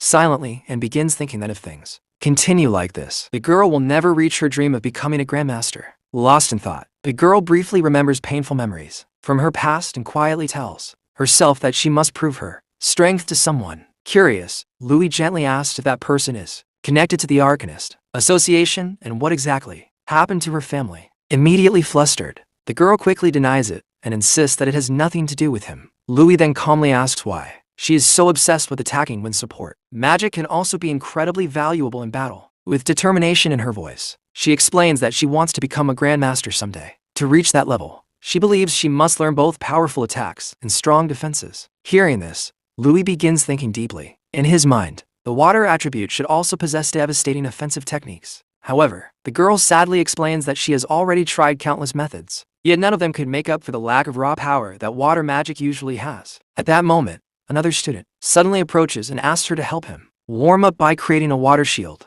so he can practice attacking it. With a serious expression, the blue-haired girl raises her hands and forms a strong shield of flowing water in front of her. A student with wind magic then rushes forward and launches a powerful gust toward the shield to test its durability. As Louis watches this scene, something inside him awakens. Seeing the girl struggling reminds him of his own painful past. In a brief flashback, Louis is shown sitting helplessly in a wheelchair while other people mock him cruelly. One of them even steals his research notes, claiming that someone like him does not deserve recognition or glory. surrounded by mocking voices telling him to give up and accept his fate. Louis once felt completely powerless. Returning to the present, Louis smiles faintly. Unlike him in the past, the girl in front of him is still chasing her dream without giving up. Realizing this, he decides that perhaps he can show her a new path, one that combines martial arts and magic in a way she has never considered before. Louis suddenly steps forward and prepares to demonstrate something new. At that exact moment, a massive wall of ice appears, blocking the wind students' attack completely. The sudden move surprises everyone around them. With a calm smile, Louis asks the girl if she can carefully observe his technique so she can see the true potential of water magic. Raising his hand, Louis respectfully asks the professor for permission to attack the stone statue used for the test. The professor looks at him with curiosity and warns that if Louis fails to cause any damage, his credits will be confiscated. He questions whether Louis truly understands the risk. Louis confidently replies that he has just thought of a new method to increase the offensive power of water magic. Hearing this, many of the students burst into laughter. They cannot believe someone would claim that water magic, known mostly for support and defense, could actually destroy the reinforced statue. Even the blue-haired girl looks worried and quietly warns him that the statue is specially reinforced and extremely durable. If he fails, he could lose valuable credits. But Louis simply smiles and assures her that everything will be fine, because he already has a plan. Walking calmly to the center of the training field, Louis kneels down and picks up a handful of sand from the ground. As he studies the grains in his palm, he quietly thinks to himself that something soft and gentle can still overcome something hard. Closing his eyes for a moment, he begins concentrating his magical energy. Soon, powerful streams of water form around the sand in his hand. Louis then compresses the water with immense pressure and fires it forward with incredible speed. The sand becomes trapped inside the high-pressure water stream, turning into a deadly projectile capable of cutting through almost anything. The spinning energy of the water accelerates rapidly as it rushes toward the statue like a razor-sharp drill. At the final moment, Louis declares the name of his newly created technique, water cutter, and releases the attack. Many students watch with disbelief, thinking that such a simple attack will do nothing against the massive stone statue. However, when the projectile strikes, the statue suddenly becomes covered with dozens of extremely precise and incredibly thin cuts. The attack was so fast that most people barely saw it happen. Professor Sid stares at the statue in complete shock, unable to believe what he is witnessing. Moments later, the glowing cut spread across the statue's body. With a loud cracking sound, the entire stone structure shatters into countless pieces as fragments of stone scatter across the field. Louis smiles calmly and explains that this is the true power of water magic when used correctly. Later that night, Louis and his friends walk together through the quiet courtyard of the academy. The blonde friend laughs as he remembers the expression on Professor Sid's face after witnessing the attack. He says the professor looked completely pale and rushed out of the room the moment the class ended. Louis admits that he was too focused on the magic itself and did not even notice the professor leaving. Their friend then starts talking about how dedicated the blue-haired girl's companion is. In her free time, she plans to rent a special training room so that Louis can help train Miliana properly. However, when another friend reveals the cost of renting such a room, everyone is shocked by the incredibly high price. Thinking about it for a moment, Louis turns to his purple-haired friend and asks him for a favor. He reminds him that the academy will soon assign them a new training mission. Right on cue, an instructor arrives and informs them that from now on they will begin participating in real missions outside the academy. The instructor explains that the academy is located near the Great Mondo Forest, an ancient territory filled with monsters. Although the strongest creatures live deep in the center, many dangerous beasts still roam near the outer regions. The academy was built to protect the empire from these monsters, which is why students are sent on missions to gain real combat experience. He continues explaining that monsters possess valuable magic crystals inside their bodies. Students can exchange these crystals for academy credits, meaning that those who defeat stronger monsters will earn greater rewards. However, reckless students who need to be rescued will lose credits as punishment. Hearing this news, the red-haired friend becomes extremely excited because it means he can finally fight monsters with his full strength. Louis then explains that this mission will be the perfect opportunity to train Miliana in real combat conditions. He suggests that the 5 of them form a team for the mission so they can support each other and work more efficiently. The orange-haired friend asks the blue-haired girl what she thinks about the idea. After a brief moment of hesitation, she agrees with the plan. With their decision made, the group begins preparing for their first training mission together. However, the instructor soon announces that their mission will also include the academy's upperclassmen. The leader of the upperclassmen immediately glares at Louis and warns him not to act carelessly, because the forest is extremely dangerous. But Louis simply smiles calmly and says he is not worried, because people grow stronger by overcoming danger. the noble upperclassman becomes irritated by Louis's confidence and calls him a cheeky and arrogant brat. He then secretly orders his teammates not to help the newcomers if they run into trouble during the mission. Watching this unfold, Louis's blonde friend quietly suspects that the upperclassmen plan to lead them toward areas filled with stronger monsters. But instead of feeling worried, Louis smiles with excitement. He says that if stronger monsters appear, that only means the magic crystals they obtain will be even more valuable. Soon afterward, the two groups finally enter the dark forest together to begin the Academy's training mission. The upperclassmen lead the way confidently, while the new students carefully watch their surroundings. One of the older students explains that this region once belonged to a powerful monster species known as the Behemoth, but they were eventually eliminated by the Empire Saints. Even so, the forest remains a dangerous place filled with powerful creatures waiting in the shadows. One of the upperclassmen watches the newcomers with a mocking smile and says that the new students clearly think too highly of themselves, especially since they cannot even handle monsters on their own yet. His words are filled with arrogance as he sits comfortably, clearly expecting them to struggle. Suddenly, the peaceful silence of the forest is shattered. A massive paw covered with thick fur and razor-sharp claws slams violently into the ground, shaking the surrounding trees. The students freeze in shock as a terrifying creature emerges from the shadows. Standing before them is a giant fighter-class bear, its massive body towering above them and its red eyes glowing with a menacing hunger. Instead of helping, the upperclassman quickly jumps up into a nearby tree branch, crossing his arms as he watches from a safe distance. He calmly says that he will simply observe the fight from afar. In his mind, he believes the monster is far too strong for the inexperienced newcomers and that defeating it will be nearly impossible for them. Meanwhile, Louis immediately realizes the seriousness of the situation. Raising his voice, he shouts for everyone to prepare themselves because the real battle is about to begin. As if responding to the challenge, the giant bear releases a deafening roar and unleashes a powerful wave of energy that spreads through the forest. The monster lowers its body, preparing to attack at any moment. Without hesitation, the orange-haired girl charges forward first. Her sword ignites with blazing fire as she leaps toward the monster and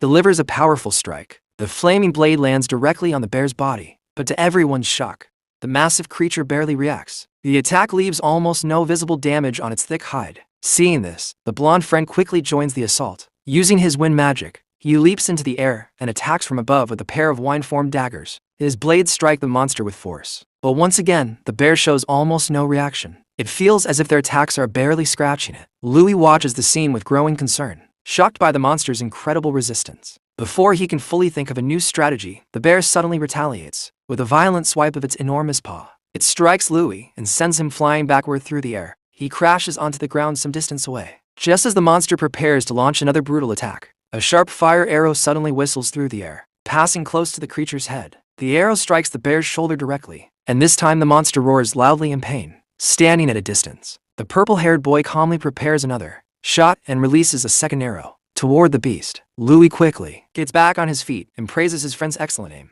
Now truly enraged, the giant bear turns its glowing red eyes toward the new attackers. At that moment, the blue-haired girl steps forward with determination. Holding her staff firmly, she channels her magic and unleashes a powerful stream of water. The flowing water wraps tightly around the bear's arm, surprising the monster with its sudden restraint. The magic continues, tightening around the creature, until its movement becomes restricted. For a moment, the giant beast struggles helplessly against the binding water. Taking advantage of this opportunity, the blue-haired girl moves quickly. Using the momentum of the water's flow, she executes a special technique. With precise movement and incredible timing, she flips the enormous creature over her shoulder. The massive bear is thrown violently through the air before crashing into a nearby lake with a loud splash. Watching the impressive move, her friend quickly explains that this is an original technique she developed herself, a fighting style that combines water magic with the principles of jiu-jitsu. Louis watches with genuine interest and smiles, clearly impressed by her creativity and skill. Without wasting time, he immediately runs toward the lake where the monster fell. Suddenly, the giant bear burst out of the water with tremendous force, shaking off the attack as it leaps high into the air. Seeing the monster rising again,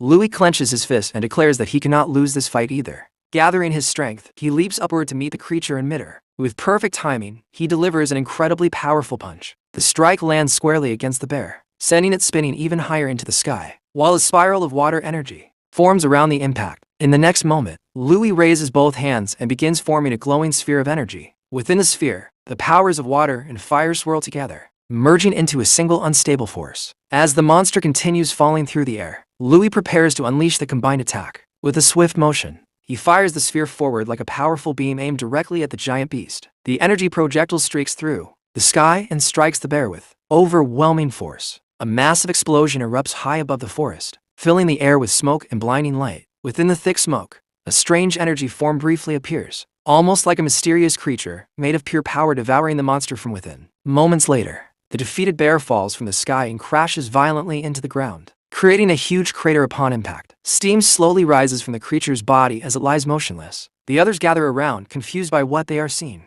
They cannot fully understand what kind of power Louis just used. Calmly, Louis explains that his attack caused severe internal damage to the monster and disrupted its breathing, making it impossible for the creature to continue fighting. Hearing this explanation, the blue-haired girl begins wondering if she might also be able to use such techniques one day. Louis then reaches into his pocket and tosses several small rings toward her. She catches them in the air, but looks puzzled, examining the strange objects carefully. Curious, she asks what they are. Louis explains that these are special magic rings, designed to allow the user to channel other elemental powers during battle. He tells her that he prepared one specifically for her so she could experiment with different elemental combinations and improve her combat abilities. The girl looks surprised and deeply grateful for the thoughtful gift. She thanks him sincerely for helping her. But before the moment can continue peacefully, something unexpected happens. Suddenly, a massive pillar of blazing fire erupts violently in the distance. The flames shoot high into the sky, lighting up the dark forest. At the same time, someone's voice echoes through the area, shouting Miliana's name with urgency and alarm. The peaceful victory from moments before instantly turns into a tense news situation as everyone realizes something dangerous is happening nearby.